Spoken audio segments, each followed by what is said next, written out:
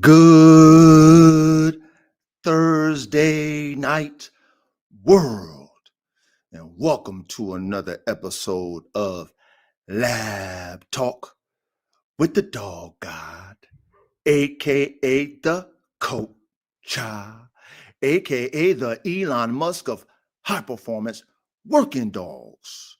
That is me, he is I, and I am him.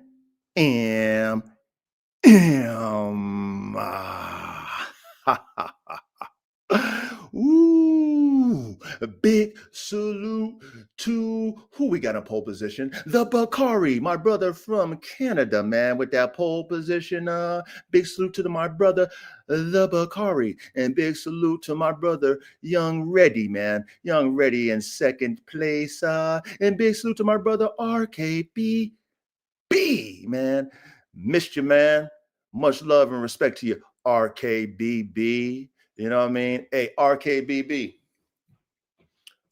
I definitely want to give you a shout out and thank you for reaching out to me when you had your live. Remember when you was doing your live?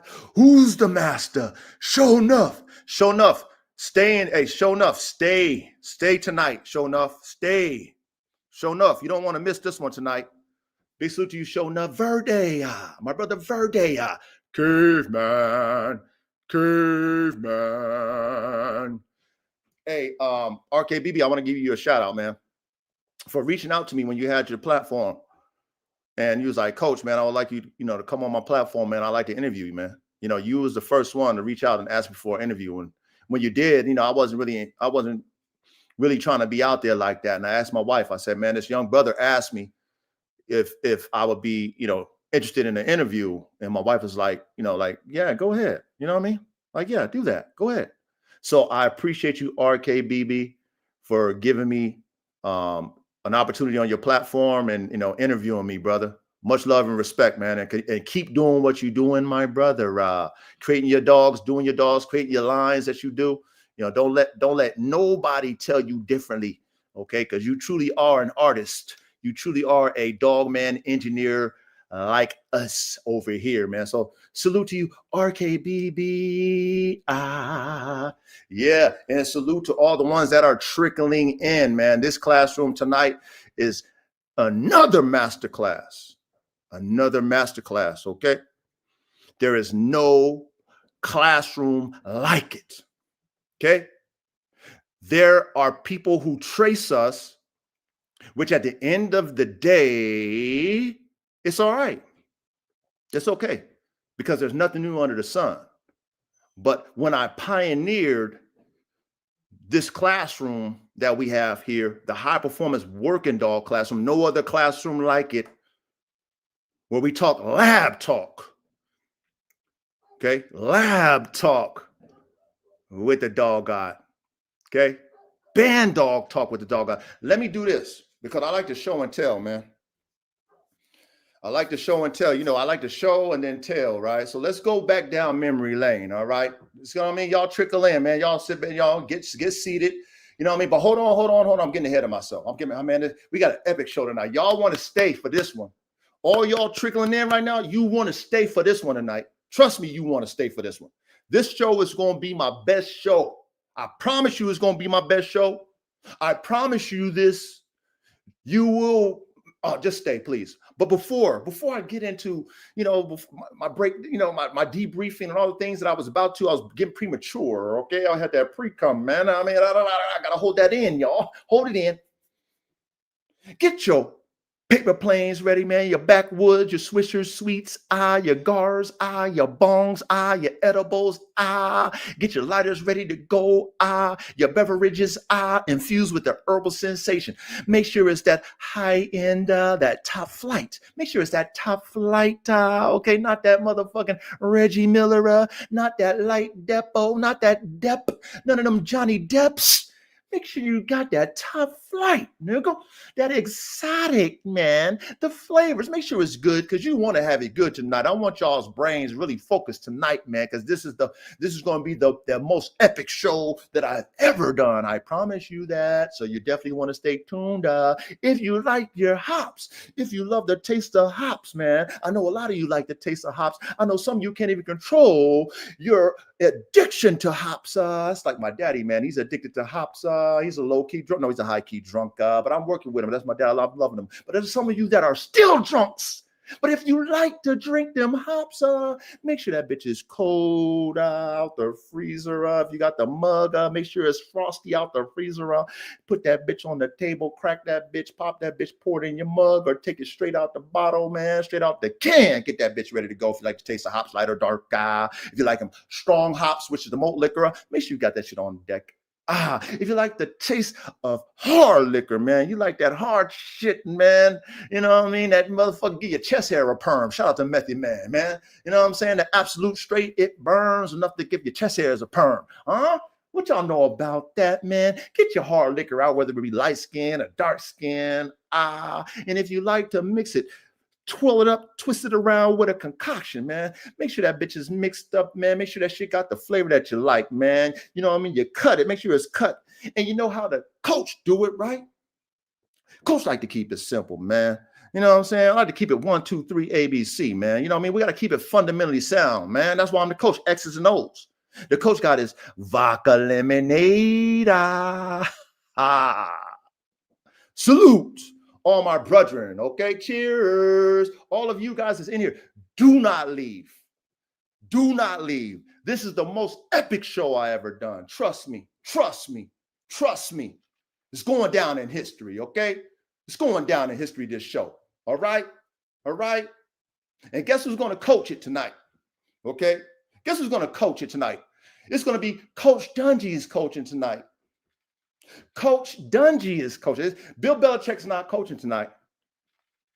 Bill Parcells isn't coaching tonight.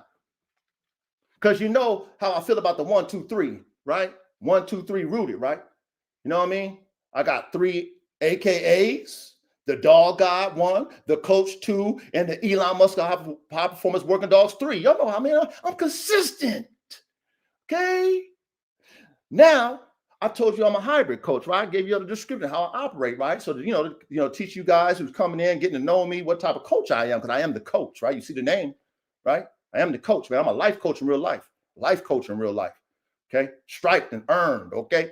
But I'm Coach Dungy, Tony Dungy. I'm Coach Bill Belichick, and I'm Coach Bill Parcells, all wrapped up in one. So you never know which one you're going to get until I give it to you, and I'll tell you which one it is. But tonight, Coach Dungy is coaching tonight, man.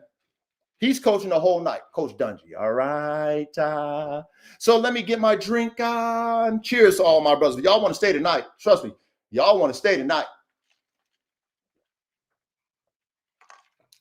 And you in the back. You guys in the back. Okay.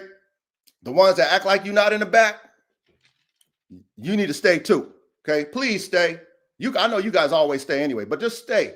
Okay, because this is the most epic show. Okay, this is the most epic show, man. I've been anticipating, man. Coach Dungy been anticipating. I was X's and O's, and man, I've been prepping for this show. X's and O's, man. That's why I'm the coach. That's why I'm fucking top tier of what I do, Coach Dungy, baby. Okay, we talking to the team, but cheers to y'all, man. Let me get my drink. Let me get another one.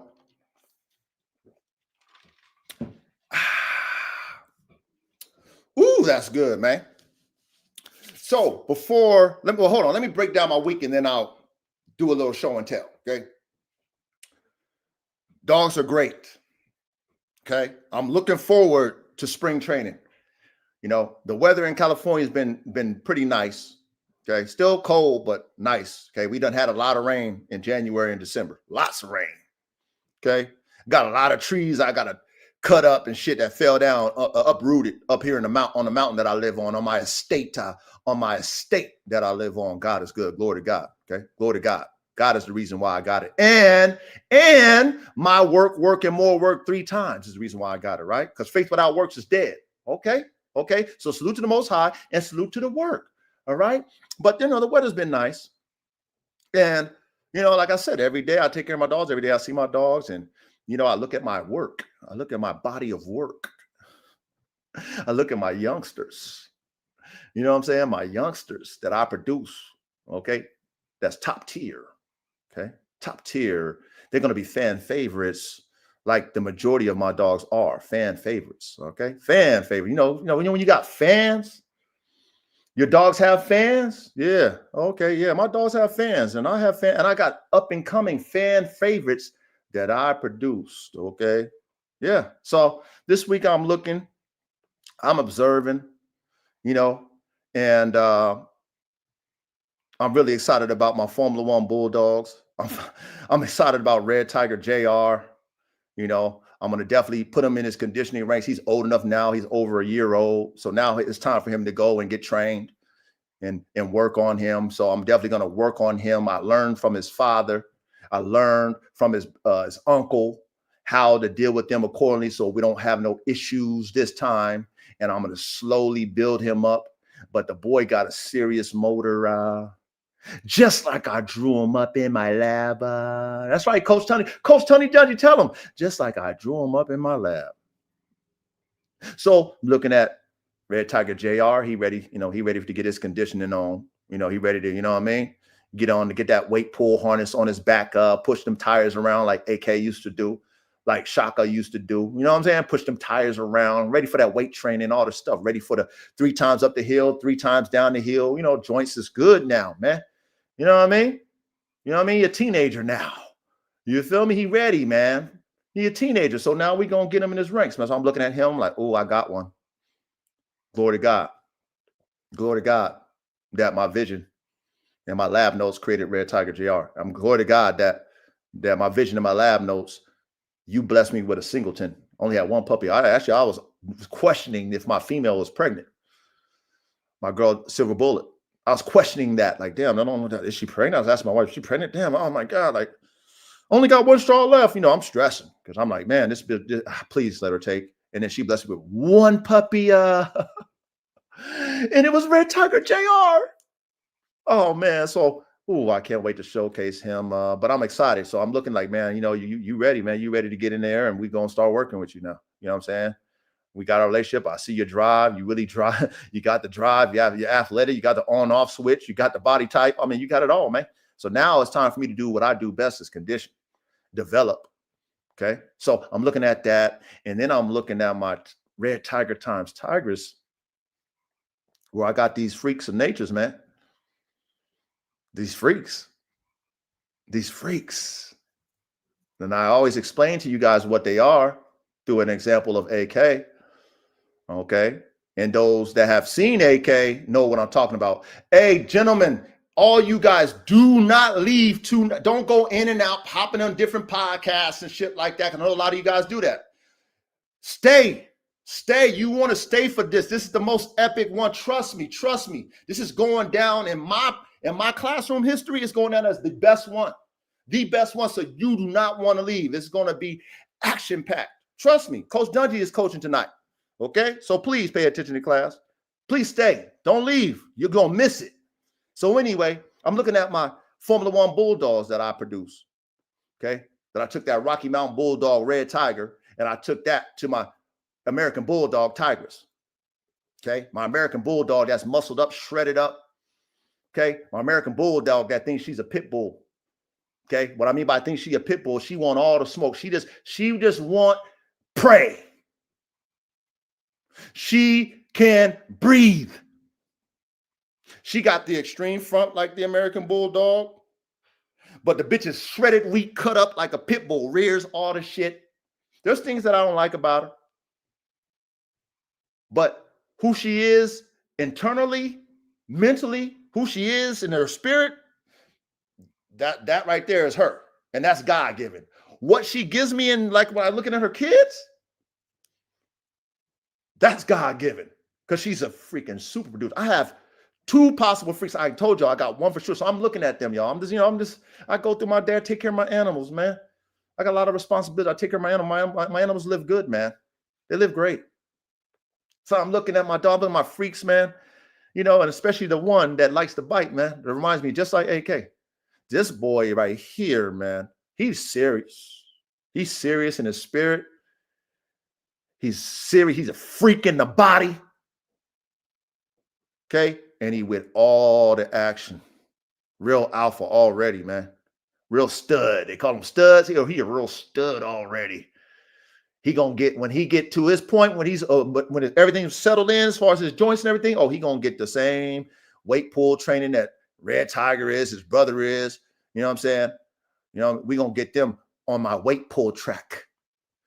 Okay, we're gonna get him on the weight pull track. Some of you guys might not know that the coach got a whole goddamn facility, man, that the Most High God built for me. Right?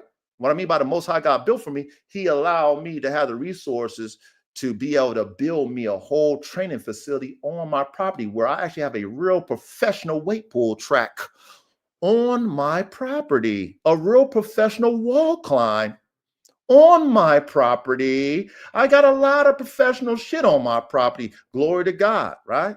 So this allows me to be an expert at what I do, which is conditioning. So I'm looking at that. I'm like, man, God, because I talk to God every day. Like I'm talking to y'all right now, I talk to the Most High. You know what I'm saying? I'm grateful for my relationship with my Lord and Savior, Jesus Christ. My Lord and Savior, Jesus Christ, through Jesus Christ, through the Holy Spirit, directly to the Most High God. I'm grateful. So now I got direct access through my Lord and Savior, Jesus Christ, and I'm talking to the Most High God every day, just like I'm talking to you. And I'm looking at my dogs, and I'm like, God, thank you. Thank you, Lord. I'm grateful, God. You've showed me my gift. No matter what any naysayer, spectator, hater, and now the new commentators have to say, they can't take away the fact that I have what I have and I produced it. And it came from my vision. And other people have it too. So it's not me blowing smoke up my ass. This is me talking to God as I'm looking at my productions. I'm not blowing smoke up my ass, the Most High, because other people have top tier shit too. I ain't the only one that has top tier shit, right? So I'm just looking at my stuff, y'all, this week, and I'm just grateful, man. I'm looking at Chopper the Man Stopper. Chopper the Man Stopper. I really made what I call an AK-74 band dog, man. I made an AK, which is a double XL pit bull freak of nature, one of a kind, one on the planet Earth. Okay, one on the planet Earth. One. Okay. Those of you who ain't never heard of it and ain't never seen it, well, you think you've seen every dog on the planet? I would never say I ain't never seen nothing unless I never seen it, but I would never downplay and say it don't exist. Because I ain't never been all over the world and I. Remember that song? Been around the world and I. Remember that song? Huh? Some of y'all ain't, you know what I mean? I'm 47 in the field, man. I've been in the field, man. Been in the field back and forth again. But I would never say, there ain't no such thing. I'm not naive, man. I don't know everything on the planet Earth. I don't know how people cook up everything, man. But I know what God brought in front of my eyes. I know what a pit bull is in real life. Oh, yeah, I do. Oh, I know what they are. Okay. Not by what you say they are, but what they do, their performance. Oh, yeah. Because see, I believe in what somebody does, not what somebody says. Okay. That's just me, man. I just been around the world too much. I got to see it, man. I got to see it. So I'm looking at Chopper the Man Stopper, which is AK, right? Double XL Pitbull freaking nature times a Neapolitan Mastiff, German Boxer, American Bulldog, Game Pitbull Band Dog, composite breed band dog. Composite. If you don't know what a composite breed, go watch our show. Excuse me, not a show. Classroom on mongrels, mutts, and composite breeds. Go watch that. You might learn something. You want to learn something? I mean, come on. Learn from somebody like me. Okay, Coach Dundee talking to you. Learn from somebody like me who really did it, done it, do it. Follow people that actually do it, done it. Respect people that do it, done it. Learn from people that do it, done it, does it. Okay, of course. bought his recipe for somebody who did it at a high level. Okay. Bought their whole shit, cashed them out. Okay. Cashed them out. Not talked about it. Cashed them out because I had my DNA shopping spree on, man. I had my bands right? Because I'm really in the field doing this shit. EA Sports in the game with it. I had my bands right. Okay. So I bought the recipe from somebody that I respected that was doing it, done it. So anyway, I'm looking at Chopper the Man Stopper, y'all. I'm debriefing. For those of y'all that's in here, they ain't heard me debrief. I'm just debriefing, man. That's how I relate. Because I'm being real. I'm being transparent. Okay. I'm being real, transparent. I'm being relatable. So that's why I'm debriefing. Okay. I debrief my week every time before we kick the classroom off. This is what I'm doing.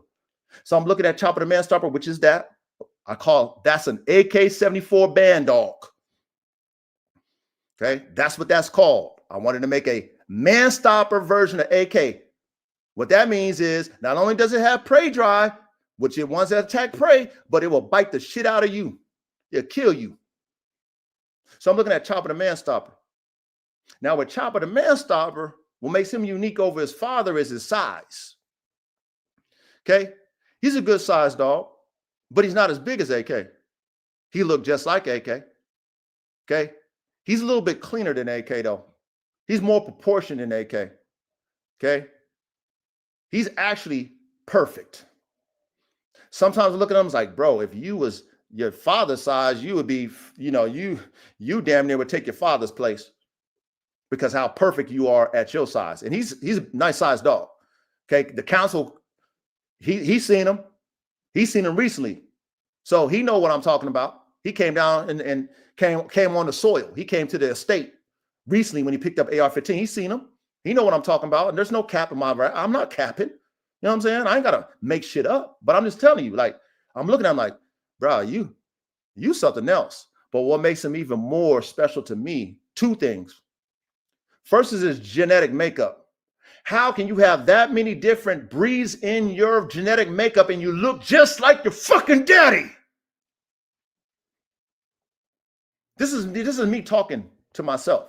I'm just hear me out, y'all. I'm almost done with the debrief. So I'm looking at that like, yo, that's amazing. But again, this is what AK has shown me being a prepotent dog. That is scatterbred. That's a scatterbred dog. Came from a 50-50 outcross. Scatterbred AK, but he is prepotent like a motherfucker.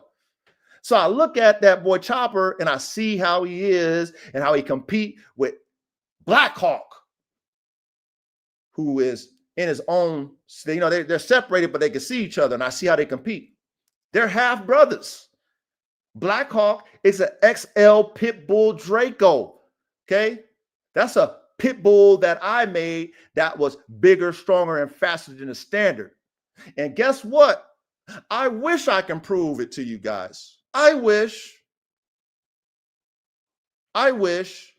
But you know what? I don't need to prove it to you guys. You know why? Because I have someone, I'm going to say someone who live in that world, and I ain't got to say nothing else, live in that world, that I didn't know that, well, I kind of assumed it. But you pay top dollar for a dog, hey.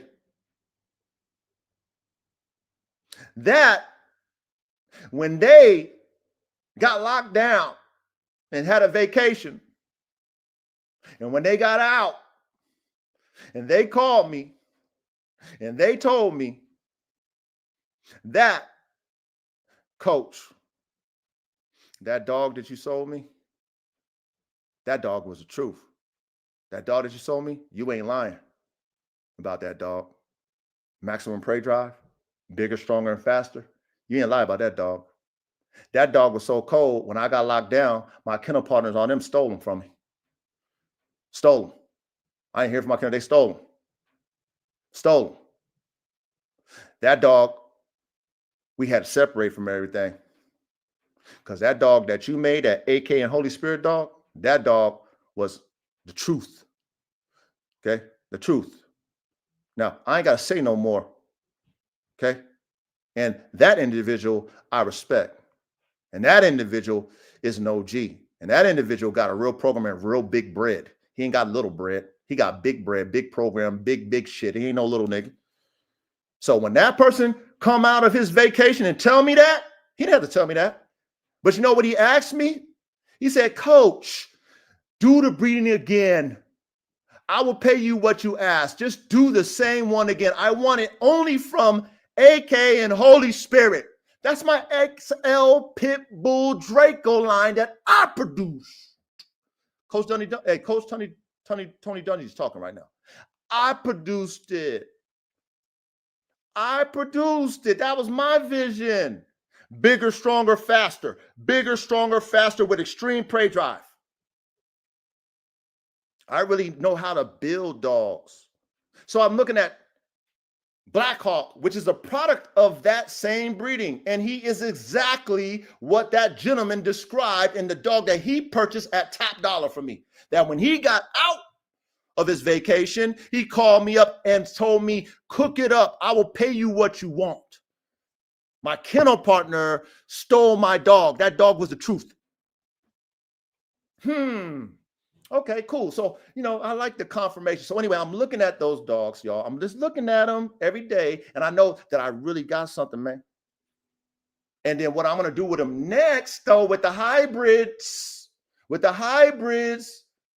okay, is going to take me to the point of no return. To the point, like I said, consumers can't get, only professionals get these. Okay. And that's where I belong. That's my expertise. That's my talent. So shout out to that. Shout out to that. Shout out to every day when you look at your work, when you actually got the work,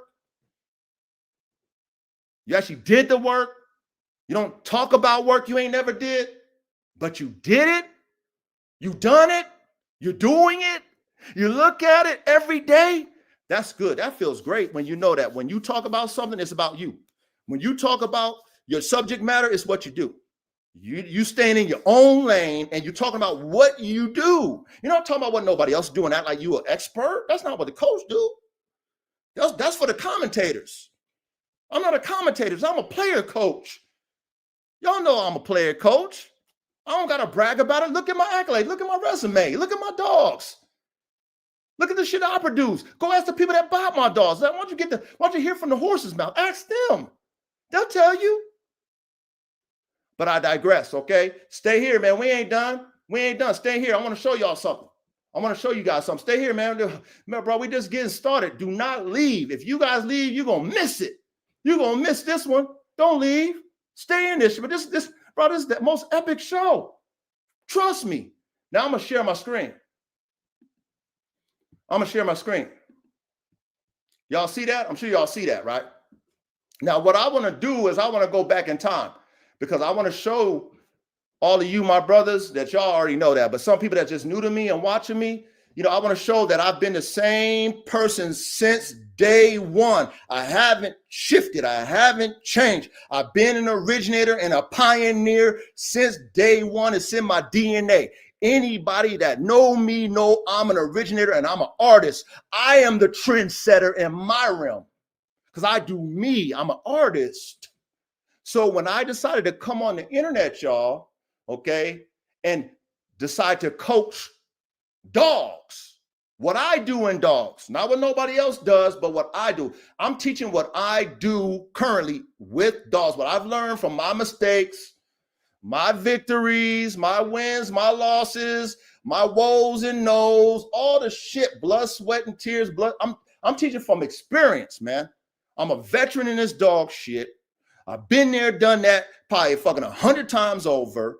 I can tell you about shit because I did it. So me teaching X's and O's like I do in real life, I'm teaching it in dogs. So when I decided to do the Dog God TV, I came showing my perspective, showing my life, and teaching. All right. So let's go here. Let's go to videos. All right. Now, you see this 2 years ago.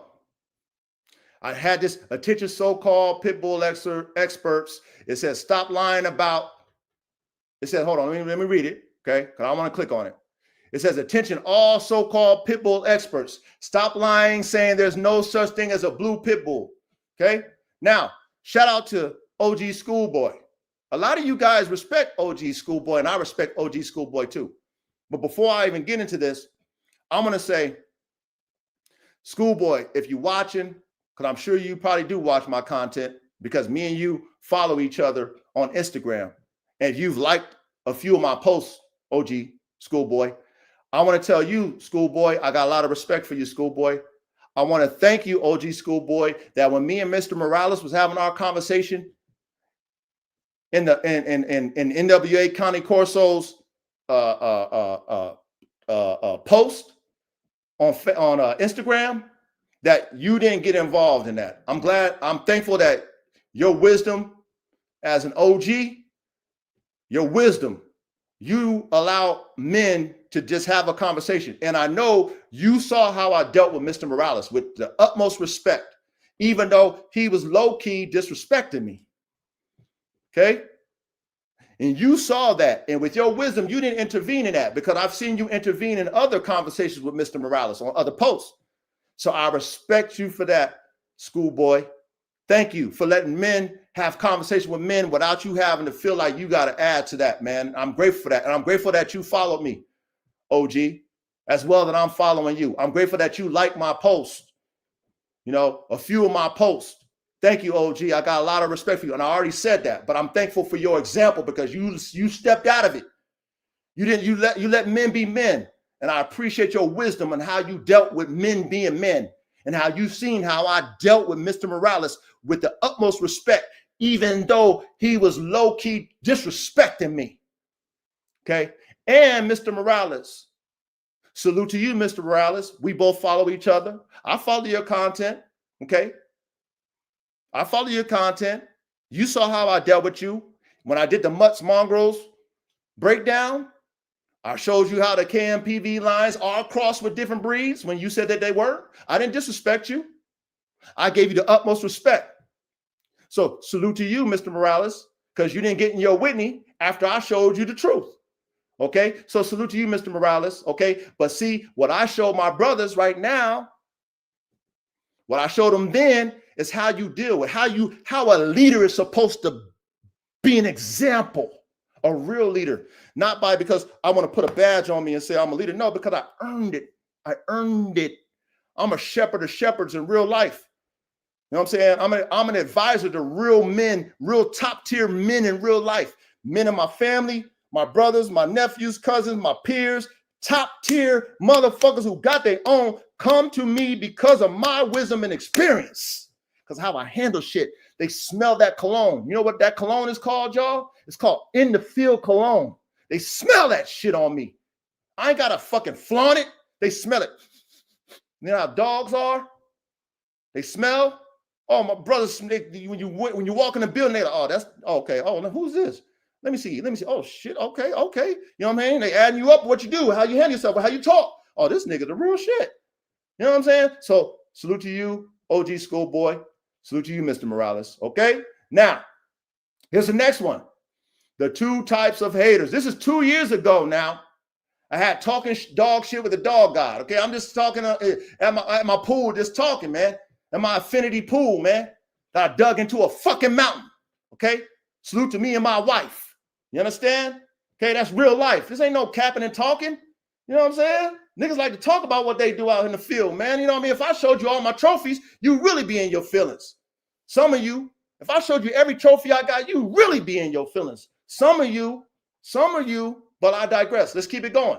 Talking dog shit with the dog god, okay? We got the two types of haters, okay? The two types of haters, okay? Then when I was going to do my play, I did Life of the Dog God. When I was going, I'm just letting you in my life. I did part 1 and part 2. Make performance dogs great again. You know what I'm saying? I've been on performance dogs. I've been on this shit. Okay, since I got on the goddamn internet. I've been on this shit. This ain't nothing new. I ain't changed. Okay, is every breed of dog a mutt? Let's talk about it. That's 2 years ago. I've been on this shit. I've been on this shit.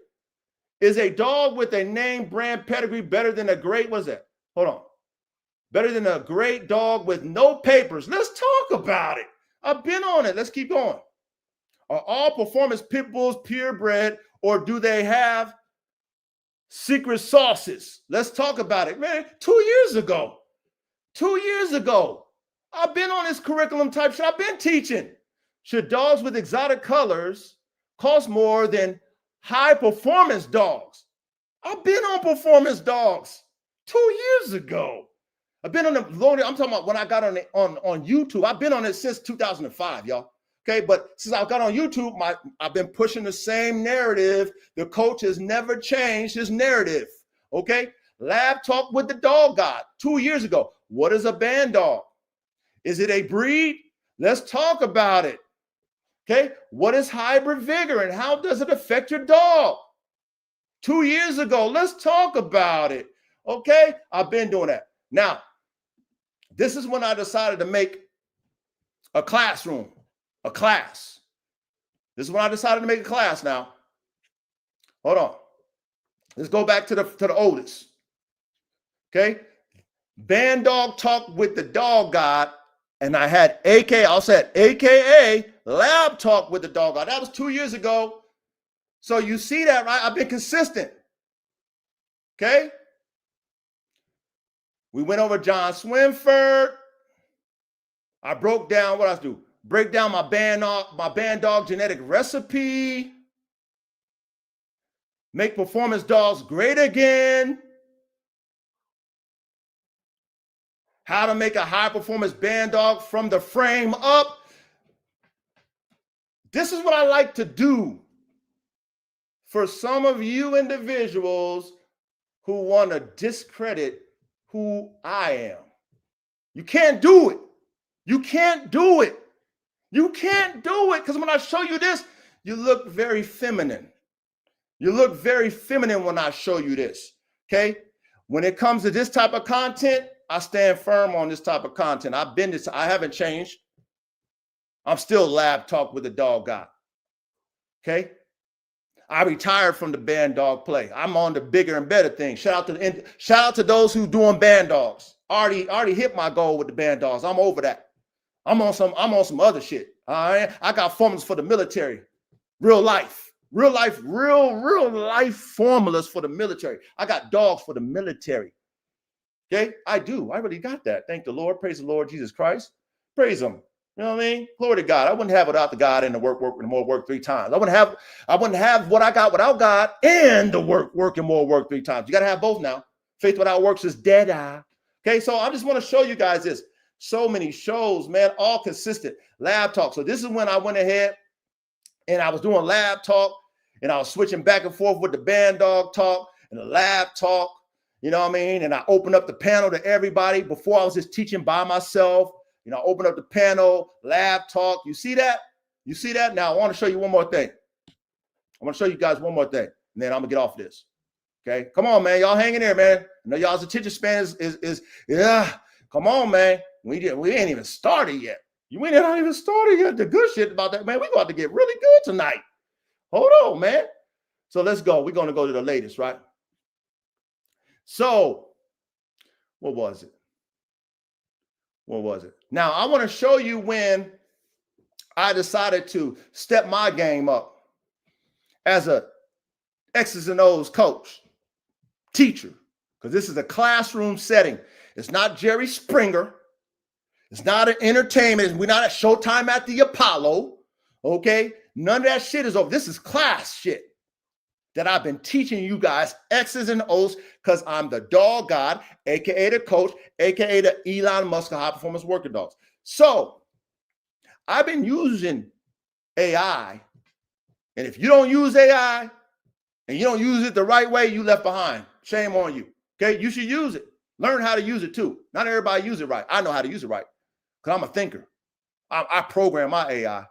So because I was using AI on other things in my world, and it was very helpful. I'm like, you know what? Let me use AI to formulate my topics. I got great topics, but let me use it to formulate so we can have an outline because I have a class that I teach.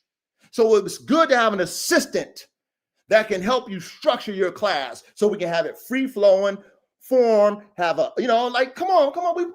I'm a professional. And any way I can clean my shit up, I'm going to clean it up. So hold on now. Let me go back to when it was episode 100. So hold on. What was episode 100? Hold on now. Bear with me, y'all. Bear with me. Bear with me. It was the Pitbull one. It was the Pitbull one. Masterclass. How does, okay, hold on. Okay, except Pitbull, hold on. Okay, here we go. Here we go. This one right here, Modern Dog Marvels. Okay, what does that one say, Coach? It says Modern Dog Marvels, the game American Pitbull Terrier, Creation and Evolution, Dogman Engineer Edition, episode 100. On episode 100, that was 5 months ago, I decided to structure the class using my assistant head coach. Okay, she's reliable. She ain't gonna turn on you. She's gonna be honest. She's gonna do exactly what you program her. Okay, just like a good woman's gonna do, right? She's gonna support you. She's gonna make sure you got your back. Okay, shout out to my wife. But guess what? I used ChatGPT. I did to structure that 5 months ago. Okay, 5 months ago. All right, and then we have her included in our classroom structure ever since. So shout out to Miss ChatGPT. If you guys don't already have it on deck, you should use it. Get the paid version now. Don't be cheap. Get the paid version now. Okay, program it though. Don't use it like Google now. Okay, use your brain. Okay, my partner that told me about ChatGPT is a smart man. He was like, Coach, get ChatGPT, get that AI. He told me that shit. That's why I got it, because of him. Because I respect my advisors. And I respect him as a man. He's a smart guy. He's like, Coach, you a smart dude. Get you an assistant.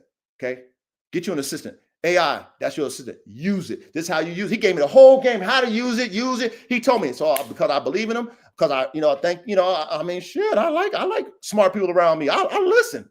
I got an ear to hear. So I applied it and it really worked. So anyway, I just want to show you guys that the coach has been the same since the inception of me going on the internet. Not only that, I've been the same since I was, I've evolved now. Okay, evolved. But what I'm saying, the foundation and the core of who I am has always been the same. And I've always been the coach since I got on this goddamn internet. I'm the dog guide to my dogs, and I'm the coach to my brethren when it comes to what I teach as a player coach in the game, EA Sports in the game. I teach what I do. I don't teach nothing else that I don't know. I don't teach that. I don't act like I'm an expert in other. I don't commentate. I teach what I know. So I get credibility on what I do and what I know. I don't get credibility on shit I don't know. Okay. So me teaching performance, high performance dogs, engineering dogs, making dogs, artistry, genetics, because I was the first one talking about got DNA we do. I've been saying that. Coach been talking about frames, brains, and motors. Frames, brains, and motors. Nobody say that shit. Nobody say frames, brains, and motors. I do though. I do. I build my dogs like that. So I just wanted to show you guys that, okay? Let me close that out, okay? Let me close it out. I just want to show you guys that because we have to, people talk about things, but they can't show you what they're talking about. But tonight, I'm going to show you everything I'm talking about. So there's no question about what you see. Because you've seen it with your own two eyes, you heard it with your own two ears, and there's nothing that nobody can say with their one mouth that can dispute it.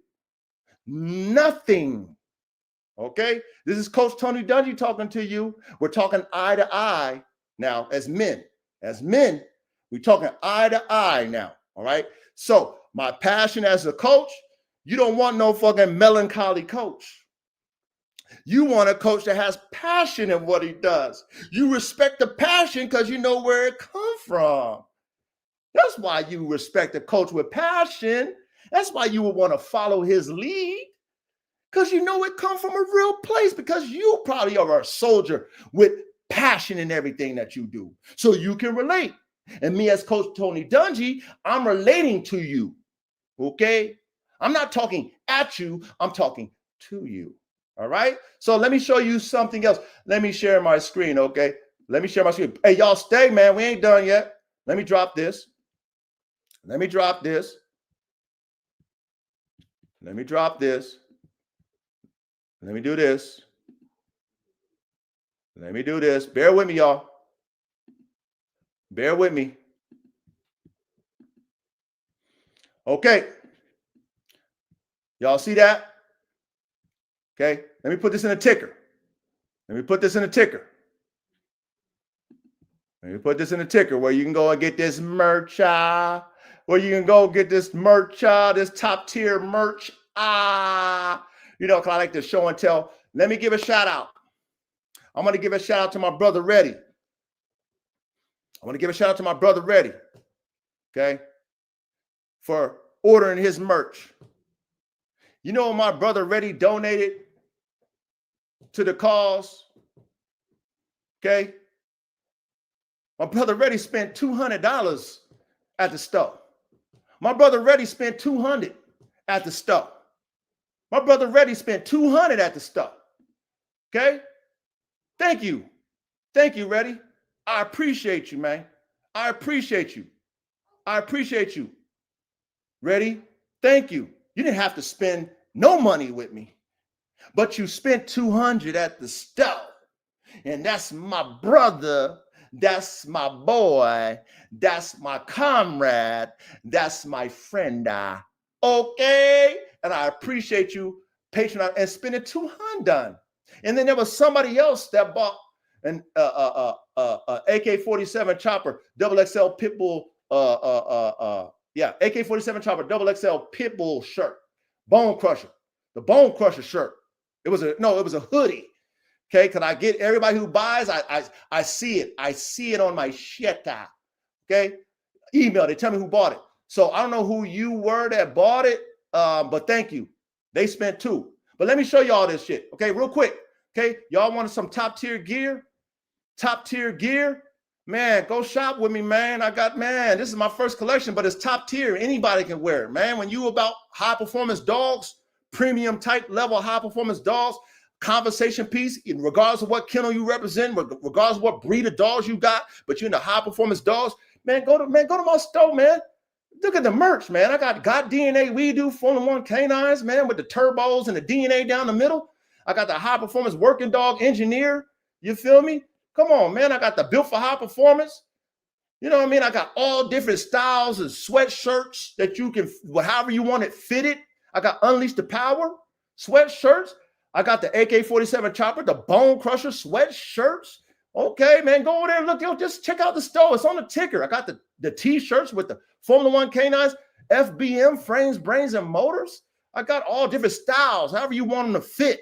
All different sizes. I made sure I thought about everybody. Come on, man. That's how I do it, man. I like variety. I like variance.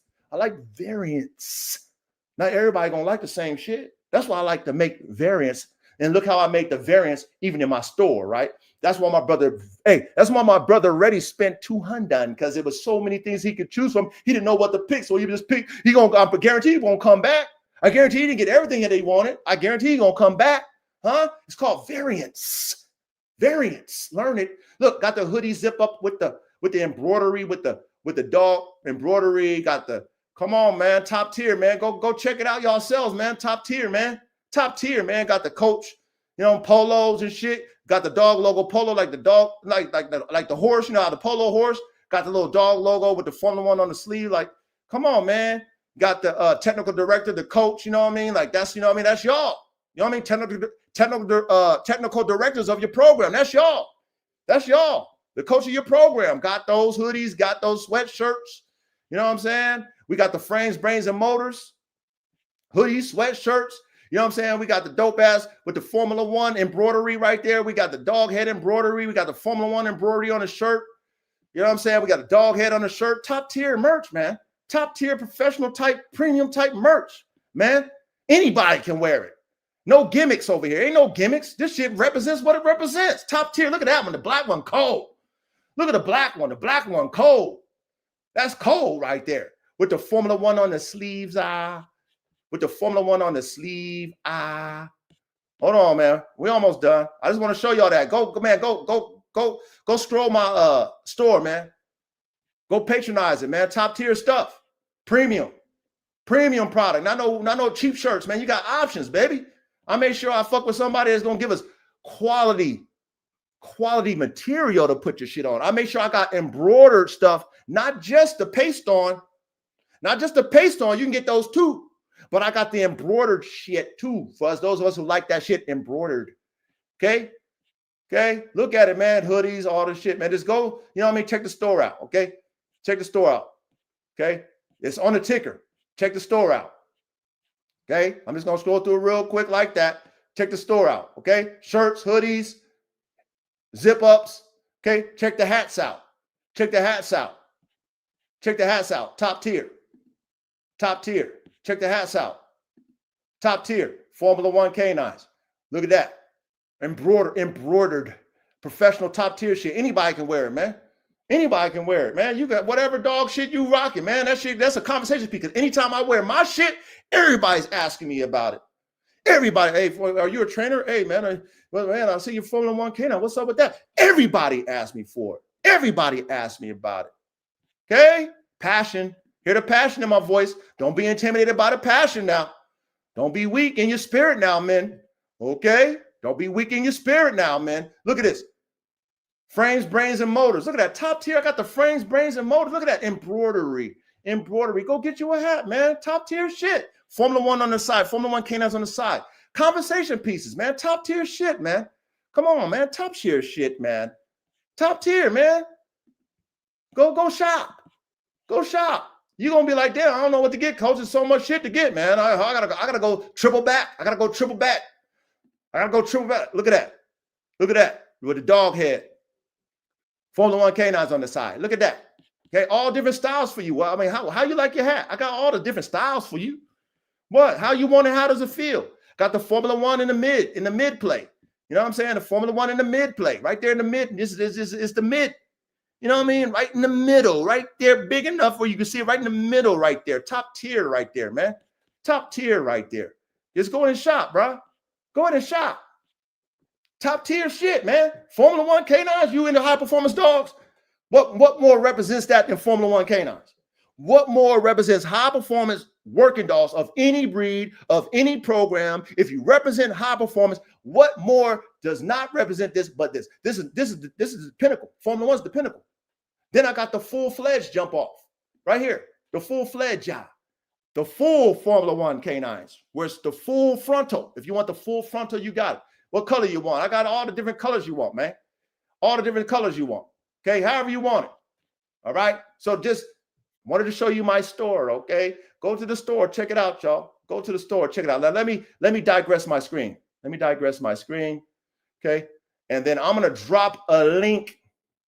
I'm gonna drop the link. Okay. I'm going to drop the link, and then whoever is qualified, please come up, all right? Because this show is going to be epic, the best show. You guys in the back, you better stay for this one. You guys in the back, you better stay for this one. Let me give a salute. Tony, my brother Tony. Big salute to my brother Tony. Students for Life Dog Training. Big salute to you, my brother. Only the council, my brother. Big salute to all of you who are not in the chat. Big salute to all of y'all. Y'all don't want to miss this. Trust me, this is going to be epic. You guys going to love it, man. I guarantee you're going to love this show. This is the man. Oh, you're going to love it. But let me share my link. Let me share my link and bring the ones who are qualified up on the panel tonight. You do not want to miss this classroom, another master class in the books. If you guys have not seen all my other master classes, please go. If you're a student of the game, please go and watch those, man. You're going to get a lot out of it because it's coming from somebody who really do it, somebody who's doing it, somebody who did it, somebody who made all the mistakes, somebody who's not perfect in the craft, somebody who's striving for perfection. That's all I can do is strive for perfection, but I'm not perfect. But you know, I got a resume. I got experience. Watch that. Caveman ready. Salute, coach. Salute, caveman. Salute, chat. What's up, fellas? Yeah, salute. How y'all doing tonight, man? I'm having a pretty good night so far. Good. What about you, K-Man? How you feeling, brother? Rogue Wolf, salute. Trying to stay awake. Okay, well, you better stay awake for this one, boy. You better stay awake for this one, my brother. Okay, man. I think I saw Rock Solid up in the building, man. Salute to you, Rock Solid, my brother. All Exist Dog Training. Big salute to you, All Exist Dog Training. Hold on. Did I miss anybody else ready? Verde. I already said what's up to Verde. Oh, all right. What's that? Nostra. Nah, no strollers life. Okay. No That's my strollers. cousin. Okay, what's up, No Strollers Life, man? Big salute to you. RKBB, big salute, RKBB. What's cracking? What's cracking? Oh man, we just fellowshipping, man. We just fellowshipping, man. That's all we doing right now. God is good. Yeah, I'm off today, man. I didn't catch y'all in action, baby. Woo, you gonna love this one, RKBB. Trust me, and I'm glad you're on the pinnacle. I know you can add to this classroom tonight too, but you're gonna love this one, man. This is the epic amongst epic, man. You can't top this one. You're not gonna top this one tonight. Okay. This is the most epic classroom we ever had, and I'm glad that everybody's here tonight to witness this classroom tonight, to be a part of it, man.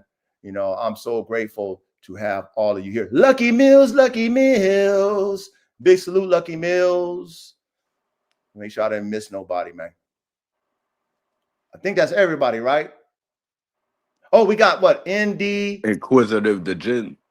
Oh, Inquisitive Dejin, my brother. Big salute to you. Inquisitive Dejin, another smart engineer in the building, man. Another smart engineer, man. He do a lot of studying. You know what I mean? Verde. All right. Yeah, I mean, Yo. Verde. Oh, he did make it. Yeah, Verde, you gotta go ahead and you can't have the shit playing in the background, Verde. yeah, my bad, coach. But salute. Yeah, salute, I'm gonna be out there in California this Friday. I'm gonna hopefully I'm gonna be able to see council and shit. You feel me? Okay, yeah. Council's in the south. I'm up in the north, man. But you visiting the right one, though. You seeing the right one, though. All right, I bet that. Yep. Did y'all say Blue Line was up in here too? Yeah, Blue Lines I have. Oh shit, man. What's up with you, Bill? Salute, Bill. Blue Line in the building. Come on, man. Y'all don't want to miss this. This is an epic one, man. This is epic. So tonight, okay, we got a great classroom tonight. Classroom is going to be master class. How watered down competition dog bloodlines are rebuilt or permanently lost. So that's the topic tonight. But before we do, I want to talk to the family tonight, okay? All our brothers here, I'm glad a lot of you guys are here, okay? And y'all that are here, not in the chat, stay, because this is something that I don't do, but me as an example, me as the coach, me, dealing with my brothers the way that I do, dealing with us as a team, the Super Dog Man computer, okay? There's something that I need to bring to the forefront, okay, to all of you, okay? And I want to be transparent with all of you guys, okay? Because I'm an example, okay? And that's where I get my accolades in the field of life, is because of my example. And then the things that I show and the things that I say confirm my example. And then as men, because I'm only speaking to men tonight. If you ladies are in there, you can watch, but I'm speaking to the men tonight. And through my example, when other men see that, then you get respect. Okay. So tonight we're going to be talking to the family only. If you guys are not a part of the family, then this doesn't pertain to you, but you can still spectate, because I want you to see how we handle things. All right. So being that normally family matters is only dealt with within the family, and anything that happens to be messy needs to only be within the family. Now, sometimes people in the family get separated for whatever reason, and that reason does not need to be exposed to people outside the family. Now, based off of this reality, how it should be, some people who get separated from the family want to be trolls. And they just can't be a man and let it be what it is as a man when you've dealt with man to man. But then you got to be a troll.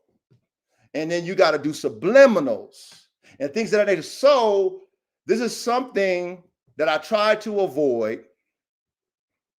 This is something that when I used to have the spectator, naysayers, and the haters that I've been dealing with ever since I got on the internet, and I've been saying, is that a new term already? Because I know you've been around me for a while. Is that new? Is the hater, spectator, naysayer, is that something new that I just started a year ago? Or have I always been saying that? You always been saying that. Okay, so I just I want ain't to make really gonna lie, Coach. I've been hearing that shit way past just a year ago, probably about way past 4 years. Okay, thank you, Verde. Thank you, Ready. So That I want to have. I'm glad I have the witnesses here, right? I'm glad I have the witnesses here tonight because see, tonight we're gonna talk family stuff, and I want you guys to learn from this. All of you, even in the back, how you handle family business the right way. This is how you deal with the family when they don't want to keep it within the family. This is how you deal with the family when they want to expose family business. This is how you deal with it, okay? Now, I got my brothers on here, okay? And everybody, aside from Verde and RKBB, is going to give their testimony about a specific family member. And I'm going to say that specific family member. And I know you in the back. And if you in the back, I want you to pay attention, my brother. If your stepbrothers are in the back with you, stepbrothers, go get your brother. Who's your brother? Your brother is Duro Ricio. Your stepbrother is Duro Ricio. That's my brother, Duro Ricio. Not in real life, but brother in spirit and with these dogs. That's my brother. Okay? That's your stepbrother. So since I mentioned his name tonight, you go get him. But I know he's already here. But go get him. Okay, because I know you in the back, the ones that act like they don't get nothing from my content, that you don't watch my content, those ones, go get him. He wants to be here tonight because we're going to talk to the family because he was a part of this family. So get him tonight so we can talk to family. We can talk to Brother Duro tonight, okay, tonight.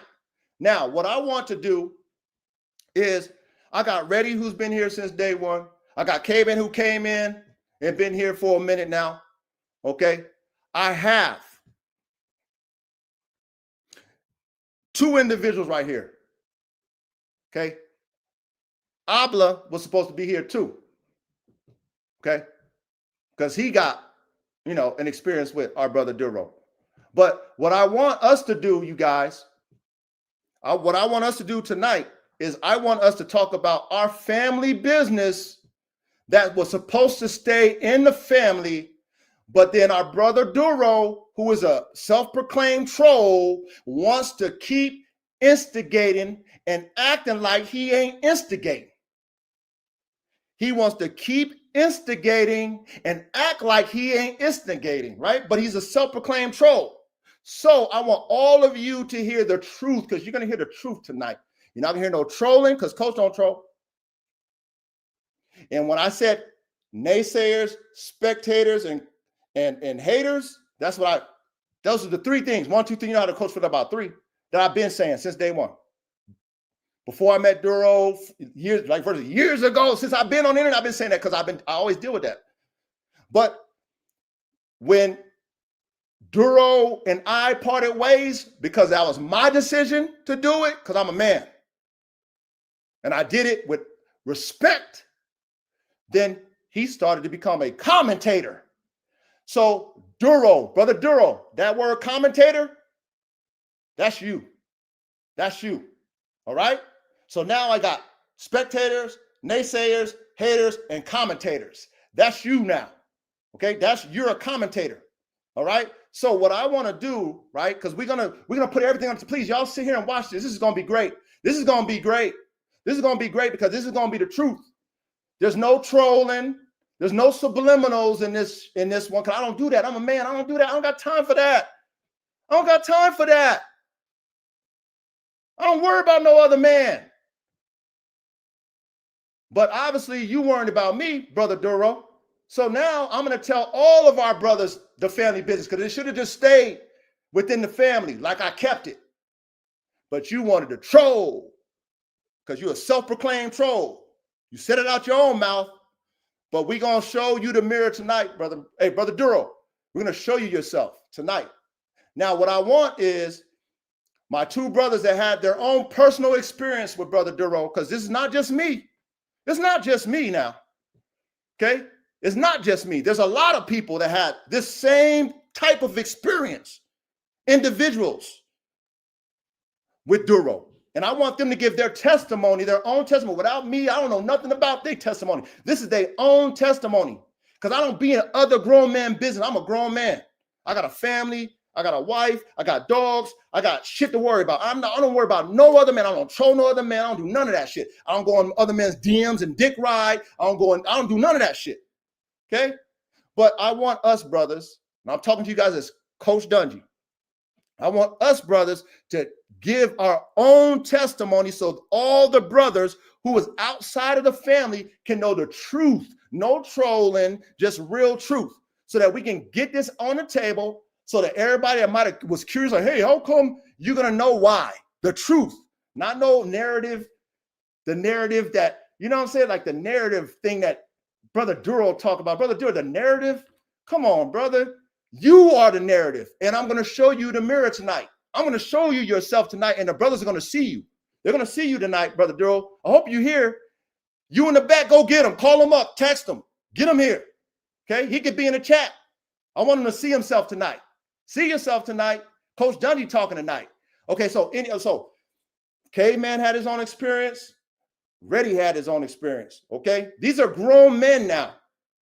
Duro is not older than us. Duro's not older than me. Duro's not older than K-Man. He's not older than Reddy. So we're grown men. We done been there, done that, made mistakes, all the shit. Okay? We rather not deal with the fucking drama. We don't create drama. I dealt with you like a man. You pushed a narrative that was false, and I'm about to show all the brothers you. I'm going to show them you, and you cannot come back from that. The only way you're going to come back from this as a man and you want to be a leader, you're going to have to apologize to me. Call me on my line as a man. Because you always have my line, you have to apologize to me. If you don't want to apologize, you paint a false narrative, you will never be, after this one, you can't do it. Nobody will believe you. Nobody will believe you after this one, Brother Duro. Brother Duro, nobody will believe you. So you would have to man up and apologize, okay? Now, before I'm a close out on mine, okay?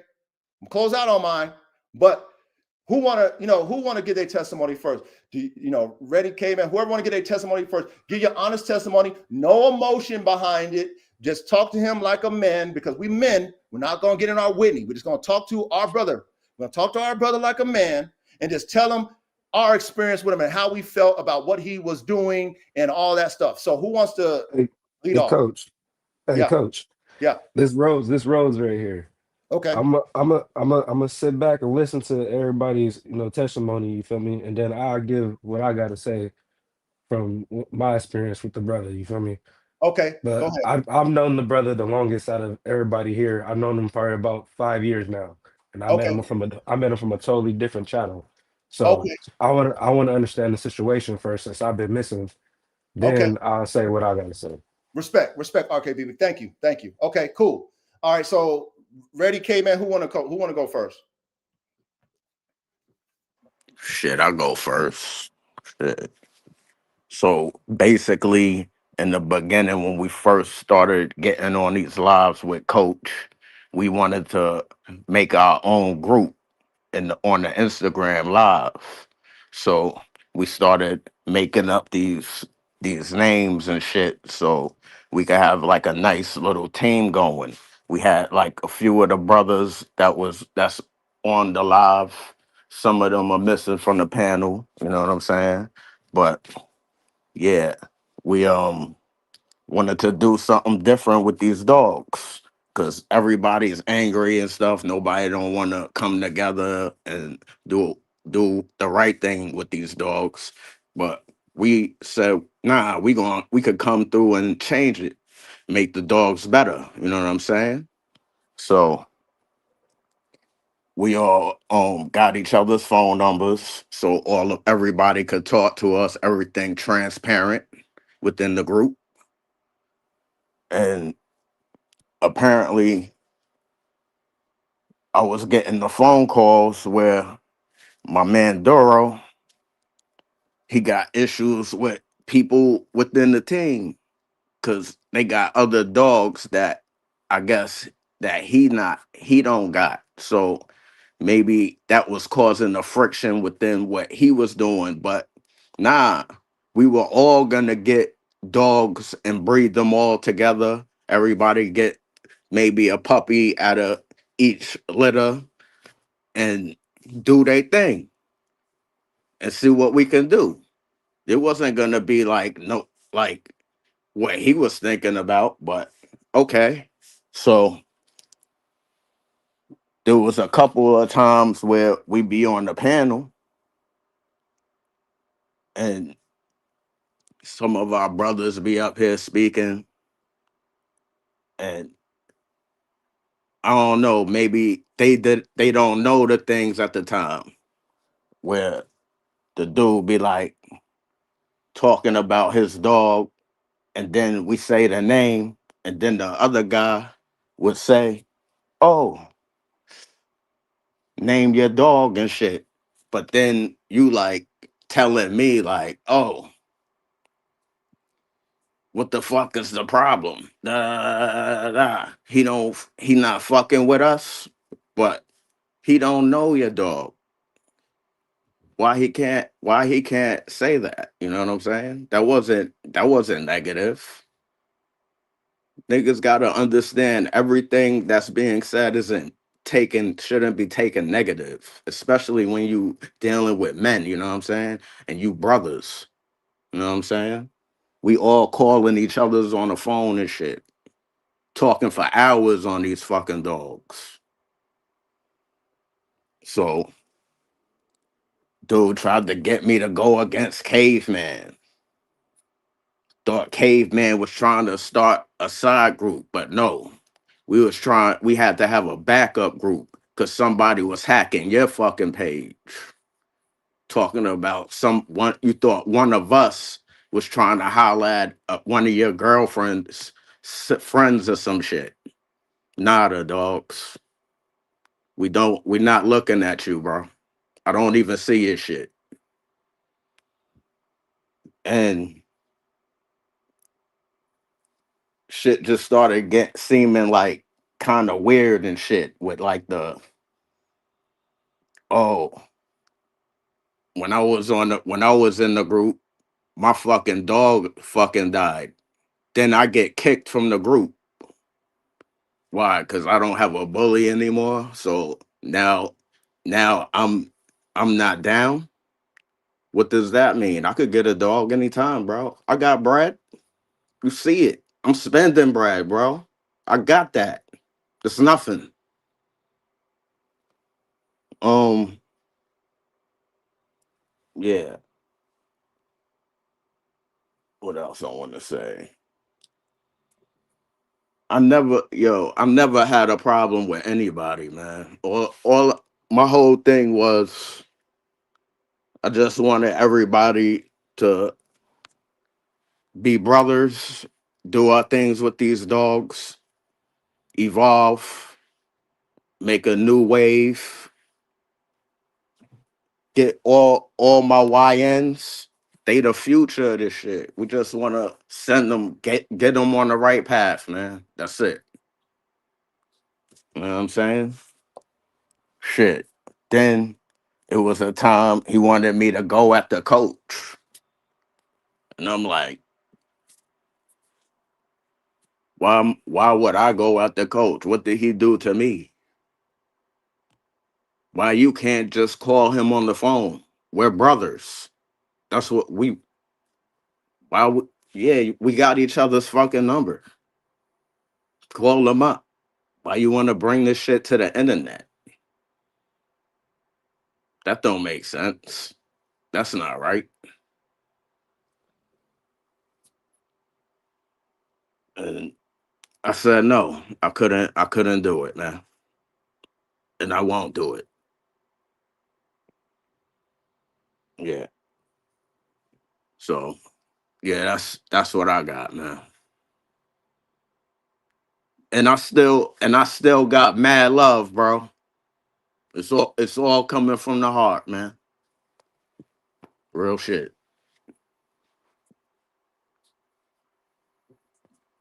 No, salute, ready.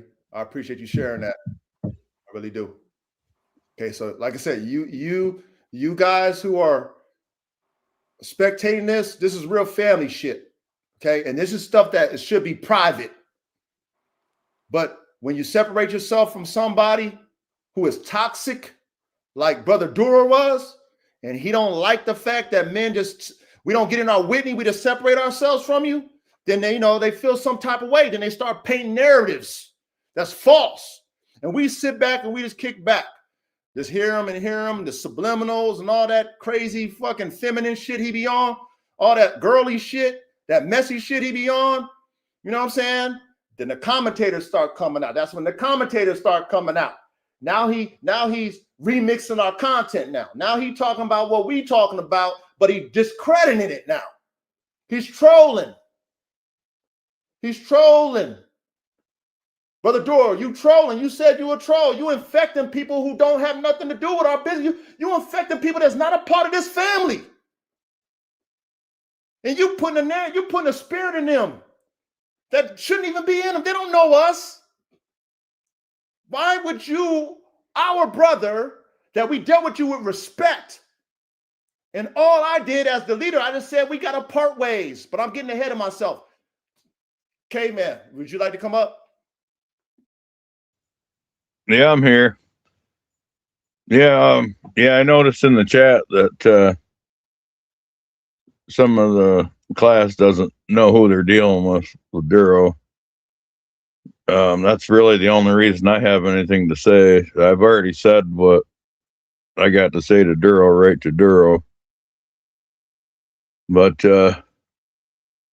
yeah, I mean, I think the sad fact is he's just on the other team. He's a lot more malicious than you two have let on so far.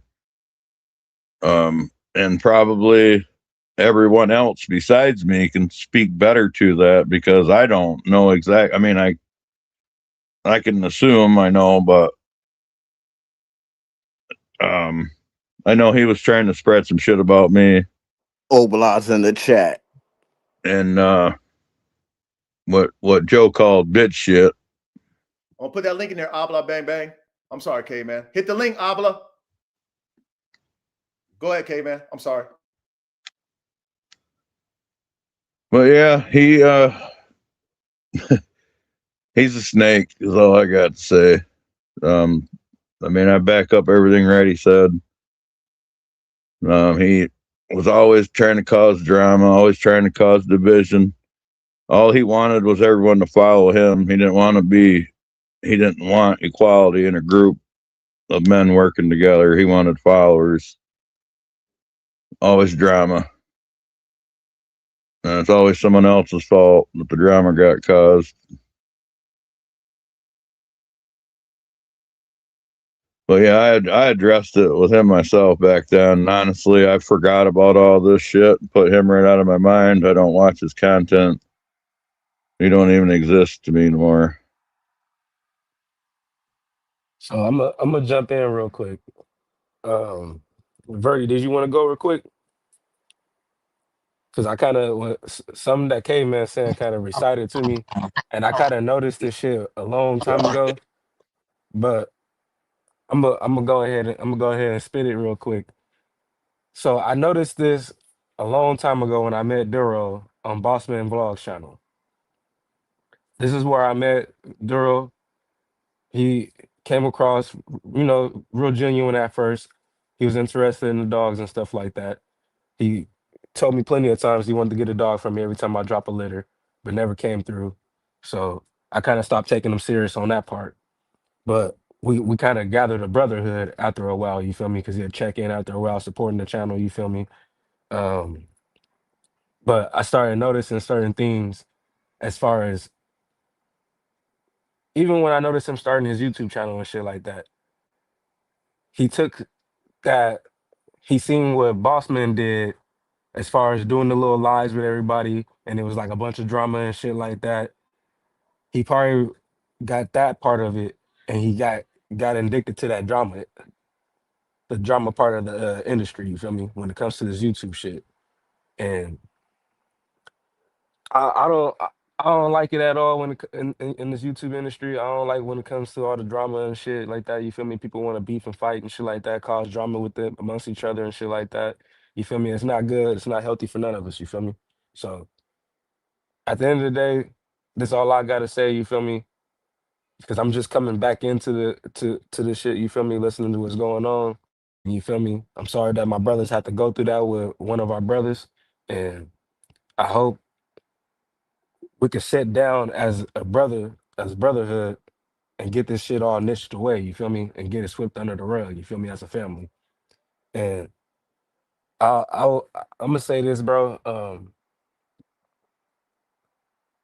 It wasn't right for Duro to go behind any of y'all backs and talk about y'all on his platform. I believe that was very childish, immature, and it wasn't right. You feel me? And he does owe all y'all an apology. You feel me? Not just coach. He owes every single one of y'all at the table an apology. And that's all I gotta say, fam. No, respect RKBB, and we appreciate you sharing that. And one thing that I know about my Most High God, that God don't make no mistakes. Who would have known that RKBB would be off right now? And who would have known that RKBB would be able to relate to us and our experience with Brother Duro? Okay. And like I said, this is stuff that I, as a leader, I kept in the family. Coach Dungy, I kept it in the family. I did not announce it to everybody. I did not send out no subliminals. I'm not a troll. I'm a grown man. I'm a grown man. I don't have no feminine tendencies. There's no messiness about the coach.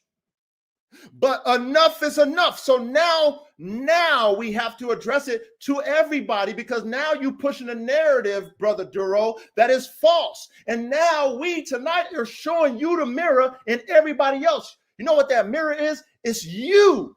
And you cannot refute all these different men. We're not boys, we're not children, we're not young men, we're mature men. All independent mind, all I got our own experience with you, different, but the same. Let me digress. Abla Bang Bang, come on up, my brother. Thank you for coming up. Yeah, so it's a pretty long story. I'm gonna keep it straightforward and real. So before I start, I do think the whole situation could have been handled better on both sides, in my honest opinion. Like I don't think it should have went to, this extent. But yeah, I met Duro through a coach. I seen him on the lives and stuff. Him and Reddy was always on the live. And when I started posting more, me and Duro, I followed him and then he followed me. We became actually cool. Like I had a good, like it was cool. Me, Duro was cool to me. I actually had a good relationship with kinda. He kind of taught me some things when it comes to the vet tech field and all that. But then Coach and Duro got into it. So I was kind of doing my best to stay neutral. But at the end of the day, when it comes to that, when you got two people you mess with, it kind of gets messy at a certain point. But I did notice Duro would start to talk about Coach on the lives and stuff. And I don't think Coach talks about Duro on the lives, not from what I've seen. And eventually I sent a post to the group chat because I was in the group chat with him. I sent a post. It was one of a breeder's post. For some reason, it just set him off. He told me to get that shit out of his group chat. I'm like, whoa. So I said, I didn't know you were the boss of the group chat. And he randomly kicked me just out the blue. So I'm like, I was confused because, like I said, me and Daryl were friends. We were actually cool. I was seeing him at like a, like a big brother, and yeah, he just randomly kicked him, all because of I guess his persona or view on it was we don't want to be known as dogfighting because I guess the puppies are getting in a little scuffle, and that's really my experience. But I will say again, I don't think it should have went to this extent because I feel like a lot of things could have been avoided on both sides. Because some things Daryl said he kind of had a point in his argument, and some things Coach said he kind of had a point in his argument. If you see what I'm saying? But at the end of the day, Coach is the one who gave us the platform and gave us enough leverage. You feel Yeah, me? no, you 100% right. And he shed his arms to us. You feel me? And gave us the love to Yeah, come on this platform. You feel me? yeah, I agree. So we should, at the end of the day, we owe him the respect that we owe him. You feel me? Yeah, 100%. But that's just how I seen it personally. Because when you look deeper into it, like I said, there's more things I know. I'm gonna let Coach talk about it because it's mostly his battle. I just feel like Duro should have never brought it to the internet because Coach did talk to him. I will say that Coach never brought it to the internet at all. He talked to Duro on the phone, I think, and they were going back and forth in messages. But Coach, one thing about Coach, he didn't bring it to the internet. I will say that. And that's one thing that I have always noticed with Duro. He will always run to his platform, no matter what situation he goes through. He always puts it out on his platform, no matter if it's negative, positive. He runs to his platform. And he's always, for me. I'm not gonna say my brother's crying, but that's from as men. That's what we would take it as. Yeah, I don't think he should have took it. I think where it really went wrong is when he took it to the internet. When he's posting certain things, that's when it kind of escalated the whole situation more than it was. Because I wouldn't say they resolved the issue, but they did talk, and it was supposed to be, in my eyes, it's supposed to be left at that after Coach and Duro talked. But yeah, he did take it to the internet, continued it. I won't lie, and then just went from there.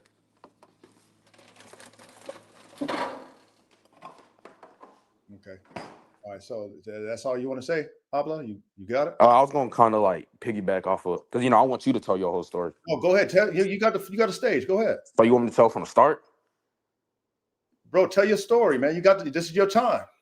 So yeah, with Duro and Coach, like I said, I didn't want to be on either side. I was trying my hardest to stay non-biased to it.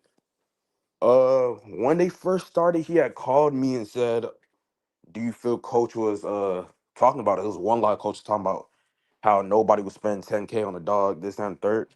Duro called me and said, "Do you think Coach was talking about us?" And I told him straight up, "Nah, I don't think so. And if he is, I personally don't care." But then he asked me again. I said, "Nah, I don't think so." And then he continued to say that he do think Coach talking about us. He's trying to say we're broke, like everybody in the panel, me, everybody in the chat, him, Reddy. And that's not how I viewed it. So that's how it started And with his issue with I'm a, Coach. Oh, go I'm ahead. gonna say this. I'm not mean to cut you off, but I'm gonna say this Okay. too, fam. I didn't heard Coach say this millions of times, bro. Window shoppers. Hmm. He ain't talking about none of us that he's close to. Yeah. He's talking about people that's hitting him up on a daily and don't want to spend the money they need to spend on his paper dogs. Yeah. But yeah, that's what I told Duro. I didn't think he was talking about us. And if he was, not saying he was, I said if he was, me personally, I don't really care enough. But nah, he seen it differently. He said this wasn't the first time he ran into a situation with Coach. I said, okay. So ever since then, he would just post these random posts about band dogs, which I kind of thought was weird. I didn't think much of it because, I'm not gonna make a big deal of it. But he was posting stuff like, "Oh, I'm breeding top tier genetics," and post a random mutt, and then which was kind of weird because Duro wanted to make a band dog before, but now all of a sudden he's a purist. He don't want to do any mixed breeds or performance mixed breeds or anything. So now he want to make fun of band dogs. And keep in mind, I have band dogs too. So he's supposed to be my partner, but he's kind of knocking what I'm doing. If you see what I'm He's saying. pretty much knocking what all of us are doing, bro. Yeah, in a sense, yeah. If you pay attention to the dogs that my boy Duro has, he has American Staffordshire Terriers. Yeah. He doesn't have American Bullies. He has American Staffordshire Terriers. He has a red dog and a blue dog. I seen them both. This was That red years one not a ago. bully. Neither one of his dogs are bullies. They probably Mm. have bully lineage in them, but they're pretty sure they have terrier in them as well. Ah. I breed them type of dogs. I can look at the phenotype and I can look and tell it myself because I've been doing this for 12 years. Anybody can look at a phenotype of a dog and pinpoint where that dog is coming from. Gotcha. But yeah, it just got over time. It didn't start off as bad, but over time he just kept making more and more posts, and then eventually got to their podcast. Then they'll throw a little subliminals, like they'll ask you who do I think the best breeder is, because I bought 3 dogs off Coach. They'll ask you stuff like that. I'm like, I mean, it was just a weird thing to ask, you know what I'm saying? Because I think they were trying to be funny in certain situations. But I mean, that's really it. I feel like the rest is really for Coach to explain, because that's when it really gets into what him and Duro had going on. But let's be real though, bro. Coach turned all our shit up. You feel me? Us coming to these classes, sitting and listening and learning, it turned every single one of our levels up. Let's be real. Based on the experience that we brought to the table and the stuff that we gathered and learned over the years with Coach. Super facts, man. Okay, so first and foremost, I want to thank all of you guys for sharing your own individual testimony. This is family stuff that we experienced. We were sharing with you guys, right? Because this is how I lead. I lead by example. Okay, and everybody can concur. And it seems like there's a common denominator, and everybody has their own personal experience with Duro individually, and it's all sounding the same. It's all sounding the same. Okay. Now, I'm going to show you my experience with Brother Duro, right? And just like Reddy said, I still love you, okay? Because I never had no love. I didn't not love you anyway. Why? I don't have no hate. You push a narrative that subliminally I'm a hater. I ain't never hated on you. And I'm going to show you yourself so that you cannot paint fake narratives no more. No more, okay? You won't do it after this. The only thing you can do is be a man and apologize. That's the only thing you can do. Anything else you do to paint a false narrative, there's too many people that has the same testimony. You can't do it. We are men up here. I didn't persuade RKBB. I didn't persuade Southside Bandos. I didn't persuade K-Man.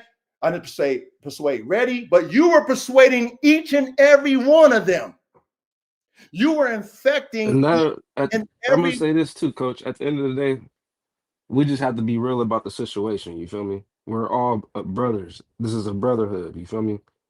Now I've been gone. You feel me? I haven't been in these classes. You feel me? Sitting down with y'all at the table. You feel me? I've been gone working, putting in work with these dogs. Work, 3 times, just like Coach says.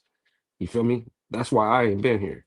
But now I got the time to sit down and actually chill and listen and actually get my experiences, because that's what I've been doing, working with these dogs. You feel me? yes, And sir. Coach can contest to this. Yes, He's sir. been seeing me show the work. Yep.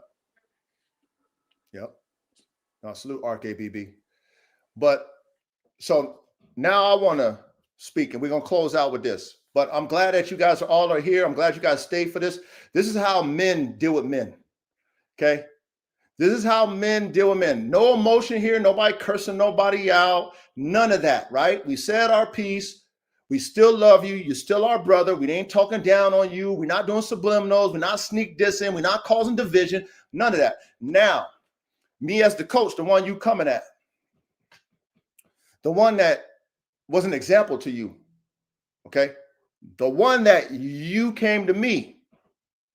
Now I have to show you yourself and show the classroom you, not me narrating you. I'm going to let them see you, okay? So hold on. Follow me. Follow me on this, man. Let me get my screen together. Because, and again, I love you, but I'm a master at what I do, okay? I'm really top tier at what I do. I really perform at a high level. Art of War. Have you read The Art of War? I don't know. Some of y'all might have, some of you haven't. Sun Tzu, why don't you read that? A lot of people don't read. Why don't you read Okay. Have you read the 33 Strategies of War by Robert Greene? I have. You know why? Because I'm a real 5-star general in the field. I'm a real field general in real life. I'm a real coach in real life. I walk the planet as a diplomat. Okay. I done the corporate America shit at a high level. I done the street shit at the high level. The street shit at the highest level I done did already. Retired though, glory to God. Glory to God that I'm retired. Never been to the bank, almost. Never been to the bank, never snitched, never snitched, protected my team, Hey, coach. Yeah. Shout out to us niggas that ain't been behind them bars and ain't have to worry about doing none of that bullshit. I mean, man, glory, why you say it? Hear me say glory to God, right? Okay. That's only God, because God knew my plan was bigger than that. Okay. But I'm just saying, I don't got to tell you guys all that. I got all the trophies. I got all the hood trophies. I got all the corporate America trophies. I got all the shit. My brother, the council done been on my soil. Functional Focus done been on my soil. There's people that's been on my soil and seen it. My brother, the council, seen my wife. Okay. My brother, the council, seen my land. He's seen my dogs. He's seen how I live. He's seen me in person. He can give you a witness and a testimony of it. I don't have to brag, y'all. I don't do that. I'm very relatable. I'm a field general. I'm very relatable. All right. But now I have to take you, Brother Duro, to your mirror. I'm going to show you yourself, and then the brothers are going to see you. And then you wanted to bring this to the internet. You wanted to discredit me. How can you discredit me, Brother Duro? How? I've been nothing but cool with you. Why? I don't have to be cool. I could be snobby and stuck up. I have the rank, real life. I have the rank. I don't have to be a field general and let you sit at my table and talk to me like you have somewhat of an authority. I don't have to do that, but I did. But see, you ever heard the thing called nice guys finish last, Brother Duro? Okay, because I'm so versed in my balance, I'm already ahead of you. Okay, that's why I dealt with you the way I dealt with you, because I'm ahead of you, bro. I deal with lions and tigers and bears, bro. You know, you throwing subliminals out like you gonna slap me. When you said something like that the first time, I went in your message when I watch all your shit, man. I don't have no fake. I don't do that fake shit. I'm not fake. I watch all your shit because I still love you. I told y'all, and ready, you know this, all y'all probably heard me. I watch everybody's shit. I'm a student of the game. So I've been hearing you with shit. And in your YouTube, when you're first talking that slick shit, I said, you a funny guy, Duro. That's all I said, with the laughing emoji. And I said, just keep it on the internet. Did I threaten you? Brother Duro, no, I didn't. You know, that's my maturity, because I'm really that guy who don't have to do any of the sort. I don't have to do anything hand to hand, even though I'm a hand-to-hand combat specialist. I've never had to do it unless I had to do it. Okay, because I have men around me who love me, respect me, and they won't even let me, because I keep them out of shit. They appreciate me. I keep them out of shit. I have a father who all my fucking life, damn near young life, he's in the bank because he's professional at killing people. He's hunted by ghosts for all the people he murdered. Okay? All the people he murdered. You don't think that my daddy, my real dad now, because I got two daddies now. Okay? I got my biological father, who I just got tied into when I was in my 30s because he was in the bank for killing motherfuckers. Okay? And then I got my stepfather, which is my father. Okay, I got two daddies, military man. But anyway, you think my dad would allow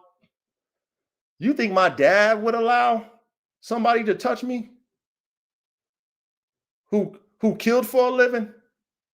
Yeah, know my dad. Fuck my dad. I wouldn't even tell my dad that type of shit. You think my brothers, my cousins, my nephews, my peers would allow you to do that? You think my brother, only the council will allow you to do that? So when I comment with poise as an example, and I don't buy into the emotion that you're trying to trigger me, I'm showing you an example, Brother Duro. I didn't go and get baited into your energy because I know that, you know what, you operating in your feminine.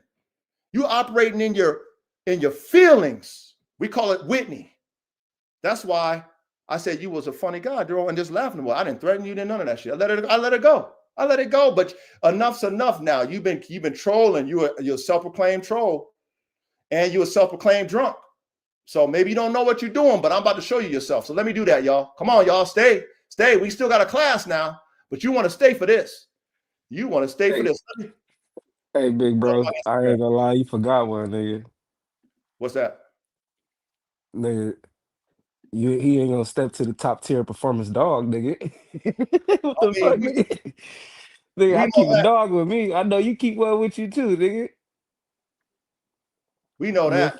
Nigga, right in the front seat, nigga. Hold on, man. Hold on. I love my brother. I just have to crack a joke one time. Hold on. Even though right now ain't no joking matter. I had to just shed a little light. Okay. All right. So I want to share my screen. Let me share my screen. All right. So RKVB, if you can, just let me flow on this one, man. You see the screen? Let me make it big.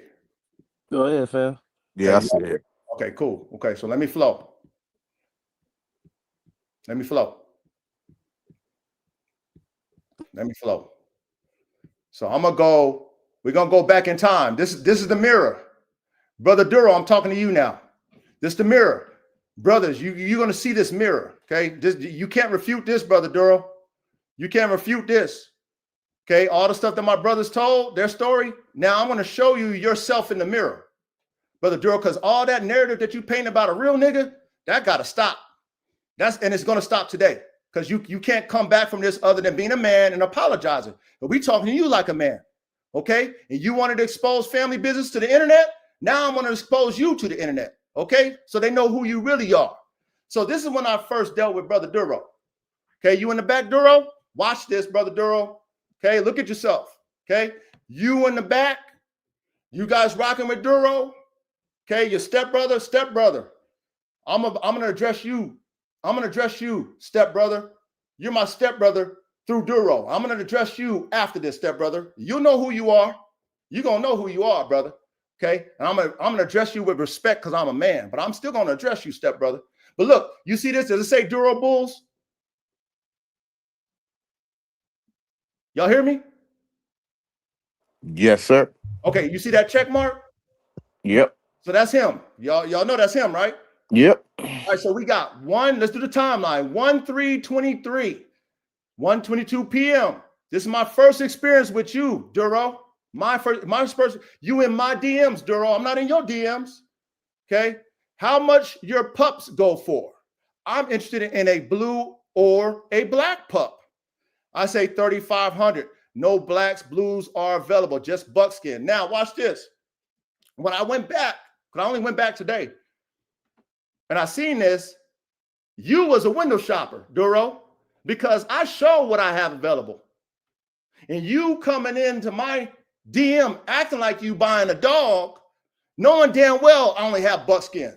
Because I'm only showing buckskin. Why would you ask me for a blue or black pup? Okay, so this is you getting in. This is how you got in with me, Duro. This is you now. Okay. Hey, you in the back, stepbrother, all the ones that believe the propaganda. Look at your brother in the mirror. Look at your brother in the mirror. You want to be embedded and infected? You want to be possessed by the spirit he got? And you want to put your energy toward me? You don't even know me? You don't even know me? Oh, I'm going to let you know your brother, though, because I know him before you. Okay? Watch this. Okay? Now, 3/13/2024. That's like damn near, that's a year later. He back in my DMs. Fire emoji on my puppies. Okay? I'm doing my lives now. Band dog talk. Here he goes. That last one you was giving game, big bro. Oh, He calling me big bro. So salute to you, little brother. Little brother. Little brother, salute to you. Little brother, you calling me big bro? I didn't ask you to call me big bro, but that's what you're doing. So look, he buttering me up. This is what he doing. He buttering me up. Okay? Okay? You was giving game, big bro. I'm definitely going to tune in to this one. I said, I appreciate your support, family. Right? 317. Yo, family, I was watching episode 27. I'm a former vet tech. Don't put your pup down due to the prolapse, and your boy change his diet with some pumpkin or olive oil in the food. The main change is making the food very soft so that the poop can be softer. That it's no straining. Once it's no straining, it will help the muscles go back into place. One love, bro. I said, salute, family. Thank you for your advice. I will apply what you suggested for sure. I appreciate your support. Okay. Always. Right. Let's follow the timeline. 321. He's loving the band dog talk. This is Duro. Your subliminals. You never got nothing from me. You never learned nothing from me, huh? Huh? Hey, you guys in the back. Huh? You guys, you gullible ones in the back. Okay, let me say something before I continue. Duro, Big Ja, you met Big Ja because Big Ja was coming to my podcast, nigga. Excuse me. Let me stop that. I apologize, Duro. I'm not gonna talk to you like that. I'm Coach Tony Johnny, so I apologize, Duro. I'm gonna talk to you like my brother. No curse words, no nothing. You met Big Ja through my podcast. Okay, Big Ja was a fan of me. Big Ja reached out to me to do an interview. Big Ja loved my program at one time. Okay. You turn Big Ja against me, Duro, because he's young. He's young, brother Duro. Okay. Let's keep it going. Okay. Then I showed the vet where I had to take him because I spent a lot of money on going to the vet, getting his asshole stitched. It just didn't work. Didn't work. So I had to take an L. I had to put him to sleep. Hurt me. Okay. Sorry, big bro. Look, big bro. I'm big bro now, huh? I'm big bro. That's who I am, huh? Okay. I never asked you to call me brother, but now you buttering me up, huh? Thank you for your support and condolences, family. Right? That's all I've been. Respectful. Thank you, man. Because I don't know you. I don't know you. Right? But you buttering me up. Let's do the timeline. 327. Man, Red Tiger looks like my pup Bang. Oh, you like Red Tiger? But you don't like composite breeds and shit now, huh? You only like purebreds. Red Tiger's a composite bulldog. You calling them mutts and mongrels now, huh? You see yourself, Duro? I know the brotherhood see you. You can't run from the mirror, can you? 327. I don't want to do this. But you dealing with a man, Duro. You dealing with a freaking real top tier general. Top tier. I dealt with you like a man. I was an example. Now it's time for me to show you yourself. You're going to see yourself tonight. And so is our brothers. So that they know at the end of the day who you really are. Okay? Like Caveman said, you a snake, brother, and you need to repent. You need to repent. Let's keep it going. I'll be the first on it. Thanks for the game, big bro. Hey, stepbrother.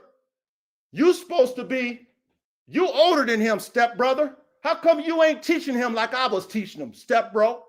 Let's keep it going, because I'm going to address you, stepbrother. Okay? Yes, sir. See you tonight.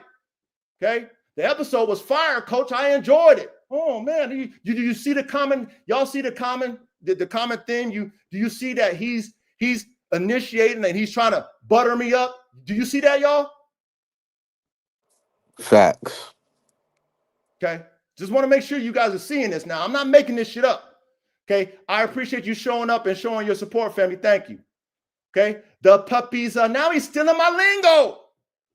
He don't like my lingo. He don't like me. He ain't never took nothing from me. He ain't never learned nothing from me, right? The puppies are, who's that? That's the coach, right? Laughing emoji. That's me. Look, I'm selling dogs all over the United States, all over the world, right? But he want to downplay me like I don't sell dogs, like I ain't fucking, come on, like I ain't certified with my productions. Yes, sir, my swag. He's stealing my swag, ain't he? Yep. I give him the little high praise. Look, I'm not initiating shit. That's 4/16/2024. Band Dog Talk again. Be there, coach.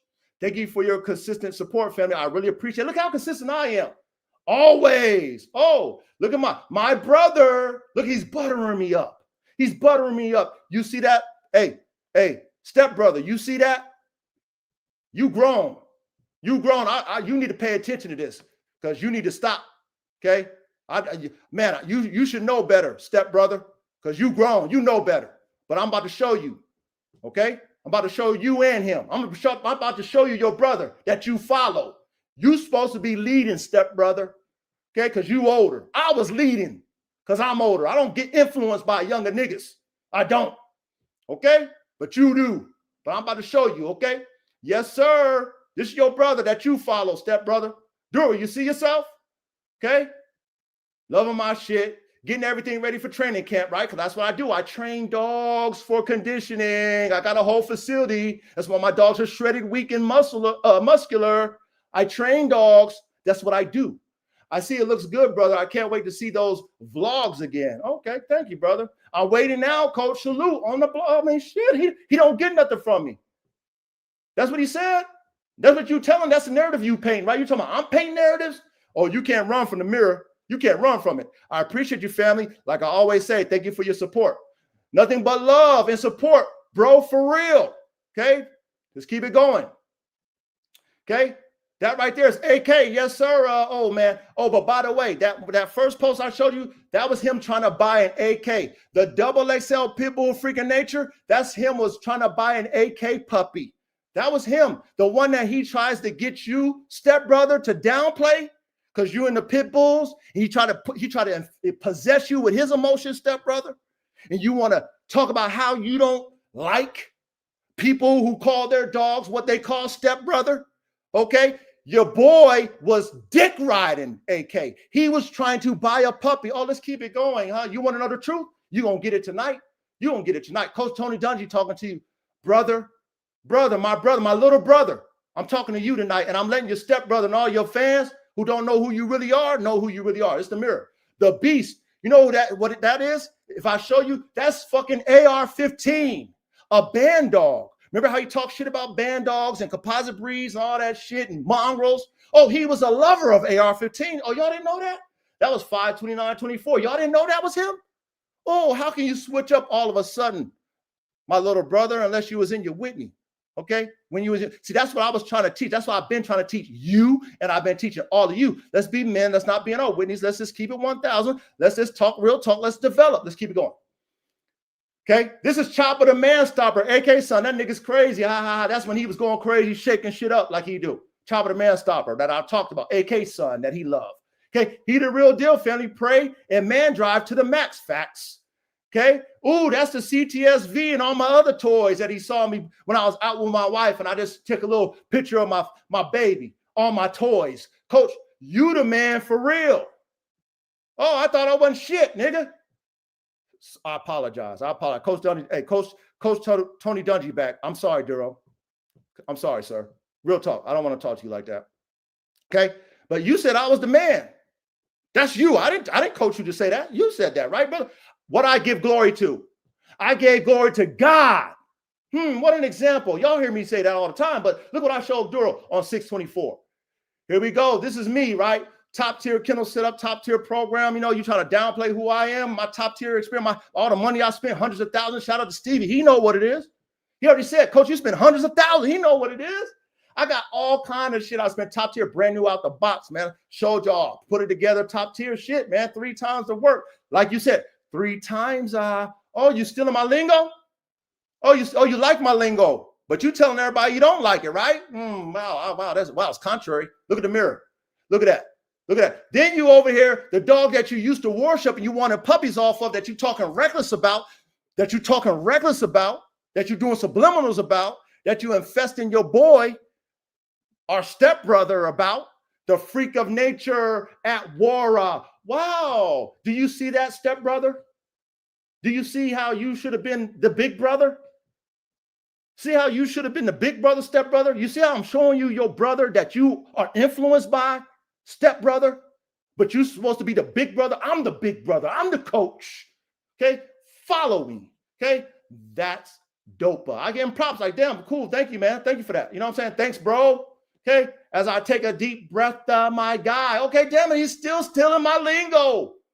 Okay, I was flattered. Yes, sir. Okay, I'm showing him my little setup. Dope, bro. He liked my shit. Thanks, family. Let's keep it going. I love your dogs, bro. Wait a minute. Wait a minute, Duro. You subliminally talking shit about my dogs, nigga. I apologize. I got to do this. Sorry, y'all. I'm sorry. Damn. I'm sorry. Hold on. Let me cook. Let me cook. I ain't done. Let me cook. Let me cook. I'm not done. Duro, I'm sorry, brother. Okay? Please, the passion come out. The passion come out. I'm three coaches in one now. I'm saying I'm going to stay at Coach Tony Dungy because that's how I dealt with you. I dealt with you always as Coach Tony Dungy. So I'm going to deal with you the same way. So I apologize, Duro. Okay, I shouldn't be saying that. Okay, so I apologize for that. Okay, so got DNA, and I'm serious. I'm sincere about that because I want to be professional. Okay, so got DNA. I do right. No, 100 with the respect, laughing emoji. Right. Okay. My roof, bro. You really make my damn day. No homo. Okay. Damn, you a fan, brother Duro. I'm glad you and the pups are good, coach. Damn, you really got, appreciate it, family. Pause. Okay, appreciate it, family. Okay, fire emoji. Oh, fuck, bro. Fire emoji, right? So hold on. Let me see where I'm at. I gotta make sure I get everything there. Please stay, you guys. Please stay. We're gonna get to the classroom, but this is what I do best, man. Art of war, man. Okay, I'm not who I am in the world. I'm not a diplomat walk anywhere on the planet with respect. Me and my wife go on vacation. Anywhere I walk on, anywhere I go, motherfuckers know who I am by the spirit. Anywhere I go. This is not no fake shit. This is real. Teach him, coach. Teach him, coach. Real. So hold on, man. I got more. I got more. Hold on. Make sure I'm at the right spot. I don't want to miss shit now. Okay. Let's keep going. Okay. So anyway, I want to address something right here. Okay. This is when I had this situation with a heckler that I don't even know. Okay. RG. Okay. You might remember this, Ready? But yeah, I remember him. Yeah. So Dura was there, and there was a gentleman that came on that I don't know that came on. He was racist. And when I was sharing the link, he hopped on the link and he went on there and he was nigger, you fucking monkey. Now, I reacted in my Whitney because the spirit of my ancestor came out. Okay. Because, I'm a real soldier, man. I'm a real one. Okay. I got accolades. So, man, he started calling me all that stuff, and man, I went off on him, man. And then that live was so packed because it was drama, and we was back and forth, and I was digging his ass. He was calling me all kind of names, and you know what? I told him, I said, brother, if you were around me right now, I was so upset with just how disrespectful he was. I was like, bro, if you was around me, I would bare hand choke you. I would let you hit me as many times as you can. I would bare hand choke you around your neck and take the life out of you. You can hit me as many times as you can with the fucking power that's in me, all my power. I would eat every blow you got, and I would freaking take your life with my bare hands. This individual felt so Whitney about our conversation that he called me. And this person, RG, salute to RG because we already squashed it. But this guy was a freaking computer hacker. So he was trolling me at the utmost. He had all kind of different numbers. He was calling my wife's work, and he was calling animal control. He was doing all kinds. And this nigga loved to talk. He wanted to talk to you. So he got a thrill out of seeing you stress, right? But he didn't know who he was dealing with. So when me and him was talking, we going back and forth, cut each other out. And nigga, I'll tell you, nigga, if you do it, he doing all that shit. So, and he keep calling me from different numbers, calling me. He's like, man, you don't know who you fuck with. Me and my people, we do this. We fucking make people's lives miserable. Nigga, you know how much shit I can get, like I can get you this way, that way. So he telling me who he is. I didn't even know this person's random.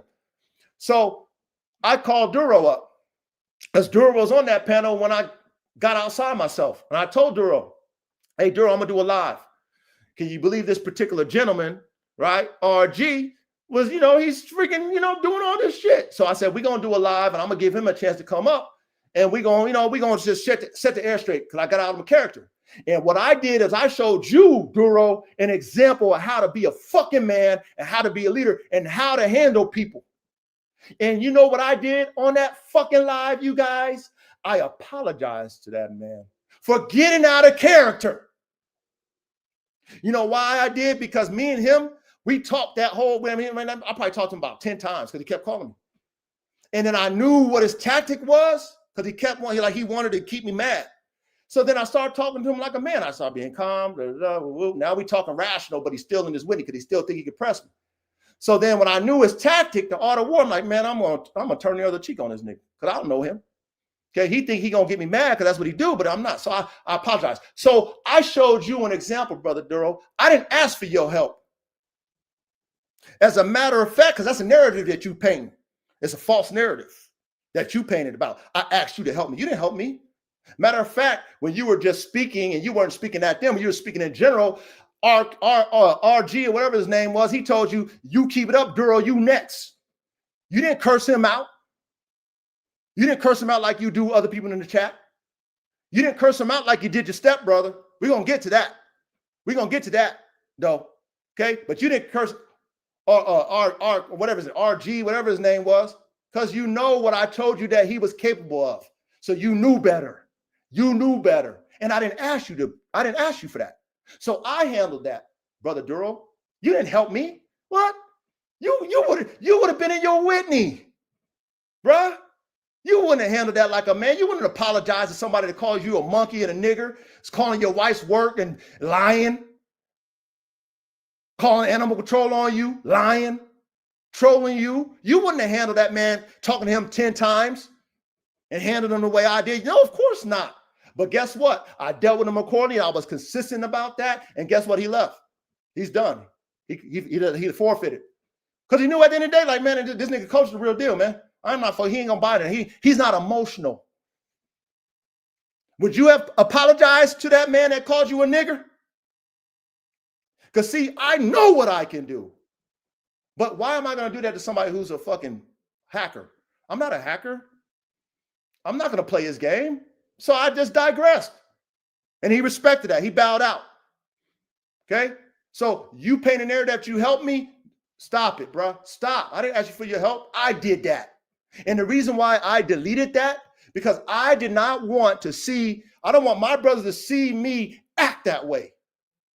And I told I think it's RG. What was his name? Ready? RG? Yeah. Okay. I told RG and his people, he had a whole bunch of goonies in there, a whole bunch of internet hackers in there, all kind of different accounts. Them niggas was real about that shit. I told him, I apologize because I got out of character. Would you have done that, Duro? With your maturity as a man, done that? No, of course you're not, man, because you're not me. You're not a real general.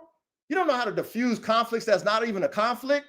You know what I'm saying? I said some things that really got into him, and I told him I was going to choke the life out of him. Literally. I didn't say I was going to slap him like you try to tell me. Okay? See, that's the difference between me and you, Duro. Brother Duro, that's the difference between me and you. I'm not going to tell a grown man I'm going to slap him. Okay? I'm going to tell a grown man that threatened me the way he did. I'm going to take my hands and wrap them around your fucking neck, and I'm going to bare hand choke you to death. I'm going to take your life and watch it leave you.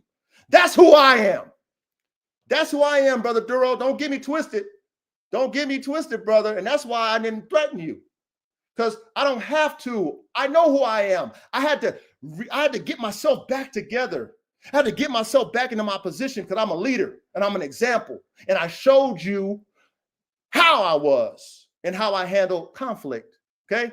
Shout out to RG. Okay? Shout out to him. Okay? Because me and him had real man talk. You know how you have enemies that they talk and they negotiate and it be heated? Me and him was talking 10 times back to back. And it was heated, and then it was fucking me controlling it because I didn't get heated. Then it was rational, but he was still in his Whitney. Okay? Let's keep it going. This is when I gave you my number. This is when you got my number. Okay?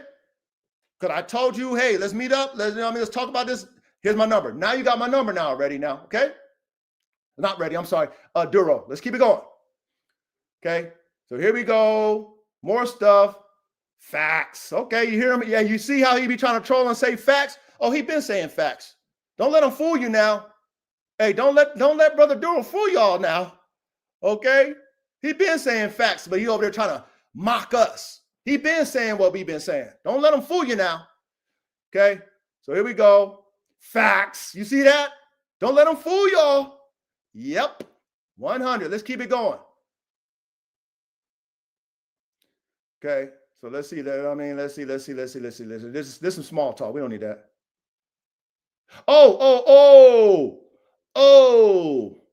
Okay, so here we go.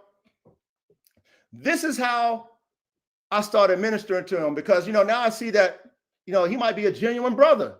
Duro, now I see that, okay, he might be a genuine brother. He's been consistent. He's been showing that he's concerned. Now I'm showing concern about him. So he hits me up. What up, coach? Not sure if I'm be able to get one now. Okay, so anyway, what he's talking about, let me finish that.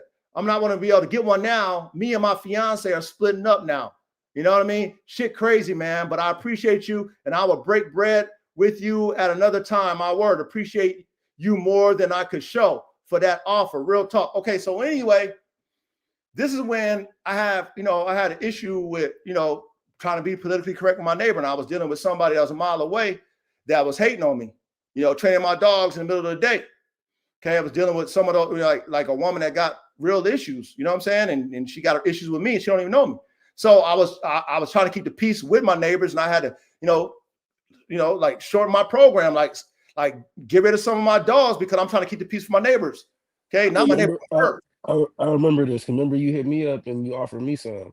Okay, yep. Okay, so cool. So watch this. So then in this one, I offered you, Duro, a dog. I offered you specifically an XL Pitbull Draca, my favorite one, because me and you was close, and I knew you wanted an AK-47 chopper puppy, double XL Pitbull Draco, double XL Pitbull Freaking Nature, an XL Pitbull Draco dog, right? The dogs that you paint that you don't like, huh? Hey, stepbrother, you see the narrative, stepbrother? I want you to pay attention to, stepbrother, because you learning tonight too about who you dealing with, okay? Talking ish, trying to possess you to feel like he feel when he wasn't feeling that way before, because he was a fan. He was rooting for AK. He made pictures for AK. He asked for a puppy to buy one when he was pump faking. Okay, so let's keep it going. What? Hopefully you can work things out with your lady. Look, that's me. That's the coach. I'm a leader. I'm telling him he need to work things out. I'm not saying, man, fuck the bitch. Man, she ain't shit. Oh, man, that's too bad. No, I'm telling you, hopefully you can work that, because I'm a leader, man. I got wisdom, bro. I got wisdom, okay? I'm a leader of men, all kind of men, okay? I give them great advice for them to think about, ponder about. I don't lead them in wrong directions. So I'm trying to encourage him to work it out with his girl, because I know he loved his girl, right? He was about to get married to her. He said, thanks, man, but I don't think so. He said, we were supposed to get married December 12th, 2025, but now that's off. It's like every time I start back up, on my dog game, things start looking good for me, like that offer you gave me, and then boom, I get put back on my ass, right? Then boom, fire on, he's loving the content. He don't get nothing from it though, right? Ready. Excuse me, not ready, but Duro, I'm sorry, ready. Duro, you don't get nothing from it, right? Okay. Yes, sir. Okay. We're going to talk about racism in the dog business. Should be a great topic of discussion. Okay. Did you and your lady work things out? Look how concerned I am about him and his lady.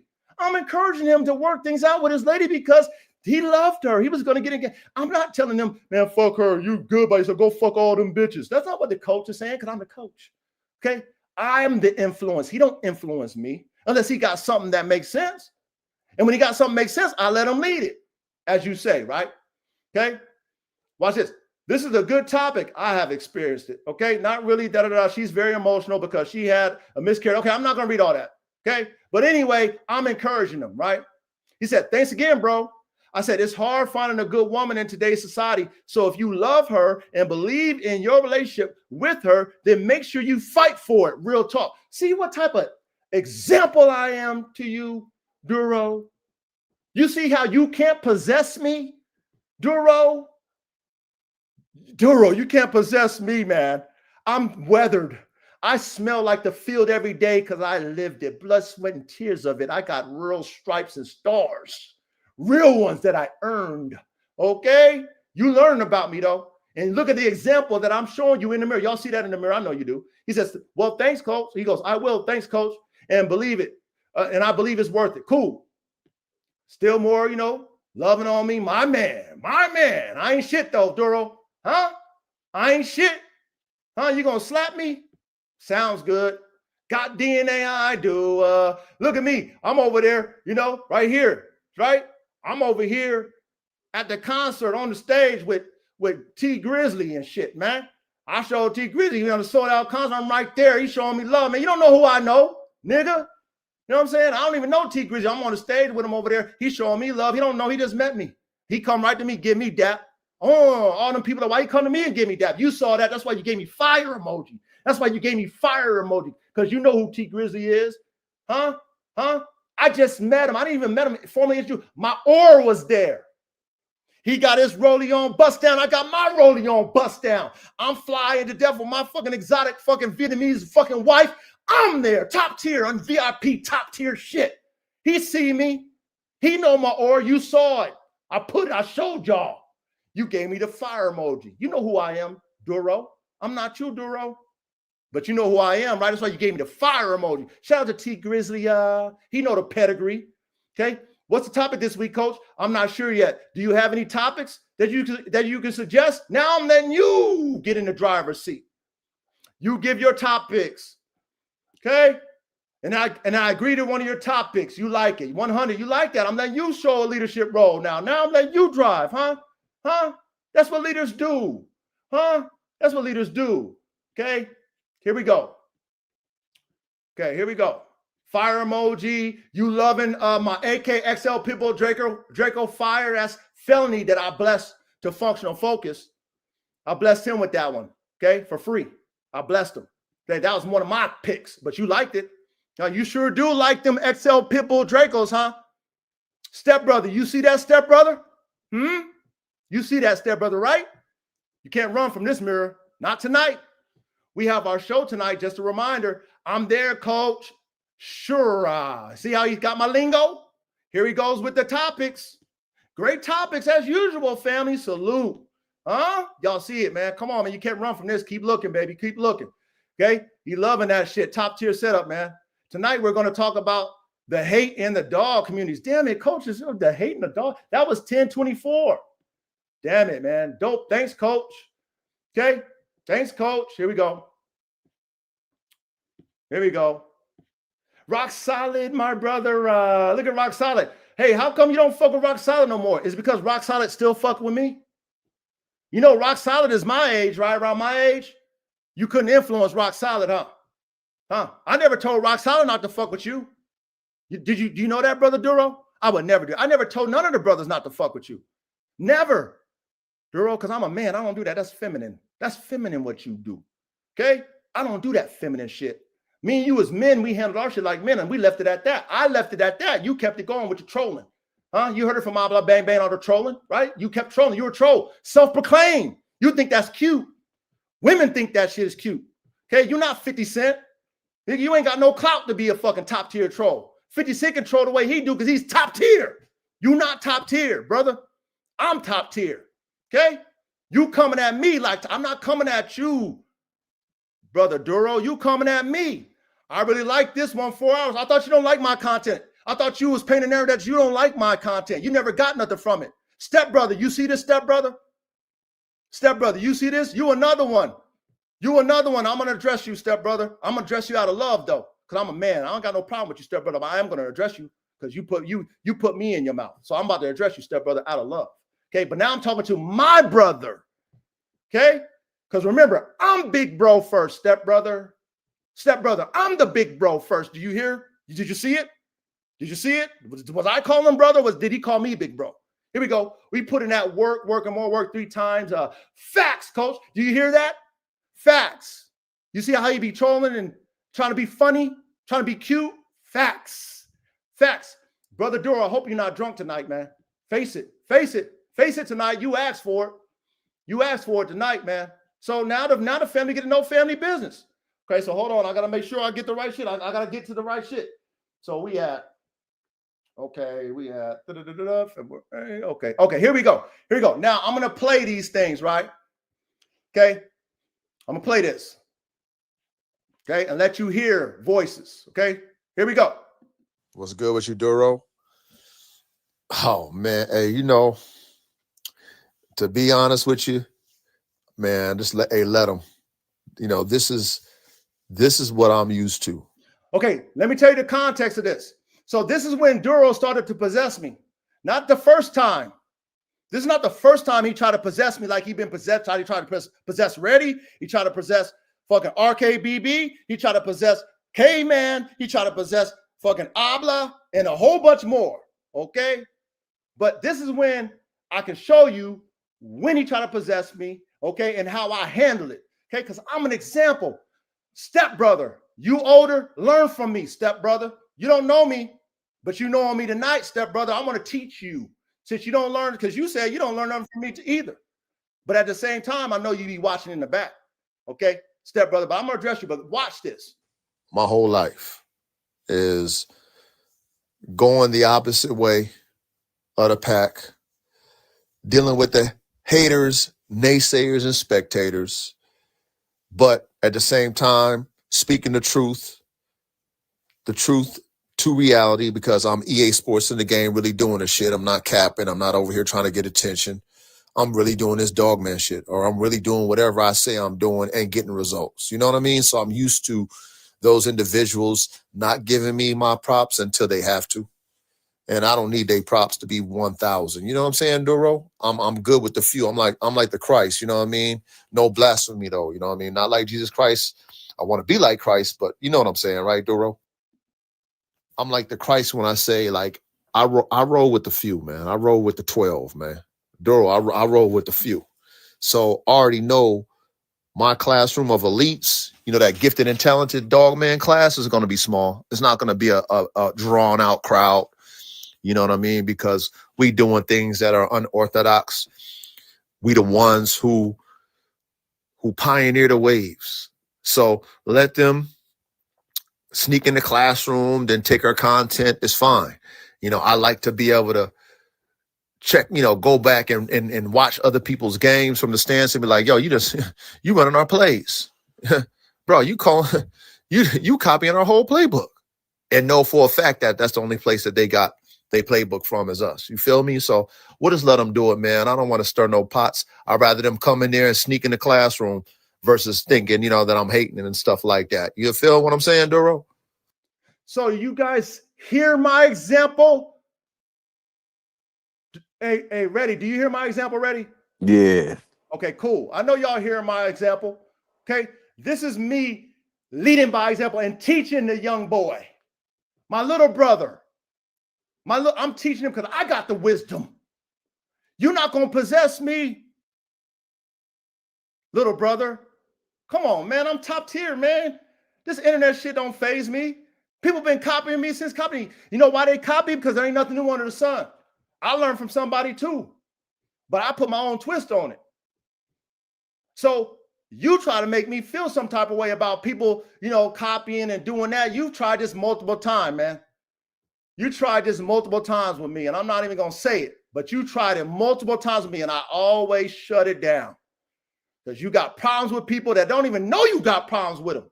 And then you going to fucking try to possess me. You're dealing with the wrong one, boy. You're dealing with the real one. Little brother, you're dealing with the real one. So guess what I did? Okay. I didn't do what the stepbrother did and let you possess him, right? I took you to school and told you how to deal with it through my example. Guess what you said? Watch this. I feel you, coach, and I'm with you, man. I'm with you. I'm definitely with you. Yeah, I mean, I'm definitely with you, and I respect that. Well said, brother. You know what I mean? It's that little part of me that just be like, come on, let's do that. But I'm with you, man. I got you. Whatever you want, you know, I'm with you. You already know. Okay, so you just admitted about yourself. There's a part of you that's all about that motherfucking female drama.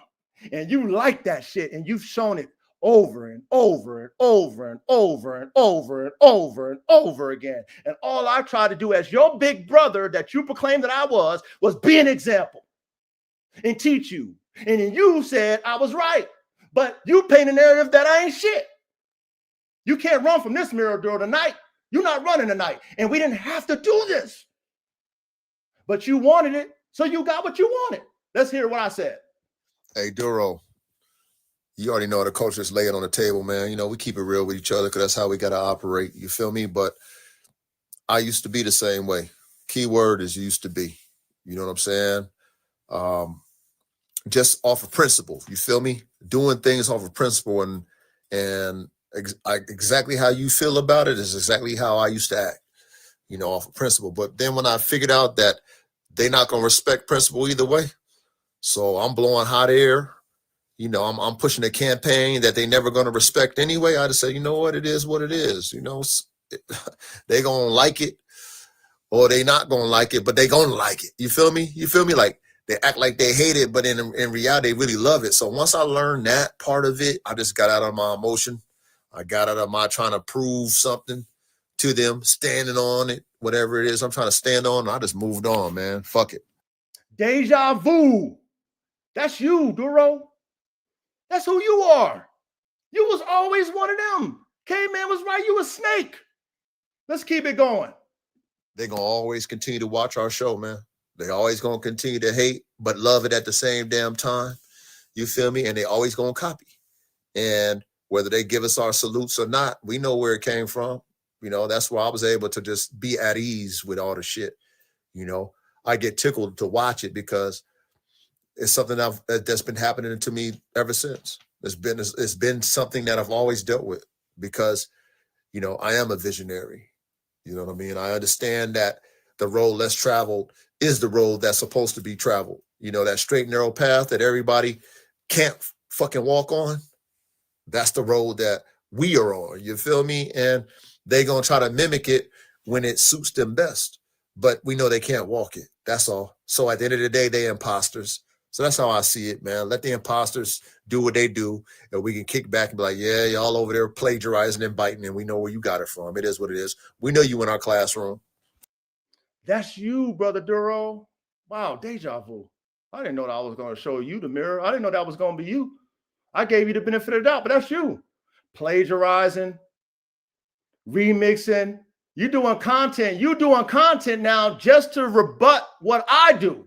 You're not even a specialist in that. You are a retired vet tech.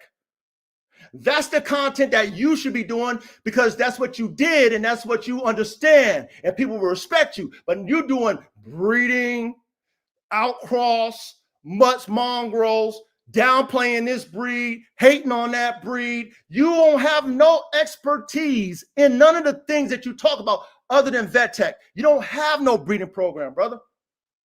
You have 2 pets. No disrespect to your dogs. But you have 2 pet dogs. Nobody knows about them. Only ones that knows about them is the people you tell. None of your dogs have ever gone viral where the people want to, you got the naysayers, spectators, haters, commentators, the fans and supporters at your games. I got all of them at my games. You was one of them. You were one of them. But you become this guy. But look, you see those heart emojis, you guys? Duro, you see yourself? Come on, man. Look at the mirror. I know it's hard. Oh, you can't come back from this one. You got to apologize like a man. I'm hoping I teach you something by looking at yourself. You're right, Coach. Because on some real shit, like they can't even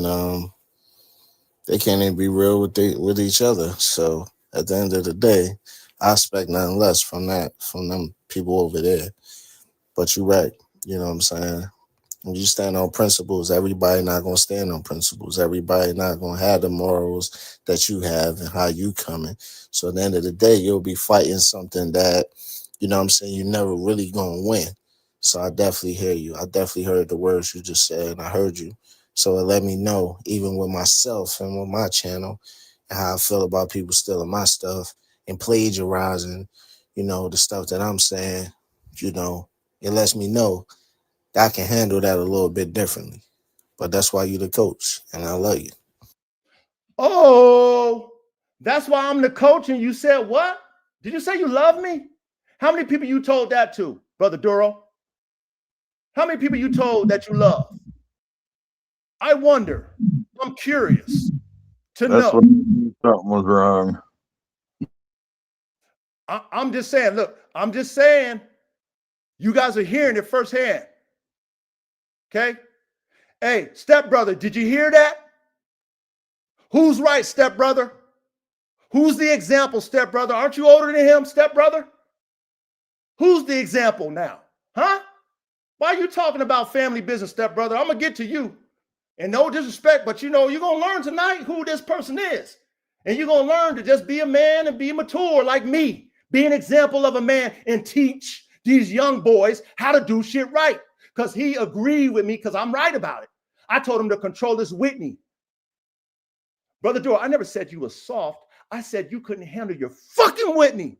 I apologize. Okay, let me get back to Tony Dudgy. I said that you couldn't handle your Whitney, man. And I've been trying to teach you how to handle your Whitney through my example, even though you thought you could possess a real field 5-star general shepherd of shepherds with real accolades in real life. Not no internet accolades. I got real ones, real battlefield stories. I don't have to slap a man. I would never say I'm going to slap a man. I would never say that. I don't do that. I'm a diplomat. I know how to talk to men. When I talk that warfare shit, we talking about murder, murder, murder, kill, kill, kill. Okay? That's what I talk about. I don't talk about slapping nobody. But then I got to get out of my emotion. I got to use my strength, the art of negotiation, be able to talk it out. That's my strength. And then we as men, we figured it out. We are, man. We just got out of hand. That's all good, man. No, I'm glad I got your point of view, man. Thank you for clear heads. That's what we do. But let's carry on. Here we go. Hey, I love you too, Duro. Real shit. Love you too, man.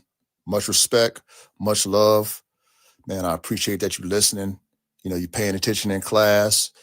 Hey, that's why I call you my assistant head coach, Duro. Real shit. You feel me? It's like, hey, been there, done that. That's why I tell y'all I'm the player coach. I'm not going to tell y'all nothing I ain't never did or experienced.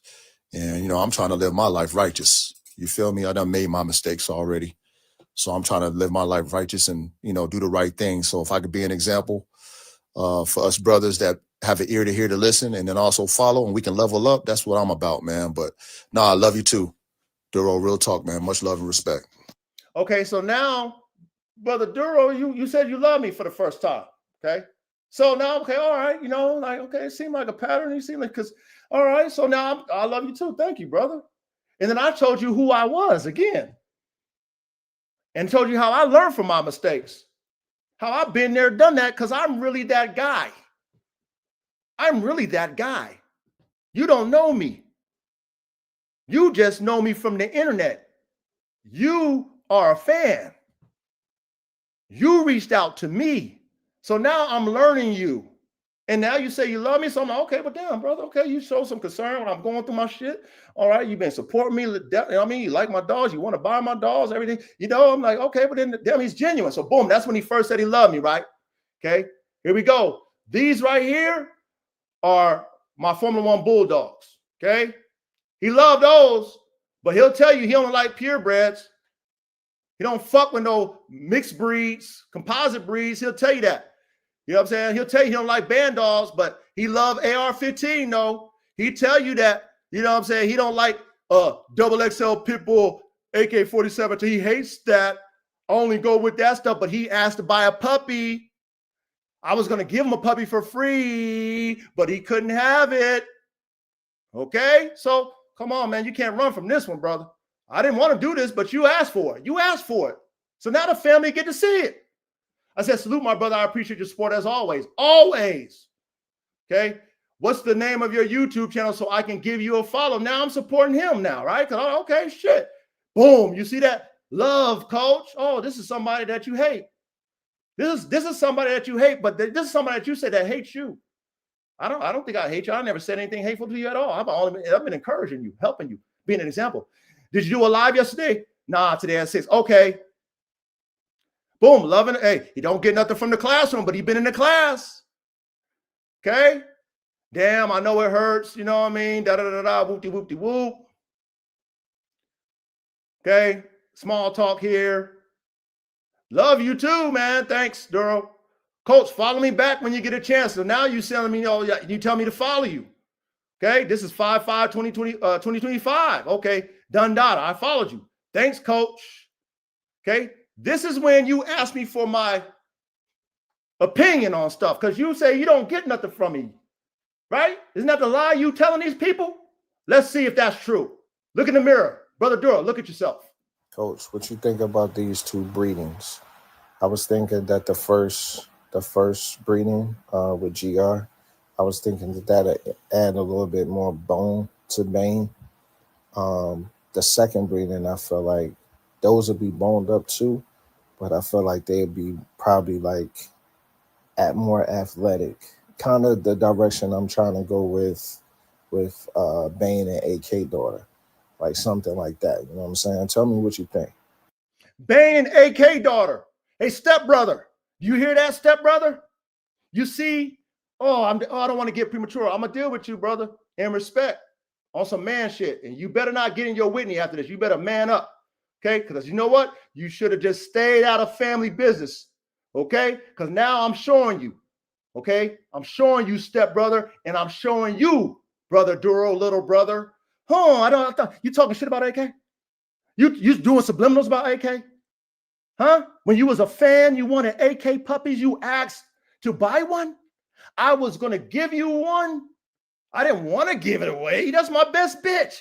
But because you acted like you was somebody that was really for me, I was like, you know what? I'm going to bless you.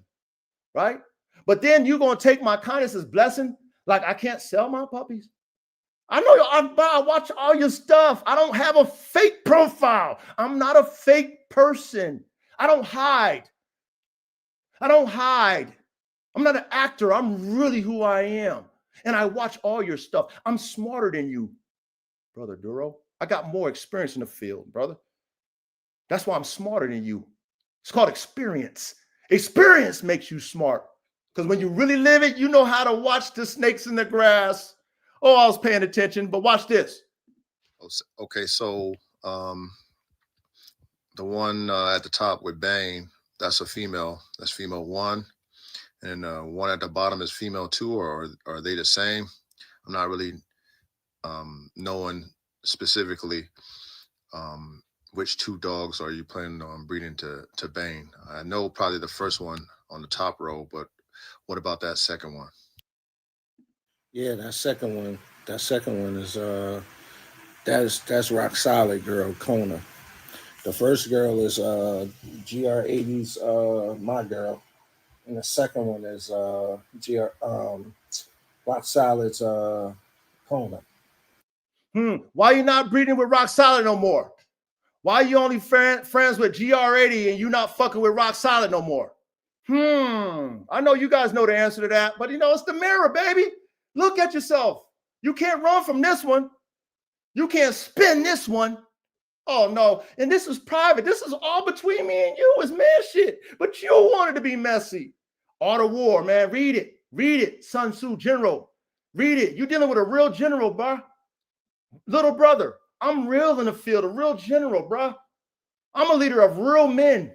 I'm a shepherd of shepherds. I deal with top tier men that respect my wisdom in the field. They call me for advice to make them level-headed. They love me to talk. They like to talk real X's and O's with a real coach so that they can get a second perspective like a real top tier leader. They got a cabinet and they consult their cabinet to get great advice and they listen. That's who I am. Brother Duro, meet me, know me. Okay? I didn't have to do this. I didn't want to, but you asked for it. Now accept it. Look at yourself. Don't run from it. I know I'm blowing your alcohol. I'm blowing your drunkenness, huh? I'm blowing that shit. Listen to this. Okay, I understand now. Yeah, then I have to go with the second one, man. If that's gonna give you, something close to what you was thinking with Bane and AK's daughter, then that'll be the one that I would go with. And then, like you were saying, in the future, get you an AK-47 straw, take it to that female that you get off of that, and then you that much closer to your vision. You know what I mean? So I would go with that one, number two. Gave him advice. He don't get nothing from me. What'd you say to me, Brother Duro? I agree with you. That was my exact plan. Wow, you're good. Oh, I'm not shit. Brother Duro, isn't that what you're telling everybody? You ain't never got enough. You ain't never taken no advice. You never learned from me. Why you asking me for advice? Why you talking about you gonna take your bang to an AK daughter for if AK ain't shit? You only like purebred pit bulls, huh? Why you lying to your stepbrother, huh? Because you want to infect him, huh? And he bought right into it. He bought right into it, huh? He bought right into it. I didn't buy into it, huh? You see how I was leading him, stepbrother? You see how real leaders lead men, right? I don't let nobody influence me unless the math makes sense, because I've been there, done that. So if my brother's talking to me and he's doing real mathematics and it makes sense, I'm gonna listen to him, because I love the team ball theory. But in reality of this world, it's very few that understand how to play their position. And brother Duro, you don't know how to play your position, bro. Here we go. Damn, she nice. You know, that's one of AK's daughters. Oh, yeah, of course it is. Oh, AK ain't shit. Oh, legendary. We know everything you said. We ain't stupid. We know all your subliminals. You don't like bland dogs now when you was dick riding AR-15 and cheering me on about my Formula One Bulldogs and wanting an AK-47 Chopper XL Pitbull Draco puppy and doing all kind of things for AK. You was a fan. You remember? I can show you all the posts where you was in there liking and fire emojis. But you talking slick about me now? You can't talk slick no more. Hey, the brothers can't let you now after they see you. They're seeing you, huh? Too many pieces I have to give away. Look, I'm in a hurt. I'm hurt. Then you act like you empathetic for me, right? That's what you do. You acting, right? The whole time you a snake. Happy Father's Day. Whole time you a snake, huh? I didn't know you. Okay. Thank you, brother. Much love and respect, right? So this is when it gets sketchy right here, y'all. Now I show my stories how many spectators, haters, and naysayers that I get in my comments all the time, right? Because I show y'all. Those of y'all who follow me see it. Brother Stevie came on here about a couple weeks ago. He said it himself, because they all up in it. They've been doing it. And Duro know that shit too. Brother Duro, you know this stuff too, right?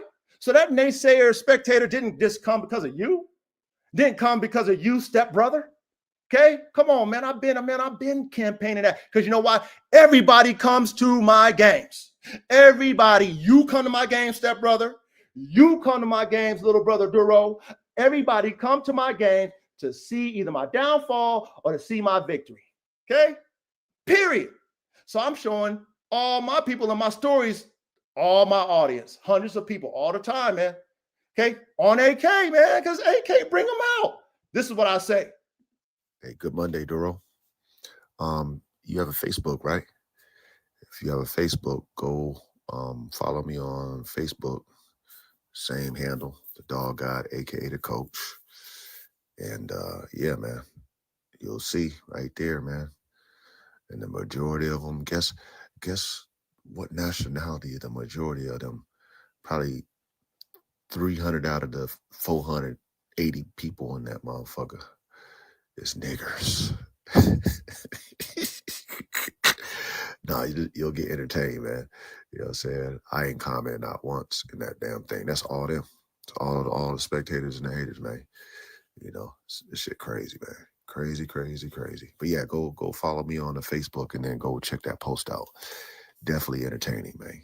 Definitely. I can't stand you niggers. You heard it out my mouth. I don't like no motherfucking niggers. I like intelligent black men and black women. I hate niggers. Let's keep it going. Yeah, I said it. I'm black and I said I can't stand niggers. I love intelligent black men and black women. I don't like niggers. Let's keep it going. And what I noticed is that, like I was saying on my live, about how it's not about the coach, man. The coach don't use himself to get that type of attention that I get on, my posts for the most part. But, when you got the dogs that do that type shit, and these niggas got dogs, whatever they got going on, programs, and they shit don't get nothing. They shit is basic. You know what I mean? Basic ball. That's how they operate with their shit. They think they got the best shit in the world. Then I throw something with the chopper or something like that. And then they go bananas, stupid doodle dummy on their ass. And then my comment section be jumping because, you know, they partners done seen it. Some other niggas that they know see it. And then they start getting in there rambling and ranting and, you know, just hate because they ain't got nothing like the chopper, man. They ain't got nothing like the chopper. But yeah, man, hey, entertainment though, Duro. That comment section is entertaining. Okay, so now I'm explaining to you, Brother Duro, because what did you just say? What you asked me when you saw that post? You said, sheesh, I really want to see them. Because see, you entertained by that. See, you wanted to see all the people that really hate on me, right? Because you and down low, you was like low-key envious. I don't know, man. You had something else going on with you, brother. But you wanted to see, I said, go follow me, right? Okay, here we go. Bro, I just said so many breeders think they're Mr. Miyagi, and in reality, they just Daniel's son, laughing. They still learning, but think they have the best shit. You ain't lying, coach. Oh, I ain't lying, huh? Oh, I'm not lying, Brother Duro. Okay, cool. I'm glad that you said that, huh? Hey, that's why a lot of them spectators be feeling some type of way, you know, about what I have going on, Duro. Because what I do is not like what they do. And based off of what I'm doing, which is cooking how I want to cook, right, Duro? You know, I mix dogs. I don't lie to you. I don't have to lie to kick it and tell you I don't mix no dogs. I'll tell you in your face, I got this mix, that mix, you know, promoted, showboated, etc. And when I do, you know, I mean, shit, the visuals, the posts do the talking, you know. I don't necessarily do the talking unless, you know, shit, I get on there and start doing my vocal cords, right? My voiceovers, Other than that, you know, it's just a post, right? However, when you have posts that's doing numbers, that's how they get seen, man. Like on Facebook, it's a trip, all of it, but really Facebook it go dumb over there.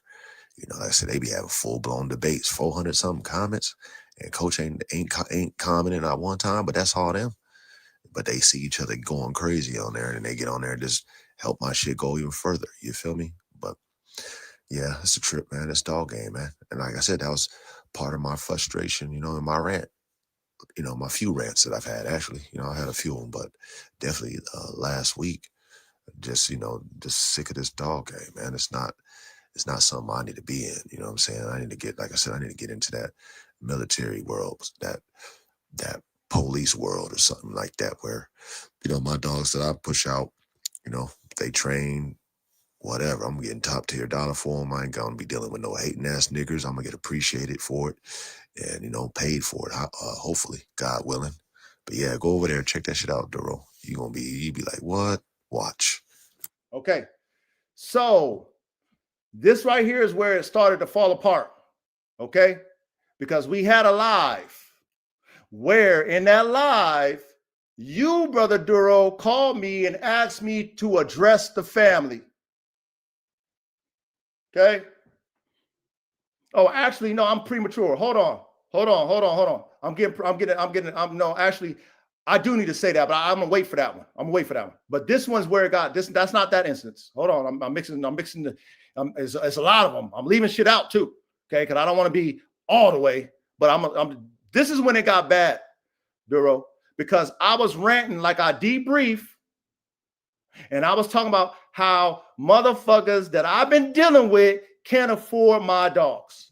And this is where you inserted yourself in there. How? I know how, because you was drunk guy.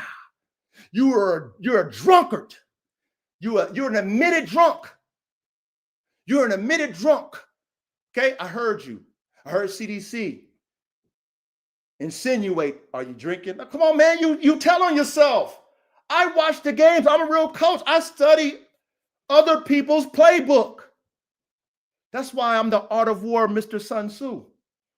I study my opponents. So I've been watching you ever since you was entered into my life, Duro. I've been watching you, Duro. So you in the chat, and you think I'm talking to you. And you said out the blue, are you talking to me? Now that threw me off for a loop. And I told you no.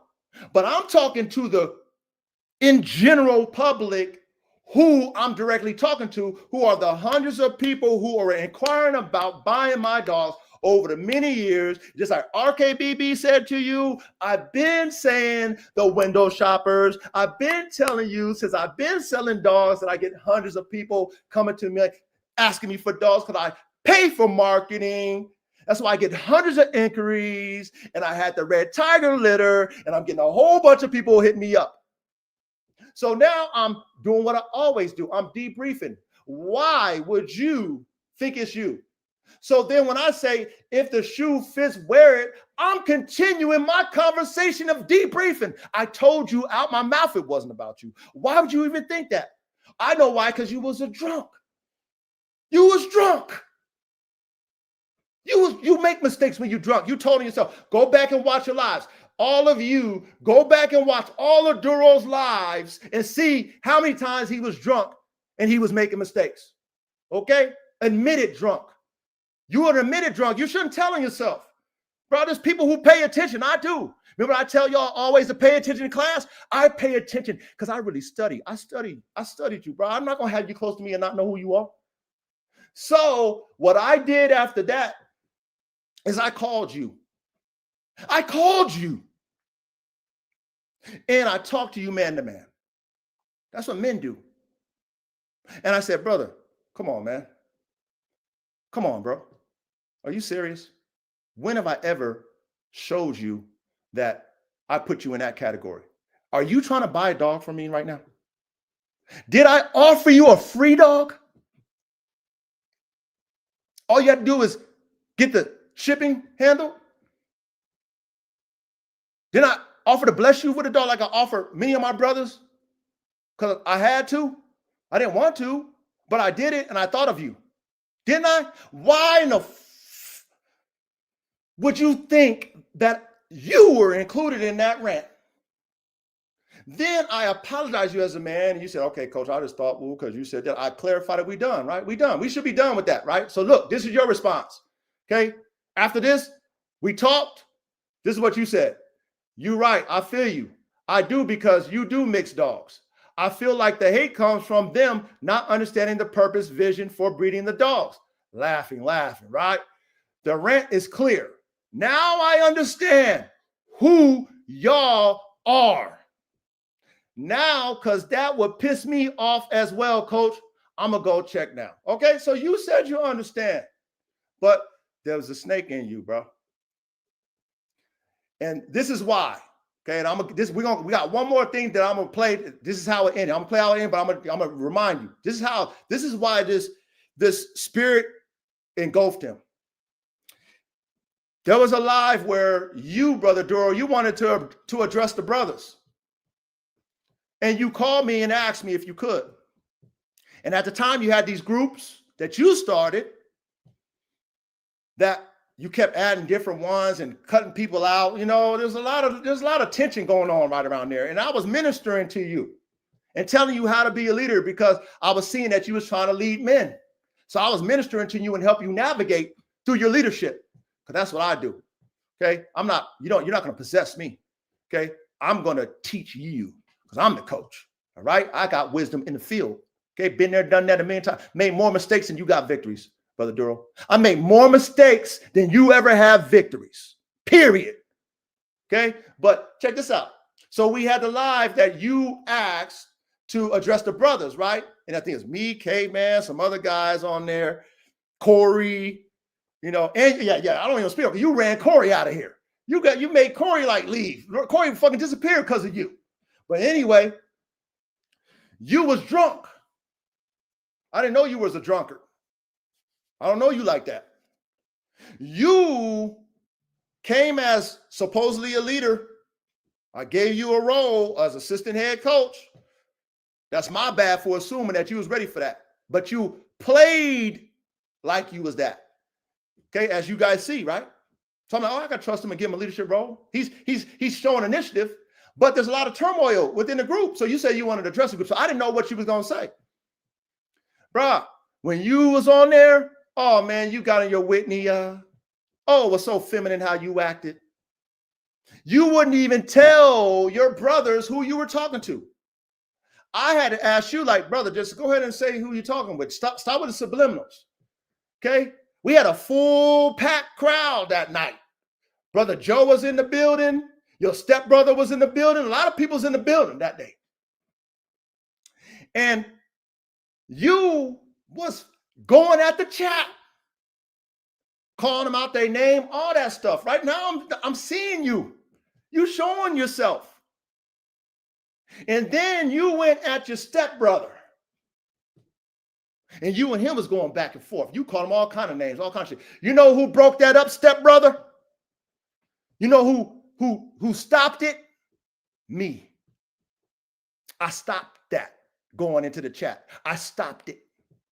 Because you, Brother Dura, you're supposed to talk to the brothers. You ain't supposed to be talking to the chat. You're not supposed to be going and heckling the chat for. What kind of leader heckles the chat? But you showed yourself that day. Okay? You showed yourself that day. And stepbrother, I told you out my mouth, hey, forgive my brother, man. He ain't, you know what I mean? He just talking out of passion. I know you remember that. Okay?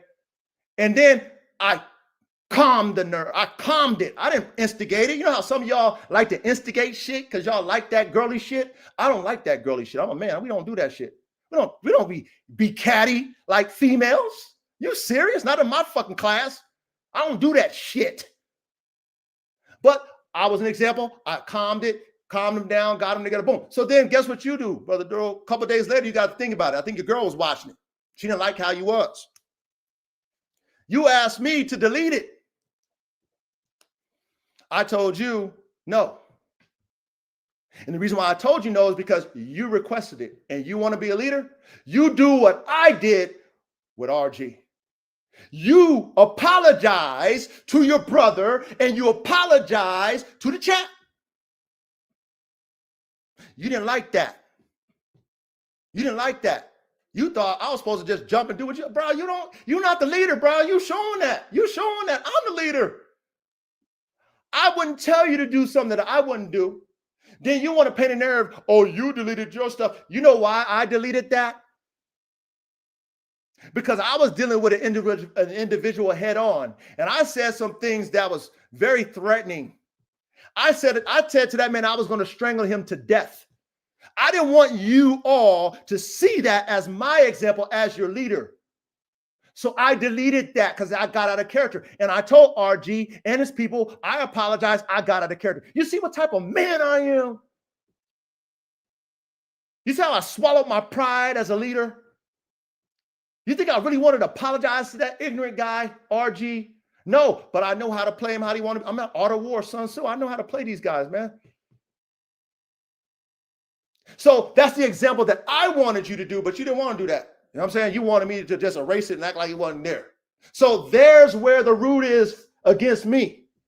Because now you want to dictate how I operate on my platform. You ain't doing that with me. You don't influence me. I didn't come at you. I didn't come in your DMs, Brother Duro. I wasn't trying to butter you up. I'm me. You tried to lure me in with I love you and all that type of shit. You know what? And you know what? I don't really doubt that you do. I really do feel that you got love for me, but it's not real love. Because after we handled this like men, you would have let that shit go. But hold on, let's end it with this. Watch this.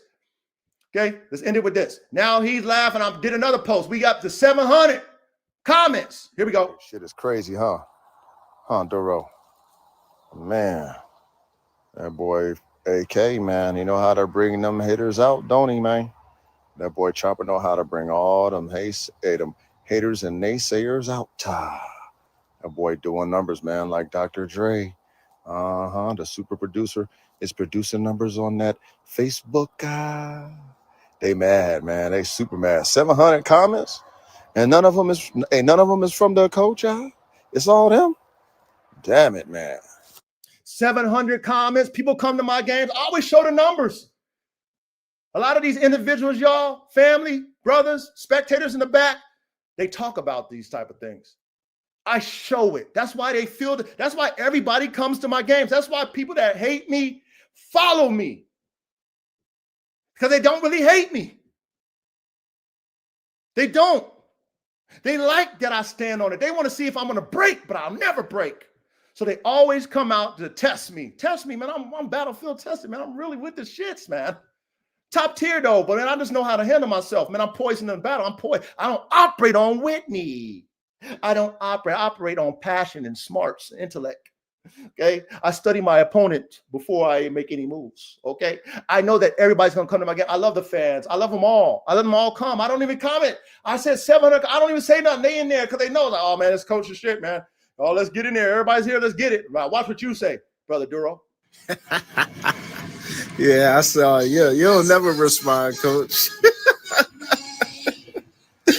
I said, yo, he never respond. They be talking to themselves and each other, man. I'll be like, yo, these niggas is crazy, man. They crazy, Coach. But you know what I'm saying? Keep doing your thing, man. Fuck them. Ooh, damn it. Now that sounds like you, huh, Brother Duro?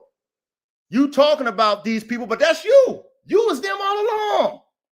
Damn it, man. Cold, man. Keep showing yourself. Now watch this. This is where I ended it. Okay. Now look how professional I dealt with my brother. Look how professional. Stepbrother, pay attention, stepbrother. I'm going to talk to you after this. Okay. And we're going to end it and we're going to get to the class.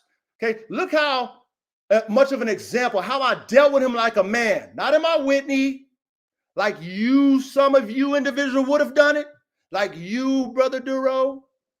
Okay. Not in my Whitney, but I dealt with you like a man because this whole time okay, so let me see. From 618 all the way to this 626, Duro's doing subliminals. After I already talked, he's doing band dog fucking hating posts. He's doing Kangal hating posts. He doing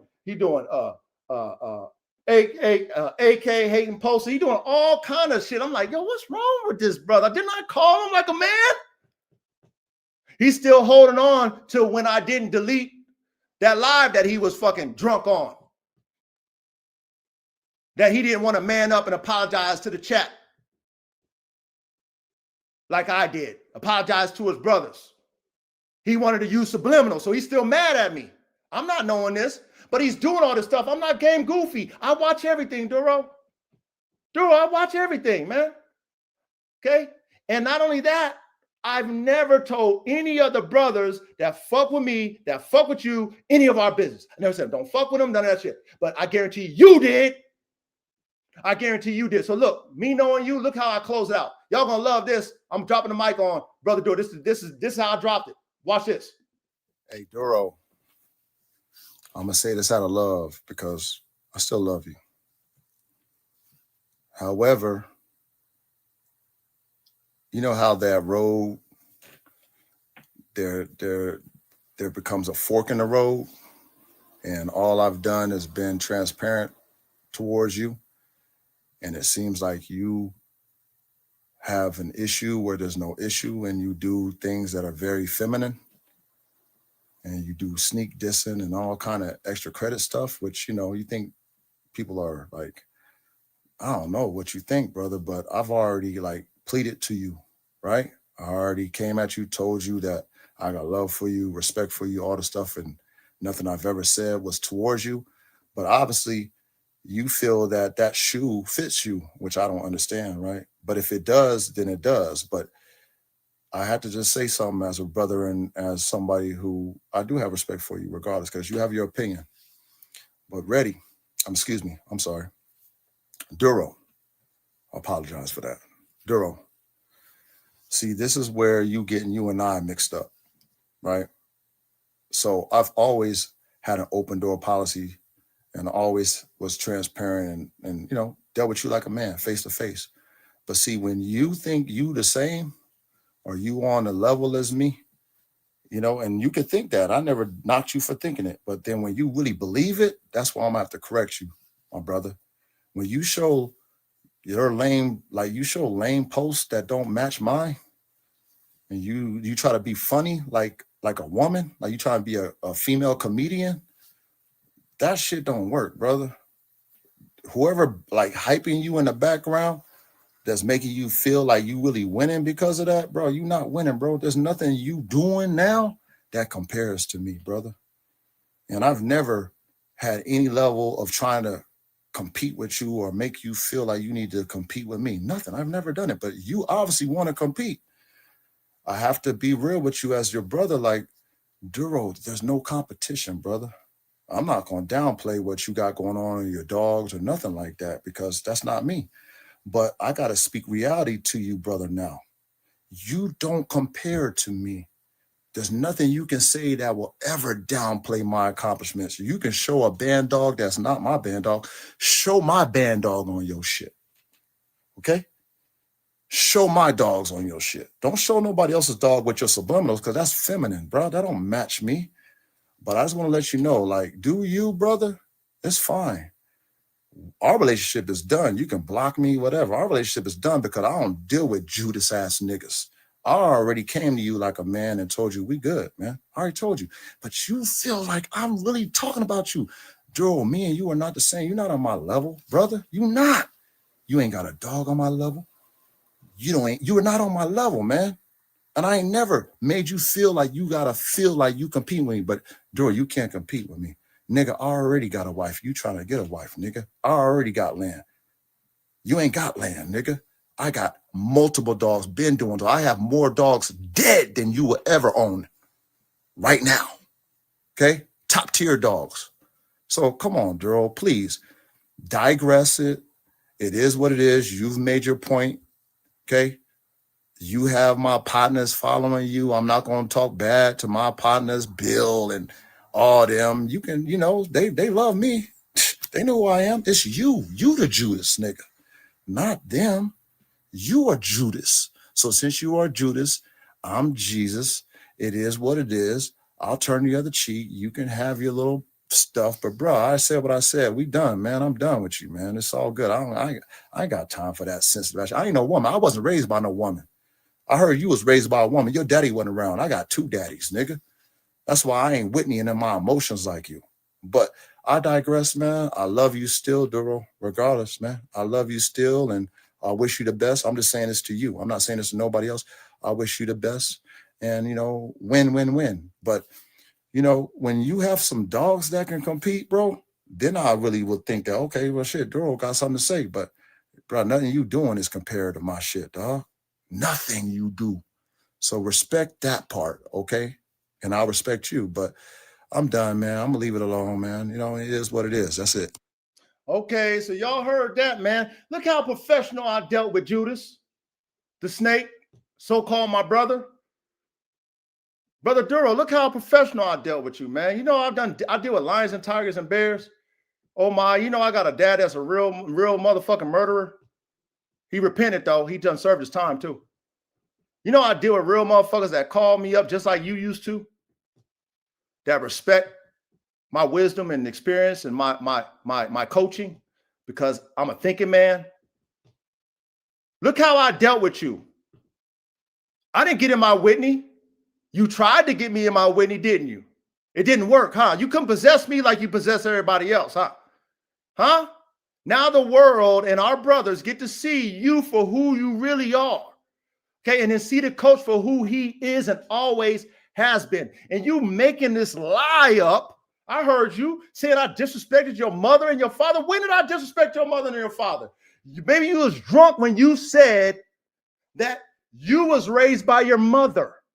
You said it. That's who I heard it from. And your father wasn't around. So me being a man, knowing other men who've been raised by a whole bunch of women and not men, then I get why you act so feminine in your emotions, brother. Let's be specific. You're feminine in your emotions. You don't have no emotional intelligence. You can't control your emotions. You have strong feelings over men. Keep your feelings towards your mother. If you got sisters, them, and keep your feelings towards your fucking woman. You have respect and camaraderie amongst men. I don't want your feelings. I want your respect. You give your feelings to your woman, your mother, and the women around you, because they can relate to that. Men relate to honor and respect. You was disrespecting me. Duro, I didn't disrespect you, bro. But you want to do subliminals and you want to be a self-proclaimed troll. And then you want to jack my content and try to act like you now an expert on what I teach. Why aren't you sticking to that vet tech? Aren't you a vet tech? Now you know about breeding and breeding techniques and all that type of stuff. When did you become an expert at that? Where's your resume at? How many people bought your dogs? Let me see it. Huh? How many people know about your dogs? Okay, so when you do that and you've been doing it. Everybody done seen it, bro. Don't blame that stuff on me. You can't blame it on me. Everybody done seen you. The spectator came from you. So I've been saying, now I'm going to talk to you, stepbrother. Stepbrother, you know who you are. I ain't got to say your name because I don't got no problem with you. But since you want to get in family business, I need to address you as a man. We just man talking right now, right? Stepbrother. That time in that live where my brother Duro was digging in your ass and disrespecting you, and you and him was going back and forth. Who was the one that calmed the storm? Who got in the middle? Did I instigate him to keep going on your head when he was calling you all kind of names, when he was showing you his true colors? No, I didn't, stepbrother. No, I didn't. Okay? I stopped it. And you were in the chat, so you was watching my content. You've been watching my content, right? Now you got possessed by a little brother, and now you don't get nothing from my I heard you. I ain't got no problem with you. It is what it is. I'm used to that. So I heard you. You was getting possessed. But you know what? I respected you at the same damn time because I seen you resist. And I was like, I can respect that. Yeah, I see him with his little bit. He's throwing his little bit, but he's still trying to resist. And I respect you for that. And the reason why I can say that you was trying, because I know you've had history, because I watch everybody's shit. I done seen you have problems with people. It's none of my business. But I seen you have problems with people. You're witnessing a family matter with me and my brother Duro. But I've seen you have problems with other prominent dog men. Where y'all and y'all Whitney doing all kind of Whitney shit, emotional shit. So when you was resisting, I was like, you know what? I can respect you for that, stepbrother, because you know what? You learned. You learned about getting involved in people's stuff. Because when you were involved in other people's stuff and you had to defend yourself, it wasn't a good place for you. So because of that, I was like, you know what? I ain't got nothing to say. You know what I mean? I know what my little brother's doing to him. But you wanted to address me this time. And you want to say, man, I ain't heard naysayers, spectators. Well, you just heard from my brother that I've been saying that shit for 5 years. I've been saying that forever, naysayer, spectator. So why are you putting yourself in that category? Because you've become a naysayer thanks to the possession of my little brother Duro? You couldn't resist to stay out of family business? So now you got to defend my little brother? Because he was my brother first. You seen that. I defended you and corrected my brother. Then he came on the back end, and now you and him best friends. Ain't that something? How does that work? And then me and you done got no problems. Now you got a problem with what I call my dogs? Aren't you grown? Aren't you my age, stepbrother? Why would you have a problem with me? I don't know you like that. I never said nothing to you. I never said nothing negative to you. I defended you. Why would you have a problem with what I call my dogs? Because you were influenced by my little brother? Aren't you supposed to be the influenced stepbrother? Because you're older? Aren't you supposed to shut that down? Like, bro, I ain't got no problem with Coach. You know what I'm saying? Why don't you go talk to him? Because that's what I said when he was trying to possess me. Oh, I don't like this guy, Coach. I said, man, why don't you talk to him? Why you don't like him? I just don't like him. Hey, you told him no. Why you don't like him? That's what I was doing. That's what I was doing, stepbrother. How come you not doing that, stepbrother? Why are you not taking the lead in that? So, like I said, I don't have no problem with you, man. I forgive you because I seen you try. So I know that's not you, okay? But you brought me up. Oh, why are you doing that? You need to stop, man. Come on, bro. Stay out of family business, brother. I just showed you who he really was, man. So honestly, you ain't got to apologize to me because you my stepbrother. But my brother, you little brother, you can't, man, there's nothing you can say to this. It's done. It's too many witnesses. You're one, you can't spin this no more. And I didn't want to do this. You heard what I said at the end. Stepbrother, do you see how I handle my little brother? Was I disrespectful? That narrative that he painted about me, about my dogs, you see how much of a lie that was? You don't have to apologize to me, but please, brother, I respect the fact that you tried. That's what I respect, okay? So I'm not going to downplay you as a man because you at least tried, okay? But come on, man, I ain't never said nothing bad about you. And now you painting there, you never got enough, bro. You was in my chat.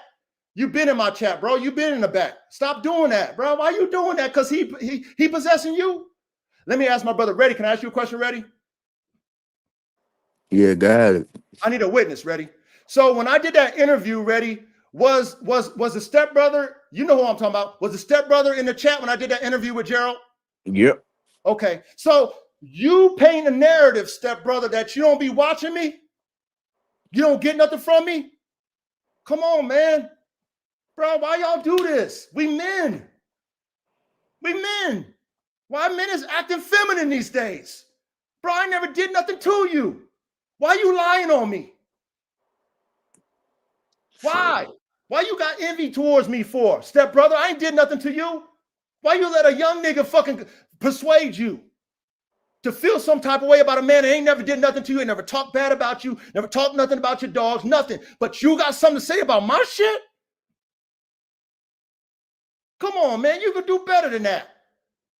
You could do better than that. And I never said nothing about you. But since you want to bring me up subliminally, now I just showed you the mirror about yourself. You look at yourself, stepbrother. That's not player. That's not no man shit. I didn't do nothing to you. Why are you getting into family business for, man? Why can't you just tell him like, yo, stop that? Like I did. Stop that Whitney shit, man. If you I know you love Coach, go talk to him. Coach ain't never did nothing to me. I don't care what he got. I don't care that he got a double XL pitbull freaking nature. That ain't stopping me. That ain't doing nothing to me. He ain't affecting me. Why is it that when I call my dog something, you don't like that? Why? What does it have to do with you? Stepbrother, aren't you grown? Aren't you a man? So please stay out of family business, man. I forgive you, brother. I forgive you. Don't make no problems where there is none. I don't have no problem with you. But you addressed me, so I addressed you, okay? And I showed you the mirror, okay? Because you talking on naysayers, spectators. Oh, I ain't never heard that. You know why? Because you wasn't following me until you started following me. You don't know me. I've been saying that. Little brother tried to possess you, and he did. It worked, okay? So rebuke the devil. Little brother, stepbrother, rebuke him. And be the adult and the big brother now. Now you're his big brother, okay? And teach him now. Teach him how to do right. Teach him to stop being drunk on lives. Teach him to stop trolling like that shit's cute, okay? Teach him to stick to what he knows best and stop commentating and thinking you are a professional and you don't do it. Nobody respect that shit. People who don't know you only fuck with you, little brother, because you be in there, doing what you did to me. Hey, I love you. Hey, because, they think you cool, just like you did to RKBB, just like you did to everybody. Ready? Okay, man, everybody, you did the same thing. And you doing it to them, but they don't know you. Now they get to know you. And I didn't want to expose family business, but you asked for it. You begged for it. You were begging. Every time you troll, you beg, you beg, you beg. Every time you did those little fucking threats, you beg, you beg. Every time you fucking swagger jack my content and try to remix it to downplay me, you beg, you beg, you beg. Every time you downplay AK when you wanted a puppy, you was an AK fan. I showed it, you can't backtrack from that. Every time you was jocking the Bandall program, you can't backtrack from that. Now you don't like mixed breeds. Now you don't like band dogs. Now you don't like XL type this and XL type that and this and that and the third. You see how divisive you are, little brother? You see how divisive you are?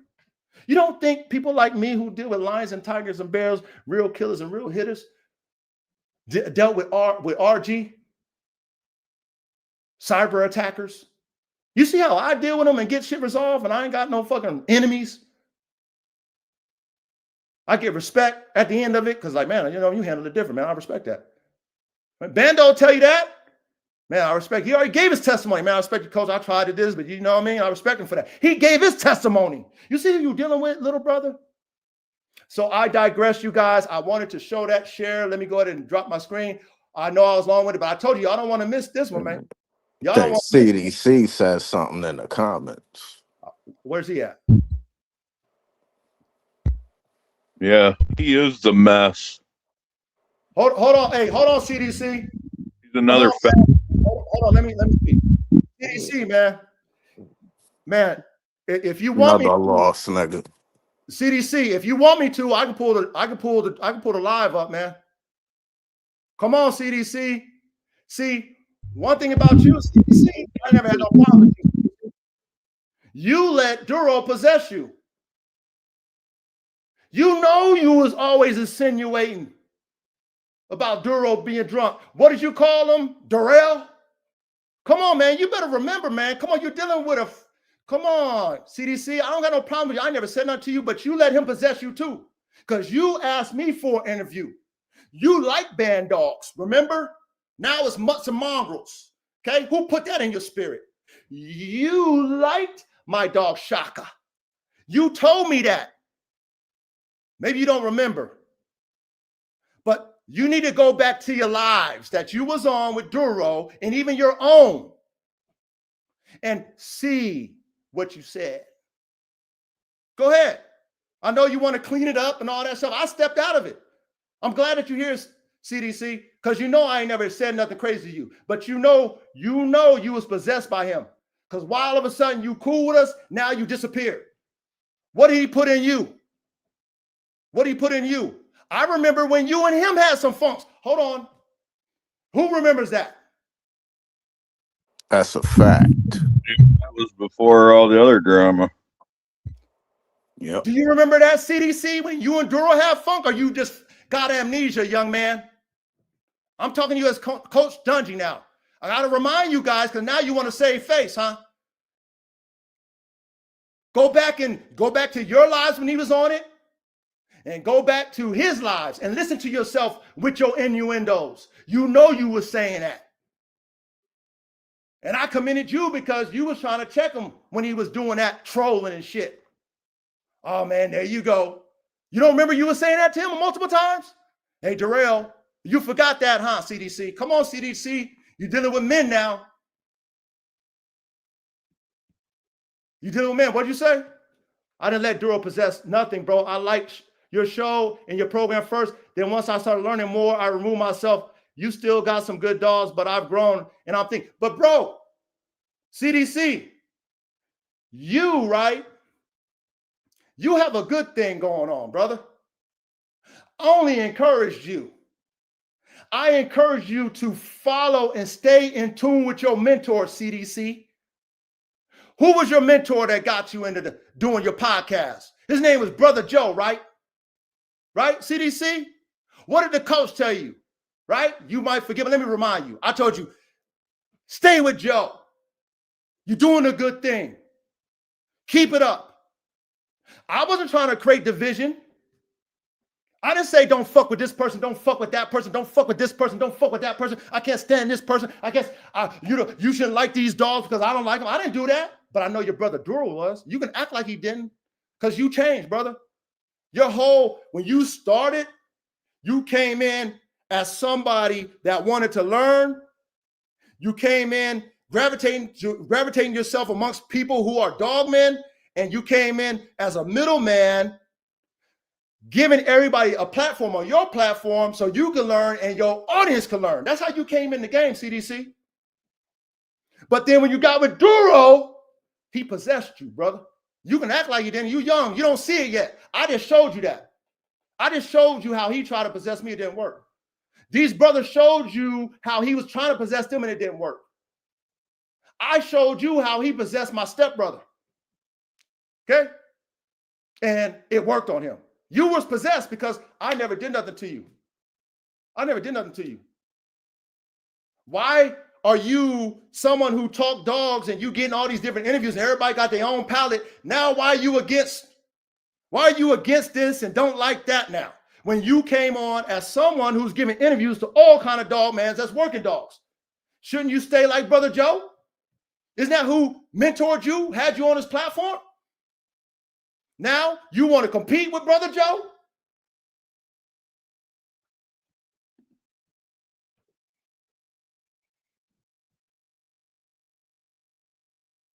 He says, me and Duro have situated whatever we've had an issue with. We figured it out. That is my guy. And I think for my, no, hey, but you remember the time, huh? You had an issue with him, didn't you, CDC? Did I have an issue with you, CDC? Huh? When you was liking my class and liking my dogs? What'd I do to you? I never crossed you. Why you leave the class for? Lines were drawn, sides were picked, and he picked the side. Now he's backstepping. I know what he is. Hey man, I know what he's doing. I know what he's doing. But I can see. But see, CDC, you young man. You're young, and that's why I'm dealing with you like this. Because at the end of the day, I got love for you, and I never did you wrong. You ain't never heard me talk downplay. I didn't unfollow you, nothing. I watch your shit, all the shit. But you let somebody make you feel some type of way about me. You know you did. And you know you did, brother. So you can act like you can act like it, but you know you did. And you did insinuate that Duro was drunk. So don't do it, brother. Don't do it, man. Go back and watch it. You'll see it. You'll see it. I guarantee you'll see it. We said, I don't associate with Joe for personal reasons between me and him.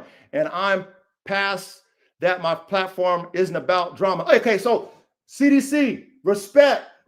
Thank you. That's all I need to hear, CDC. Thank you, brother. That's all. My platform is not about, and you talk to Joe?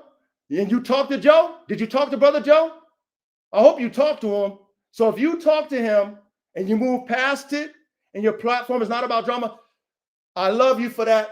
Thank you. CDC, thank you. That's enough said. That's it. That's it. I don't have no problem with you, CDC. Come on, man. Never had it. Never had it, brother. Don't let people put things in your mind. And I commend you because you ain't never came out your mouth with nothing negative. Okay? But I see you. I see a little bit of influence. But at the same time, what you just said right here, respect, CDC, respect. Enough said. Much love. CDC, do you know what I mean? You know, like you said, you got a lot of potential, and I always told you that. Okay? So I'm glad that you squashed it, whatever, with Joe, and your platform is not about drama. Thank you. Thank you. That's all I need to say. CDC is all love. Enough said, brother. Enough said. All right. So we done with that. Let me remove this screen. Okay, so did we address it? Everything's addressed, y'all? Everything's addressed? Yeah, that's about it. Okay. All right. So it's all love. CDC, it's all love, man. You ain't got to explain yourself, brother. I don't have no problem with you, CDC. I never have. Never talked bad about you. Never did anything. Never said anything about you, man. I just, I'm just wondering, like, what did I'm thinking to myself, like, what did I do to CDC, man? Like, bro, he was fucking with me. You know what I'm saying? I ain't never been nothing but supportive for you, man. I like, what did I do? But I know what happened. I know what happened. I know what happened. Okay. I know. Okay. I'm not dumb. I'm not game goofy, but I never included you in that, CDC. I'm only talking to my brother Duro. Okay. So all love. Salute, young brother. Keep doing you. All right. So let's get into this classroom tonight, man. Okay. Let's get into this classroom tonight. I told you it was going to be epic. Now, brother Duro, I'm going to say this. I'm going to leave it on. Duro, holla at me. You got my number. You got my number. There's nothing you can say, brother. They done heard your voice. There's nothing you can say now. So as a man, like I did, okay, call me. Let's talk. Let's talk. Call me. Call me. Okay? Let's keep it off the internet. Okay? I put the end to this shit. I ended it. No more narratives painted. No more acting like I'm doing something that I'm not doing. It's you. Now that we know it and multiple people said it, leave it alone. Let's keep it going. All right, so we're going to do a class. Let me share my screen. Okay, we good? We good, guys?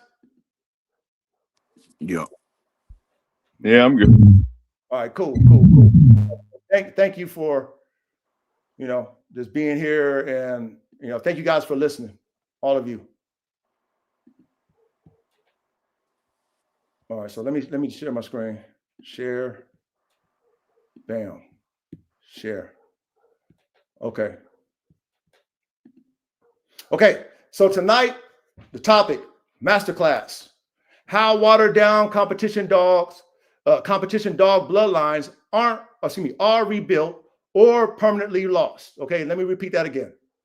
Masterclass, how watered down competition dog bloodlines are rebuilt or permanently lost. All right. So ready, just, peep the chat. You know how you do. Just want to let you guys know I'm going to narrate. Pay attention to class, take notes, go back, watch the live, skip all the family business, okay? And get down to the topic tonight. This is a great topic.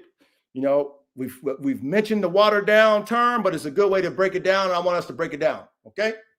So it says here, below is a straight, no fluff breakdown on how high performance working dog genetics get watered down over generations.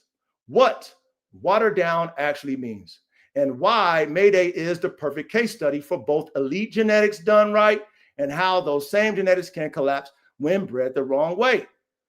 I'll frame this using your frames, brains, motors philosophy, because that's exactly where dilution shows up first. Okay.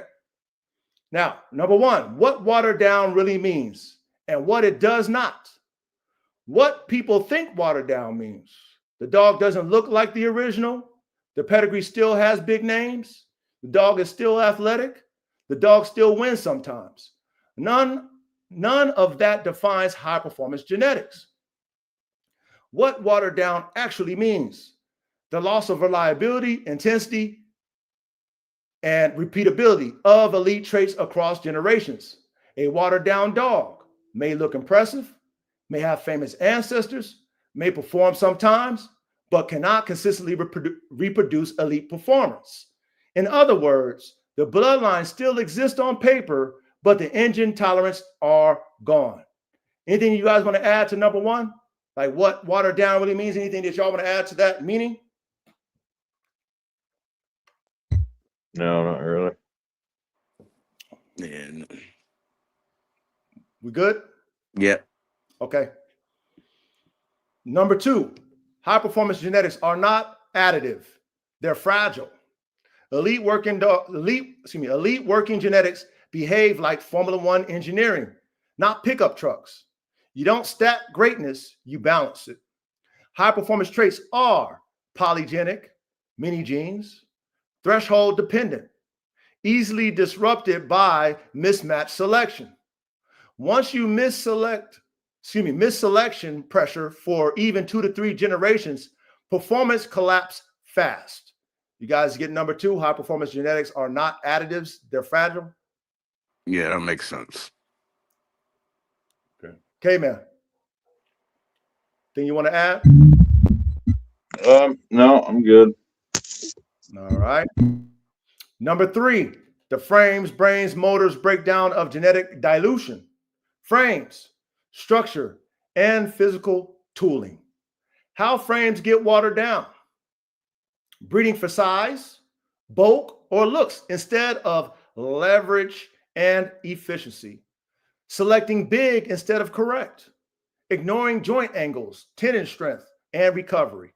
Results: dogs look powerful but fatigue faster. Less durability under repeated stress. Structural breakdown under competition intensity. Now she does the Mayday context, right? Because Mayday is a popular dog and he's a a dog produced by Hybrid Vigor. So he's a freak. Okay, so here we go. Mayday dogs had functional mass, not show mass. Once breeders chase size or intimidation, frames lost efficiency. Is that anything you want to add to the frames, brains, motors breakdown of genetic dilution when she broke down the frames? Well, that's what you call overdone. Very. Okay. That's super bottleneck. That's another show too. I got that show ready to go too. Okay. Brains, right? Nerves, drive, recovery, decision making. This is where dilution shows up first. How brains get watered down. Breeding for friendliness, ease, or marketability. Removing stress exposure from selection. Breeding dogs that work but don't crave pressure. Results: dogs quit earlier, slower recovery between reps, inconsistent intensity, weak stress tolerance. Okay, Mayday context. Original Mayday type dogs had deep nerve, calm under chaos, willingness to stay engaged when uncomfortable. Once bred to dogs selected for temperament instead of mental toughness, brains collapse, even if frames and motors look fine. You guys get that for the brains? Yeah. Anything y'all want to add? So Nope. it's just dumb dogs that could still move and had athletic capabilities. Right. But they couldn't listen worth a damn. They kind of focus on one part of the brain versus the complete part.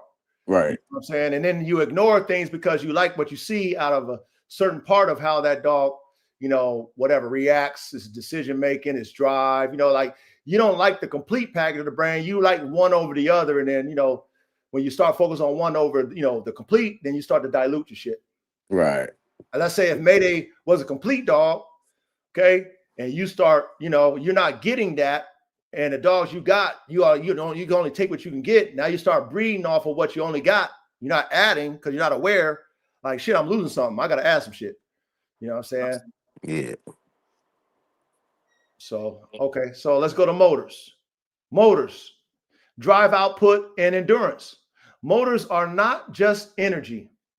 They are how long, how hard, and how repeatable output is. How motors get watered down. Breeding high prey drive without stamina. Selecting flashy bursts instead of sustained effort. Not testing endurance under fatigue. Results: dogs look explosive early, fade under long or repeated work, lose competitive edge late in events. Mayday context. True Mayday dogs were known for deep motors, not just speed. Once crossed repeatedly without testing endurance, motors became shallow. You guys get that with the motors? Or you guys add? How about putting endurance and add the motors? You kind of fading in and out right now, Coach. Okay, can you hear me? Yeah. Okay, so anything you can add to the motors? So basically, these are the dogs that were gonna die.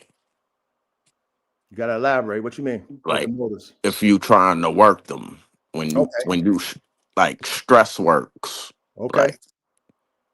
Like they couldn't. They tried to compete, but they failed because they couldn't.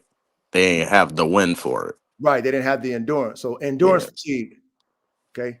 With like that. That's what she said. When motors are watered down. Endurance under fatigue. So yep, that's true. Anything you want to add, K-Man, that we missed? Add to that? Well, I was kind of saving something for like when you was done with the summary, but I see you're getting ready to cover that number 4. So.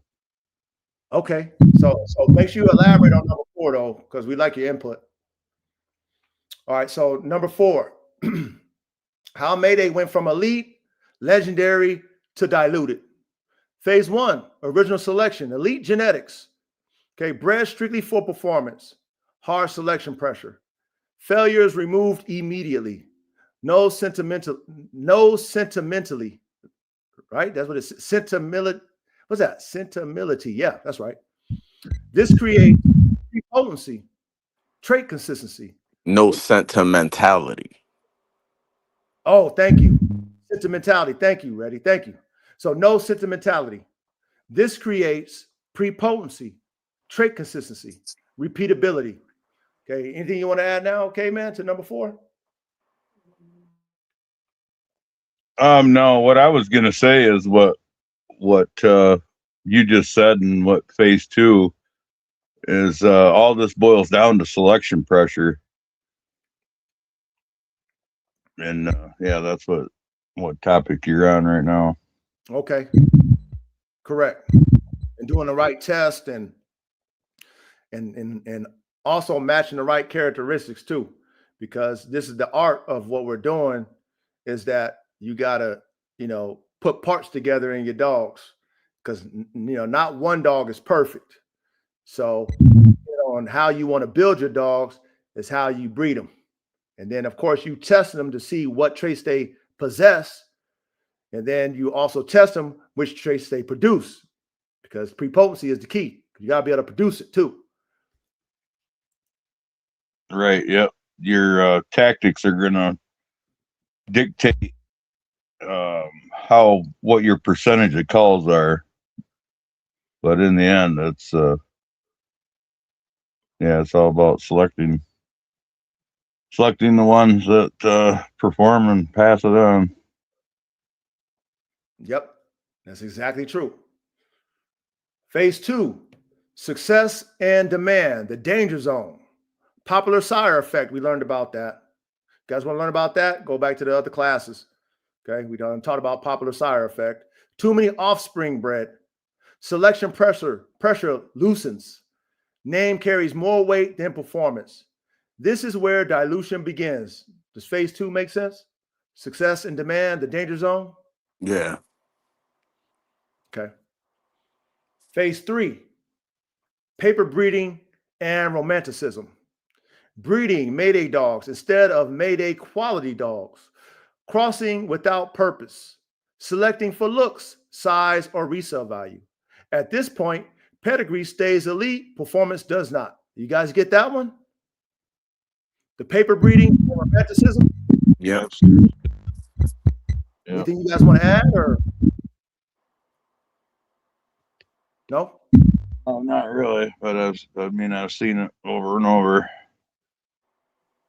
Yeah. I think just because Maydays shows up in the pedigree one time in the 3rd generation, that they got Mayday dogs that are still, they're still like was that quality.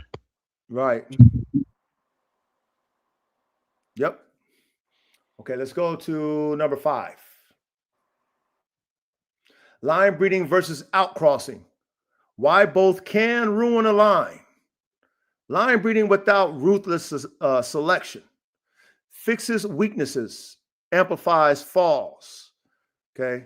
Narrows genetic margins. This creates mental fragility, structural faults, health issues. Outcrossing without direction dilutes core traits, breaks synergy, creates good dogs instead of elite ones. The mistake, people outcross to fix problems instead of re-engineering the system.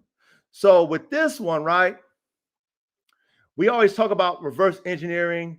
You've always heard me say how with Formula One, every race they break the car all the way down and build it back up. That's what she's saying about the mistake. See, people outcross to fix a problem or problems instead of re-engineering it. Okay, so you should already have the why in your outcross and how you restructuring that dog. Okay, because that's how it should be. When you're trying to make a complete dog, it's got to be a restructure, because everything's going to be off balance if you're just trying to fix a problem.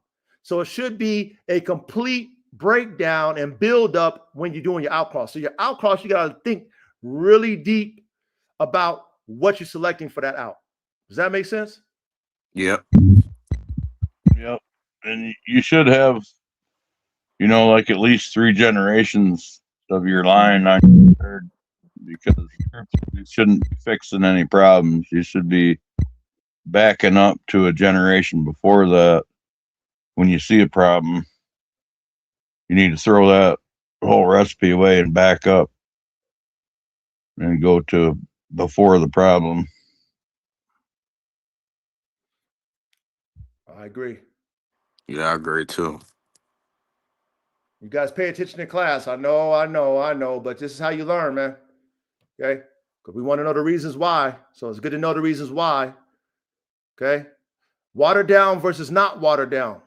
Clear comparison. Not watered down dogs perform under stress consistently, recover fast, reproduce similar performers. Failures are obvious and rare. Traits show up early and strongly. Watered down dogs perform inconsistently, require heavy management, look good but don't hold up.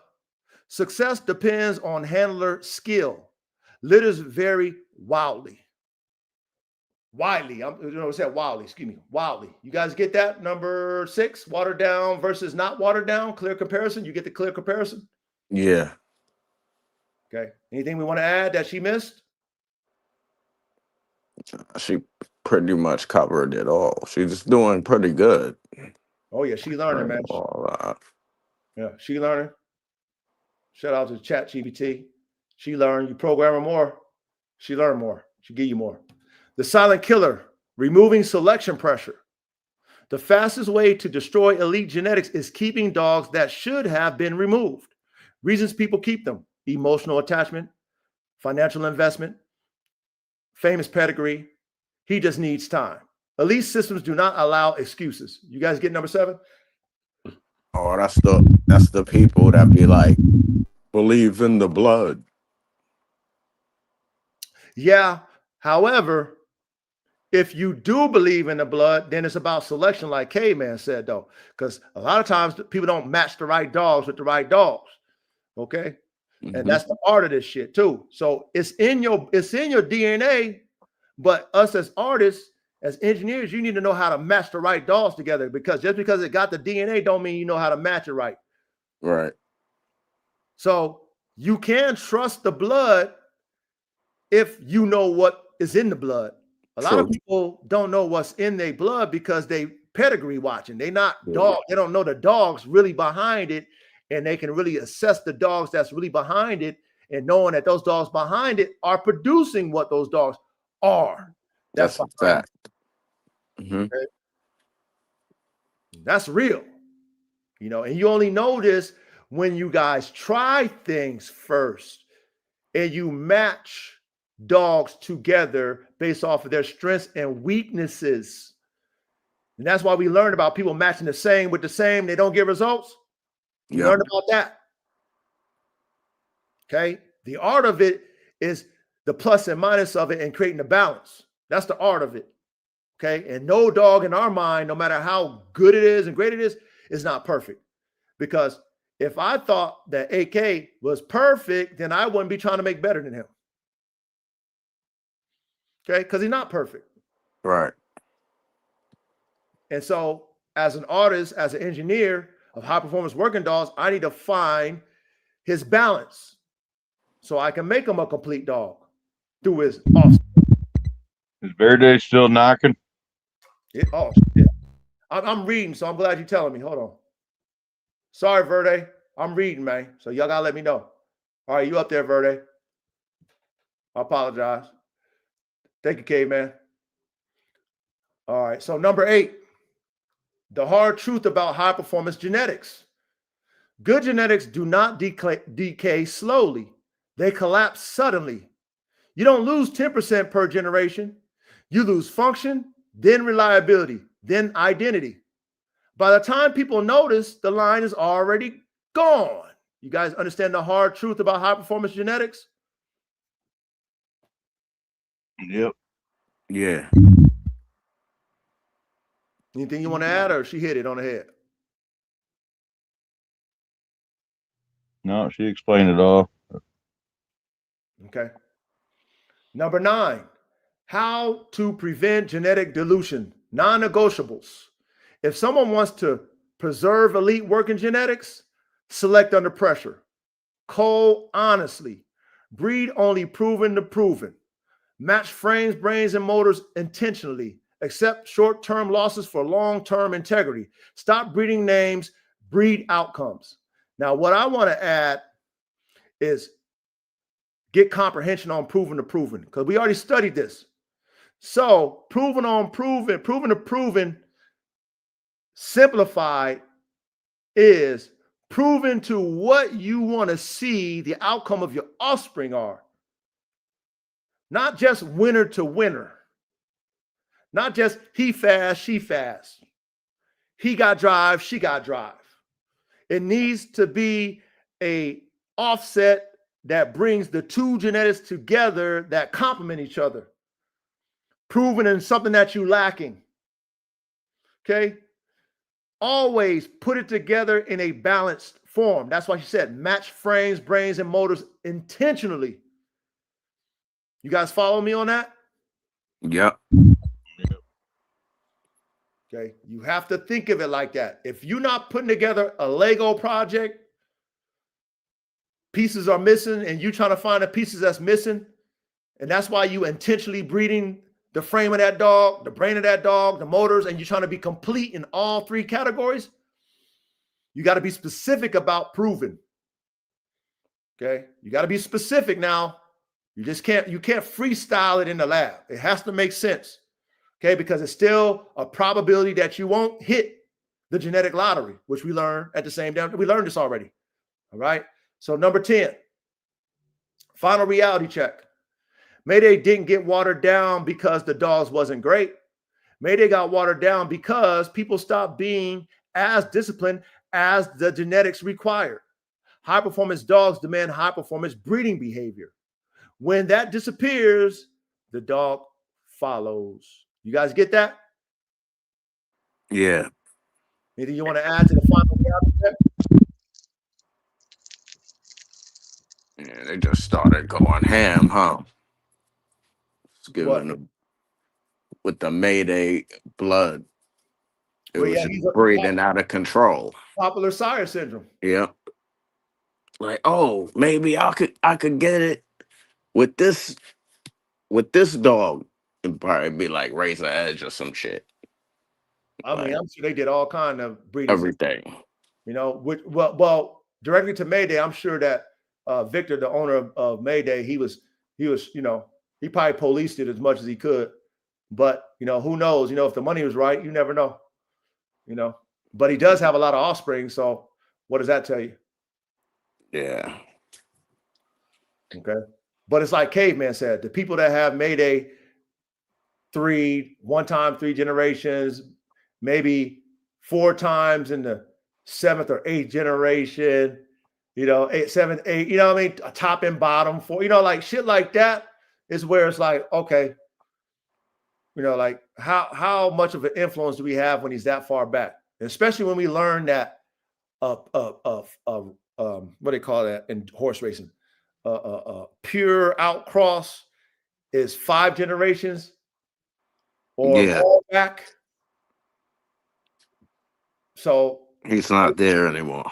Yeah. So they're saying with horses, you get the maximum level of hybrid vigor because they all related at the 5th generation. And anything in that, let's say 4th or 3rd, they call that a mild outcross. Okay. So if you got Mayday, you know, in the 7 generations and behind there, then how strong is Mayday in those forward dogs? It's like, you know, like that's stuff that we got to think about. And especially if they weren't bred to match his genetics or to make his genetics better. Right. That's how they should have been bred, honestly. And I'm sure people have bred him that way. I'm sure there's dogs that might have been better. I don't know. But I'm sure people probably bred him to make their dogs better. I'm sure. All right. So I told him, I said, show how to rebuild elite performance from a diluted line. Okay. So she says, below is the exact blueprint for rebuilding elite performance from a diluted working dog line. This is not theory. This is engineering. This is engineering discipline applied to genetics. Most people fail here because they rush, get emotional, or breed names instead of outcomes. I'll keep this locked into your frames, brains, motor system, because rebuilding only works when all three are rebuilt in order. Okay, you guys follow that? Yeah. All right. Step 1, accept reality, the hard reset. Before rebuilding, you must accept this truth. The line you love no longer exists. Only fragments of it do. If you treat a diluted line like it's still elite, you will stack weaknesses, chase ghosts, waste generations. Rebuilding starts by emotionally divorcing the pedigree. You guys follow that? Yep. Yeah. Anything you want to add? You missed?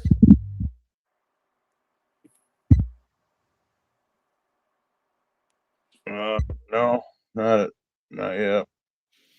Okay. Okay. So she dead on it. She's telling us to rebuild. Rebuild. Okay. Like we reverse engineer, rebuild. Don't be afraid to do that. Get in your bag. If you elite as a breeder, get in your bag. It might take you some time though. It's all right. So shout out to step 1, the hard reset. Okay. If you're an engineer, you should be able to rebuild and make it better and be okay with the process. Take your time. It's okay. Take your time. It's a Step 2. time game. Yeah, you in it. I mean, you got to be in it for the long haul, man. And nothing's guaranteed. We know this. It's not guaranteed, so you have to take your time. But if you do it right and you draw your schematics up and you get your DNA and you start testing dogs and matching them the right way, and then you might hit the jackpot. But be willing to rebuild, like she says. Be willing to hit the hard reset. Don't be stacking weakness and shit because you're trying to save some shit. Rebuild. Okay. Step 2, identify the remaining live wires. A diluted line is not dead. It's unfocused. Your job is to find what still fires naturally without help. What you're looking for: puppies that self-activate, dogs that show pressure, seeking behavior, early signs of nerve stability plus recovery. These are not the prettiest pups. They're the ones that engage before being encouraged, don't escalate emotionally, stay task focused under friction. One real working trait is worth 10 famous names. This is your genetic seed stock, even if it's ugly on paper. Do you guys get step number 2? Yeah, I like that one. I like that one too. Anything y'all want to add to that, or Yes, sir. That was a good one. So that's like basically like the C grade pups, the ones you don't really care about, but they still got like a trait that's strong enough to like make you still, oh yeah, I see my dog still there. There's a glimmer of him in there. But you don't see it in the other puppies that they might look good and all that shit, but that's all they about, looking good. The looks, exactly. Yeah. And they see, and you see things that even though that dog doesn't attract you visually, but you see all the performance traits in it that you can work with. That's why they call it seed stock. And it's even if it's ugly on paper, right? And that's why we tell you all in this class that we don't breed dogs off of paper. The only way the papers make sense to you guys is if you have stats on every one of those dogs. Now watch this. We learned in our horse, the master class that we did on the horse thoroughbred breeding relating to competition dog breeding, that they tried that with thoroughbred horses and it still didn't work. Having all the stats and breeding off of stats. They tried that shit with thoroughbred horses and it wasn't guaranteed. We learned that from them. So even if you did have all the stats, that's not guaranteed because it's always a genetic lottery, period. But if you got seed stock that are pre-potent, And we know how hard it is to get a prepotent dog. Okay, that's serious. Okay, if you have prepotent dogs, plural, that you know you are guaranteed to get at least half of what that dog is, then take that to the bank. Beggars can't be choosers when we play in a genetic lottery. You know what I mean? Like if we take half the hit, you know what I'm saying? We're gonna take half, then rather to take nothing. So that is fire what she talked about. Okay, salute to her on that. Okay, pay attention in class, y'all. Step 3, rebuild brains first, non-negotiable. Brains rebuild before frames or motors, always. Why? Because mental stability controls expression of everything else. Selection rules for brains: calm under novelty, fast recovery after stress, no avoidance behaviors, no handler dependence for engagement. Eliminate nervy dogs, handler manufactured intensity, dogs that need hype to work. You can rebuild power. You cannot rebuild nerve once it's gone. You guys get step 3? Why she said rebuild the brain first? Yeah, I like this one too. Me too. Okay. This is, like I said, Because you could always, like you can, but you need the brain yes.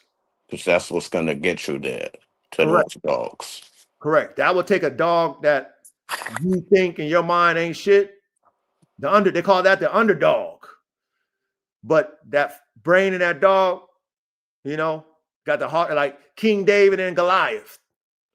You know what I mean? The brain, the smarts. So if you know and you have that in your formulas of breeding and you know what you're looking for when it comes to a smart dog and what you want it to possess in its mind, okay? Like I said, we don't control the spirit, but we can put the right genetic pieces in there so when that soul get into that dog and that brain, which is of physical matter, gets ignited, then, the spirit can, ignite with that brain you put in that dog. Okay? Because those are genetics. So pay attention in class. Let's go to number 4. Step 4. Lock in functional frames, not size. Once brains are stable, you fix the mechanical platform. Frame priorities: efficient movement, tight joints, correct angles, at least elasticity over bulk. This is where many breeders screw up. They chase mass to bring the line back. Mass without efficiency equals faster breakdown. Selection tests: does the dog look better after work, not just before? That's a real frame. What do y'all think about number 4? Yep, absolutely. Yeah, that's 100% right there. Especially when your dog's gonna bulk up a little during conditioning, and the dog's gonna bulk up when it's competing. Because of the adrenaline and shit. So if you start with a dog that's bulky, now your dog's way too heavy. True story. True story. Okay. We know that we're supposed to be engineering dogs that can work. Okay. And great dogmen who are great dogman engineers understand this. And we think about all these things when we put dogs together. It's not guaranteed, but you should be thinking about this. That's why we have this masterclass. I want you guys to think like dogmen and dogwomen engineers. Only. That's the only way dogs get better. Okay. Let's go to number 5. Step 5. Okay, what does that say? What does that say? Reintroduce. I'm sorry. Reintroduce a clean motor. Surgical outcross. Oh, that sounds interesting already with the surgical outcross. Now, and only now, you outcross with intent. This is not adding drive. This is restoring output capacity. The outcross must match nerve profile, match work style, match recovery pattern, complete the frame mechanics. Okay, never outcross 4, popularity, color, size, flash. You are borrowing a motor, not rewriting the car. Okay, so that's what she's saying when you're doing that outcross for popularity, color, size, and flash. You're only borrowing a motor. You're not rewriting the car, right? So what do y'all think about that? The motor, the surgical outcross. No, she hit that on the nail. Yeah, that's Outcrossing with intent. Okay. So she's telling you to complement what your dog has. Yeah, you gotta match them. Yes. So compliment them now. Understand, they're not going to be twins because every dog has more over the other if you balancing them correct. It should be this dog got some pluses and minuses, that dog got pluses and minuses. I'm bringing them together in an outcross intentionally to fix that. Not only fix things, but I want to enhance it. It's going to be a complete rebuild when the genetics reignite. So that's like, say you get a dog that got Easty Westy and no tail, and you bring it to a dog with a full tail and no Easty Westy. There's chances you're gonna get the full tail and the Easty Westy fixed. Correct. There's a chance. Now, that only depends on how prepotent that correct dog is. Right. That will overpower the flaws, right? That's why matching these type of dogs are important. Now, because we're breeding performance dogs, right? If that dog with a tail and that dog with no tail, or that dog that's Easty Westy a little bit, and that dog that's straight feet outperform that dog at Easty Westy, then sometimes this is where you got to figure out: do I want to win? Like, do I care that it's ugly? If it's a top performer, like you got to think about all these things It's a lot of variables. Right, you sacrifice one over the other. What do you want to sacrifice when you're dealing with high performance dogs? Is it a dog show where we're prancing around a ring, or we competing? So if that dog that don't look the way I want is a high level competitor over the dog that look the way I want, yes, I'm going to try to fix it. Why not? But at the same time, I'm still going to pick the dog that's going to outperform me, even if I don't get the one that looks the way I want it to correct. You know what I'm saying? Like, I got to go with the top tier performer because I'm dealing with competition animals, not show dogs. Not show dogs. So make sure you have a plan of action in your lab notes and make sure performance is always first. And prove it. Let them prove it to you.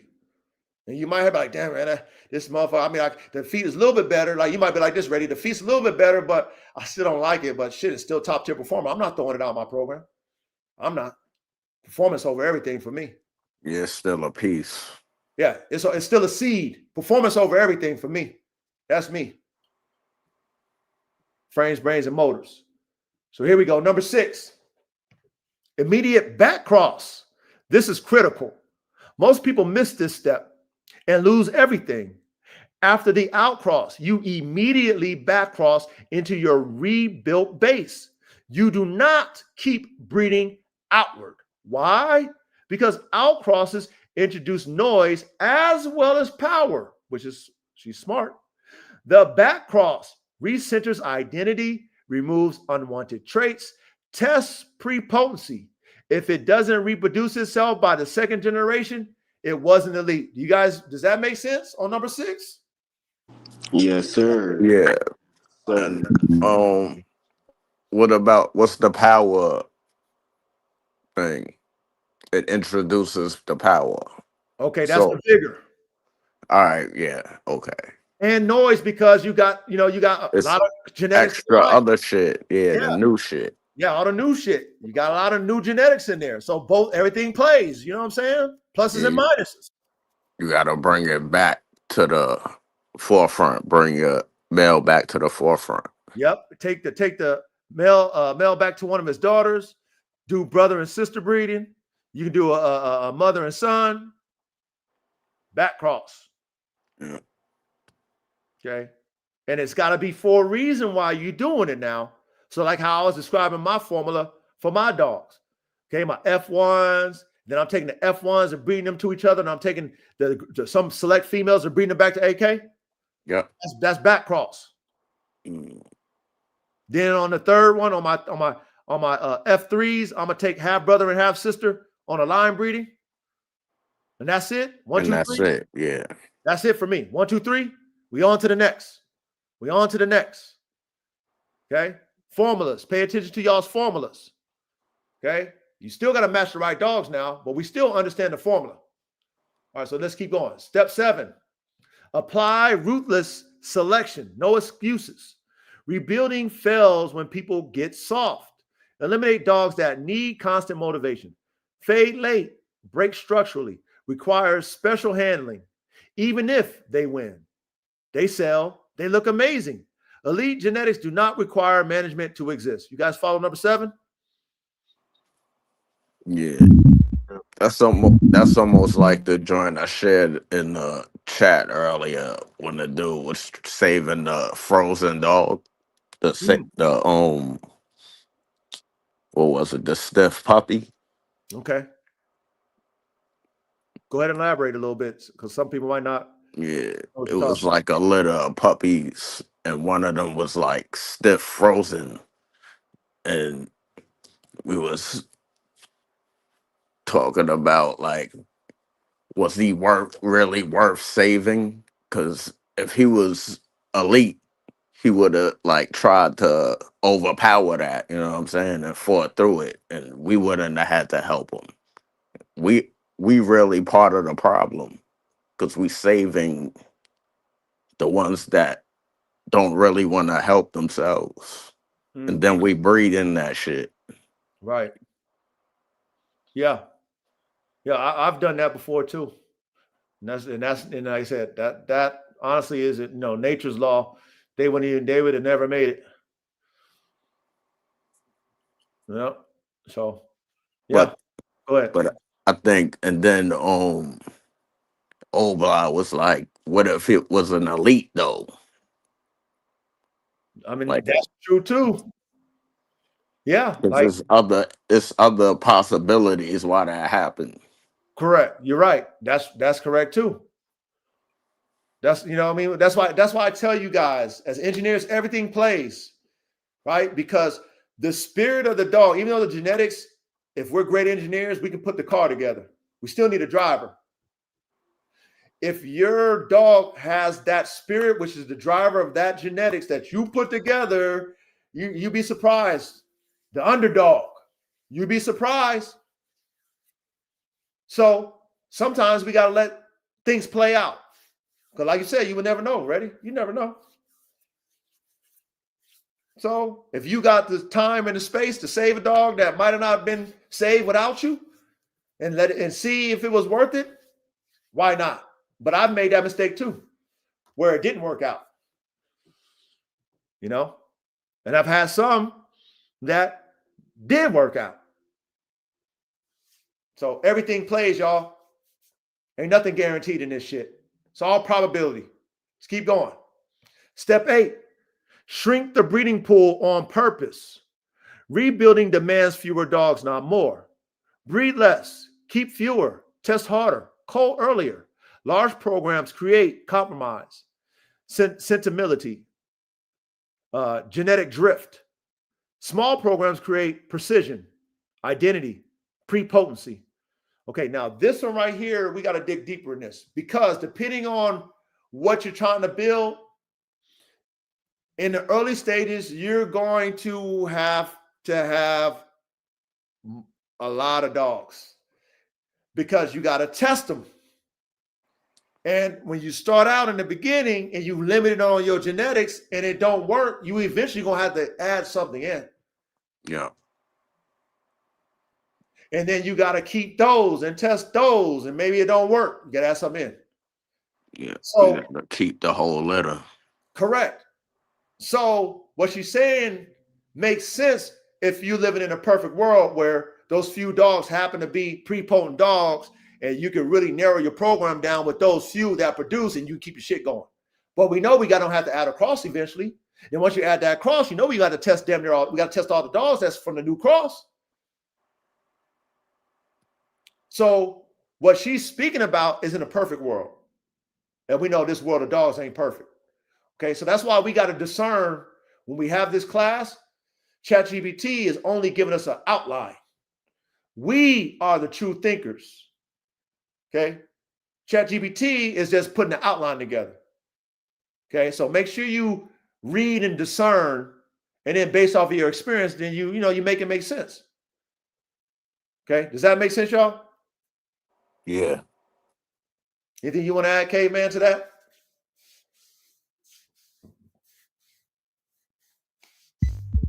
That's pretty good breakdown.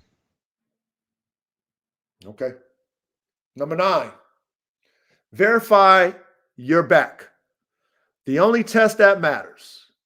Okay. You'll know elite performance is returning when puppies show traits early, litters look similar, training reveals ability, not creates it, multiple handlers succeed with the same dogs, dogs stay consistent under pressure. That's when a line is no longer diluted. Now, I want to add to this. When she say litters look similar, y'all, she's talking about looks similar in performance. So we only talking about performance dogs. We're not talking about show dogs that all look the same. So please understand what she's talking about over here, because we only talking about high performance animals. We're not talking about show dogs. Do you guys get what I'm saying? Yeah, I got that. Yes, sir. Okay. Because she already told us that the ugly dog could be the fucking seed that we needed to keep, and don't be judging books by its cover. She already told us that. So when she talk about litters look similar, she's not talking about they all look the same. She's talking about in performance, they look similar, because that's what we are breeding for. Performance only. Frames, brains, motors. You guys got that? Anything you want to add? Nah. No. Okay. Watered down line versus rebuilt line. Clear difference. Diluted. Random outcomes. One good dog per litter, maybe. Heavy management. Handler dependent success. Rebuilt dogs. Repeatable traits. Early expression. Natural intensity. Repeatable results. The brutal truth. Rebuilding an elite line takes fewer dogs, fewer excuses, more discipline than creating one from scratch. Most people can't do it, not because they lack dogs, but because they lack breeding standards equal to elite genetics. Does that make sense on the brutal truth? Let me finish. If you want, okay, never mind. Does that make sense on Yeah. the brutal truth? Yeah. Okay. Excuses. Okay. Can't have excuses, right? No. Okay. So anything you guys want to add to what we just broke down in the class? Hopefully you guys are in the class. Brains and motors. You guys see what we built? You sound like you got some wind in your end. That's Caveman. He got one. Oh. Okay. So you guys get it? The class? You guys understand how a watered down competition dog bloodlines are rebuilt or permanently lost? You guys get that? Yep. Okay, because this is something that people talk about, but maybe you don't understand what that looks like. And then maybe you don't understand how to re-engineer it. And if you are a performance dog breeder, you have to understand it all. And you need to understand that your art is in the breakdown of the dog, being honest, brutally honest with yourself, and then building it up and complementing parts. What one lacks, the other one has. Vice versa. Then you cross your fingers and pray to God when you breed them, and you let God do his work. And you pray to God that you hit the genetic lottery. Okay? There you go, Chris. You get what you select for. Salute. Salute. Okay? However, at the same time, Chris, it's still not guaranteed. It's still not guaranteed. So keep it simple like what you saying, Chris. Select for that shit. Pray that your matching of those dogs bring it out. But the art for us as engineers is putting in that work, writing out your fucking schematics, write it out on paper.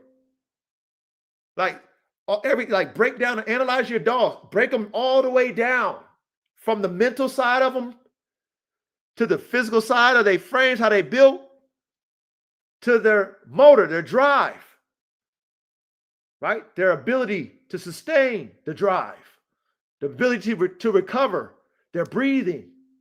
Okay, break every one of your dogs down performance-wise. And then take their pluses and minuses and put it on paper. I got dog A, the frame of dog A, everything plus and minuses that you see. Write it down.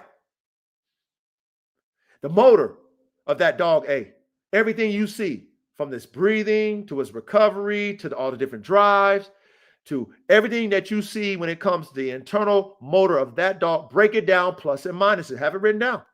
Then it's mental. Break it down plus and minus everything you see. Awareness, self-awareness, recovery, mental, all that shit you should be.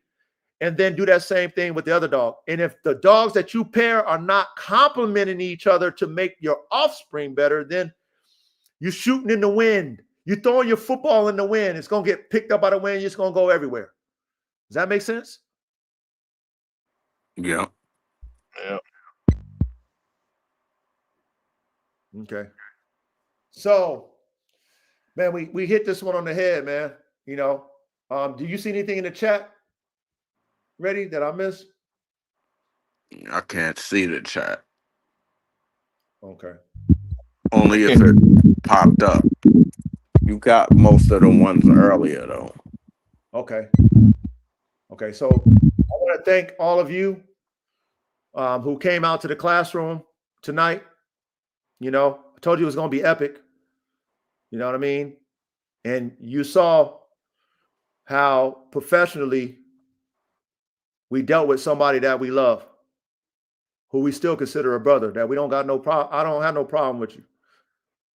I just decided to tell my brother that I'd rather separate myself from that because I'm not about that. That's all I did to my brother. I didn't call him out of his name. I didn't disrespect him. I didn't disrespect his mother. I didn't disrespect his father. I don't know his mother and father. Okay? I only know what he said about him. And so I got the intel from you, Brother Duro. So I don't hate you. I've never said anything of the sort. Okay? I labeled you as a commentator because now you speaking on me subliminally, and you've been doing it. It wasn't me. You heard from Abla that you was doing it. He saw that you was doing it. I'm not the only one that saw you doing it. You were doing it to him. So I had to bring this out, you guys. And I'm glad that you guys were here because now you get to see the truth. No sugarcoating, no painting narratives. And this is something that was in-house, that wasn't on the internet. Because it shouldn't have been on the internet. It shouldn't have been. But at the same time, Brother Duro, you was trying to cause division from the start, bro. And I don't agree with that. I didn't come in this stuff for us to be divided. We're brothers. So RKBB said, the K-Man, all of us, Verde, all y'all, we brothers, man. And we men. So we trying to build camaraderie. I'm not trying to feel some type of way negative about nobody on the team. Why? I can solve my problem. I got a problem with somebody. I can solve it. And I tried to instill that in you. That, bro, you ain't got to act that way. Bro, if you want to be a leader, man, you know, chill out, be patient, deal with your people, man. You know what I mean? You ain't got to react like that. That's all I did. That's all I was for you. Is an example. And then this is how you repay me for my example? Huh? You know, you do what you did. This is how you repay your brothers. You cause division amongst the family. Is that what brothers do? So, Brother Duro, I still love you, man. Okay? I still love you. And I hope that you can accept this like a man. And if you got something to say, keep it off the internet. Call me. You want to say something to Reddy? Call him. You got his number. K-Man, you got his number. Whoever. Abla, you got his number. What? What do you say, K-Man? Don't bother. Okay, no problem. Sorry. Abla, whoever. RKBB. These are all the people that you affected in a negative way. So as a man, I showed you how to deal with that, brother. As a man, I showed you how to deal with that. Okay? Come and apologize to your brother. We ain't got no hate. We don't hate you. Apologize. Be a man. Say I'm wrong. Like I did with RG, whatever he was. Like I showed you. Why don't you do that? Why don't you follow my example? Because if you do anything else other than that sort, and you come back with your Whitney, then you prove it all. We already proved it, but you just, like you ain't mature. Because this never had to be exposed. But as a leader of men, and knowing all my brothers on this that told you about how you affected them, knowing that we all can concur with it's the same story with you, brother. I didn't even know RKBB had that experience with you, but you heard it out of his mouth. He didn't know he was going to come up here and we're going to have this conversation. Okay? So we're done with that spirit, brother. There's no division over here. There's people that fuck with me that still fuck with you. It's fine. I'm not telling them don't fuck with you. Go. Y'all still fuck with Duro. I don't care. I'm grown. But what I'm saying to you now, Brother Duro, stop. It's done, man. Be a man. Be a man. You want something? You got something to say to me? Call me. We can work it out. You don't want to say nothing? Just leave it alone, man. You got what you wanted. You wanted the audience. You wanted everybody to know it. I don't see how you can refute what all these different men who have their own experience. I didn't persuade Reddy. I didn't persuade Caveman, RKBB, Abla, and everybody else that you affected in a negative way. You were the common denominator, my brother. You was. And all I did as a man is said, brother, I got to separate myself from you. I wish you the best. I wish you the best. I want to see you win. And I left it at that. I left it at that. So now, as we close out, there's nothing else you can say negative about me subliminally ever again. Because everybody's seen tonight how I dealt with you. Like a man, man to man. No disrespect. Always respectful. And everybody can see how you was in love with each and every one of my dogs. So don't try to clean up on aisle 9, Duro. You can't do it. The truth is out. The real truth. And this was supposed to be family business. Don't spread your family business. Don't be messy, bro. Learn from this. Because we're done with it. We still love you. I don't hate you. I never hated you. Why? You got a good heart. But you got some maturing to do, brother. And just accept it. And don't cause division. If you want to be a good leader, because it seems like you want to be, and I think you have the potential, don't cause division. Real men in the field don't like that shit, bro. Don't be petty. Real men in the field don't like petty niggas. Don't be, I mean, come on, man. You want to be my friend? You want to be my brother? And I see something that I don't like, I'm going to take you to school, brother.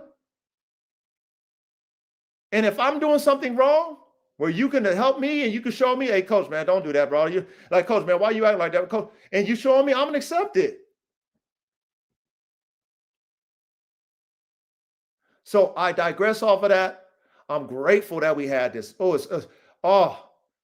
Because every time I watched your show and I just heard you just being funny and think, like you're thinking people ain't smart, man. Like, I don't know, but maybe you did it on purpose or maybe you wasn't aware. Every single time I heard it, I was like, man, why? Reddy heard it. Abla heard it. We all heard it. I'm like, why is he still doing it? Why can't he just keep it to the family? Why? Because I dealt with you like a man. I didn't, I don't have no hate towards you. I just said, I'm done. I don't want that type of spirit around me, man. I don't want divisional. I'm not that type of man. I came at you and talked to you like a man on the phone told you we good. I told you the reason why I kept that up, because you're supposed to be a leader that you proclaim and you need to own up for what you chose to do, like I did. Why couldn't you do that? Okay, you can't. But please, Doron, I'm ending it with this, I promise. Do not downplay me, brother. You can't do it, bro. Don't downplay me, man. It shows a very weak side of you.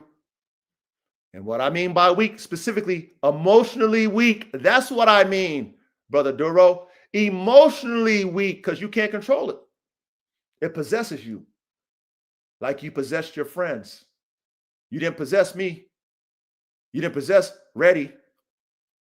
You didn't possess Caveman.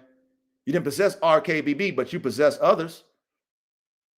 You even made other people who used to have love for us distance themselves from us. What did we do to them?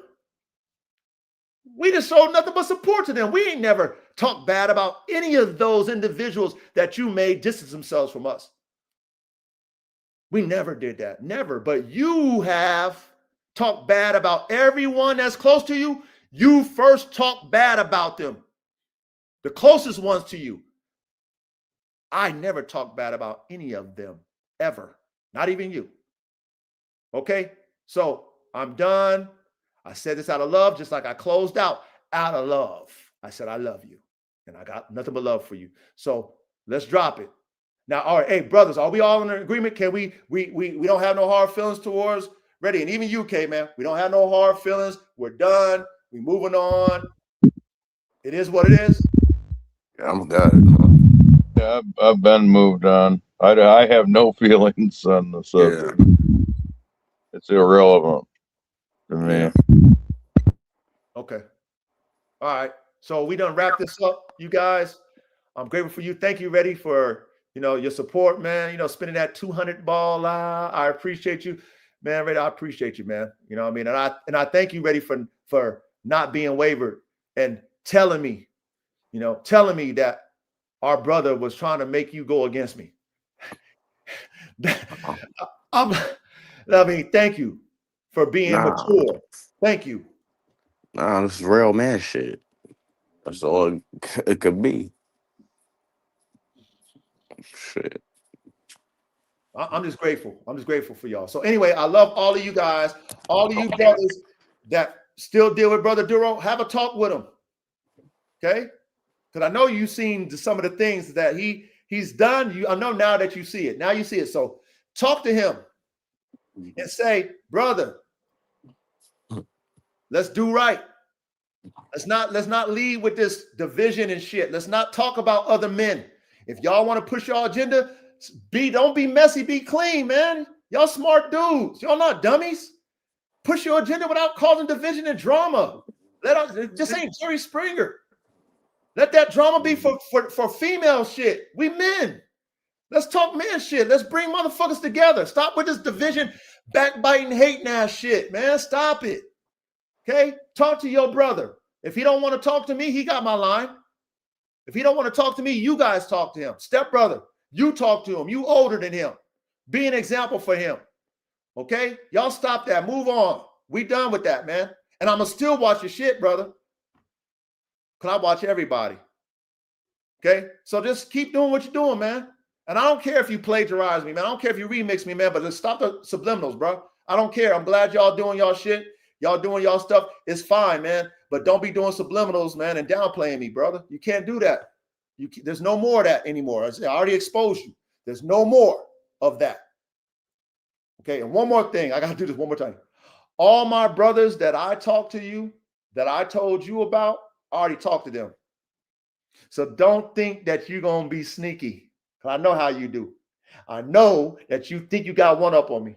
Like how you try to convince Abla Bang Bang that I was trying to make him sound like he broke. Because I told you that I've taken care of Abla Bang Bang and I got a tab with him that I allowed him to have. And I already told you that no, me and Abla Bang Bang is cool. That's my young boy. It's all good. Anybody I give a tab to is good because you tried to. You tried it and I checked you on it, brother. So just know all my brothers, every one, okay, I already dealt with them like man. So Abla Bang Bang, no, I never put no pressure on him. Abla Bang Bang, no, he told you that I never said that he was broke. So please, you ain't got no cars, my brother. Just like I dealt with you like a man, I deal with every one of my brothers like a man. So do not think you got one up, man. I'm transparent with all my brothers, just like I was transparent with you. So just leave it alone. But we out of here, man. Badeep, man. I love y'all. Salute to the chat. We done did this. I love y'all. Duro, I still love you, man. Call me. We out. Much love. Salute to the chat. Salute to the coach. Salute to Verde. Salute to Caveman. Salute RKBB. Word. Salute. Real shit. Real family shit. We done. Till next week. Love y'all. We out. Till next week. We out. We out.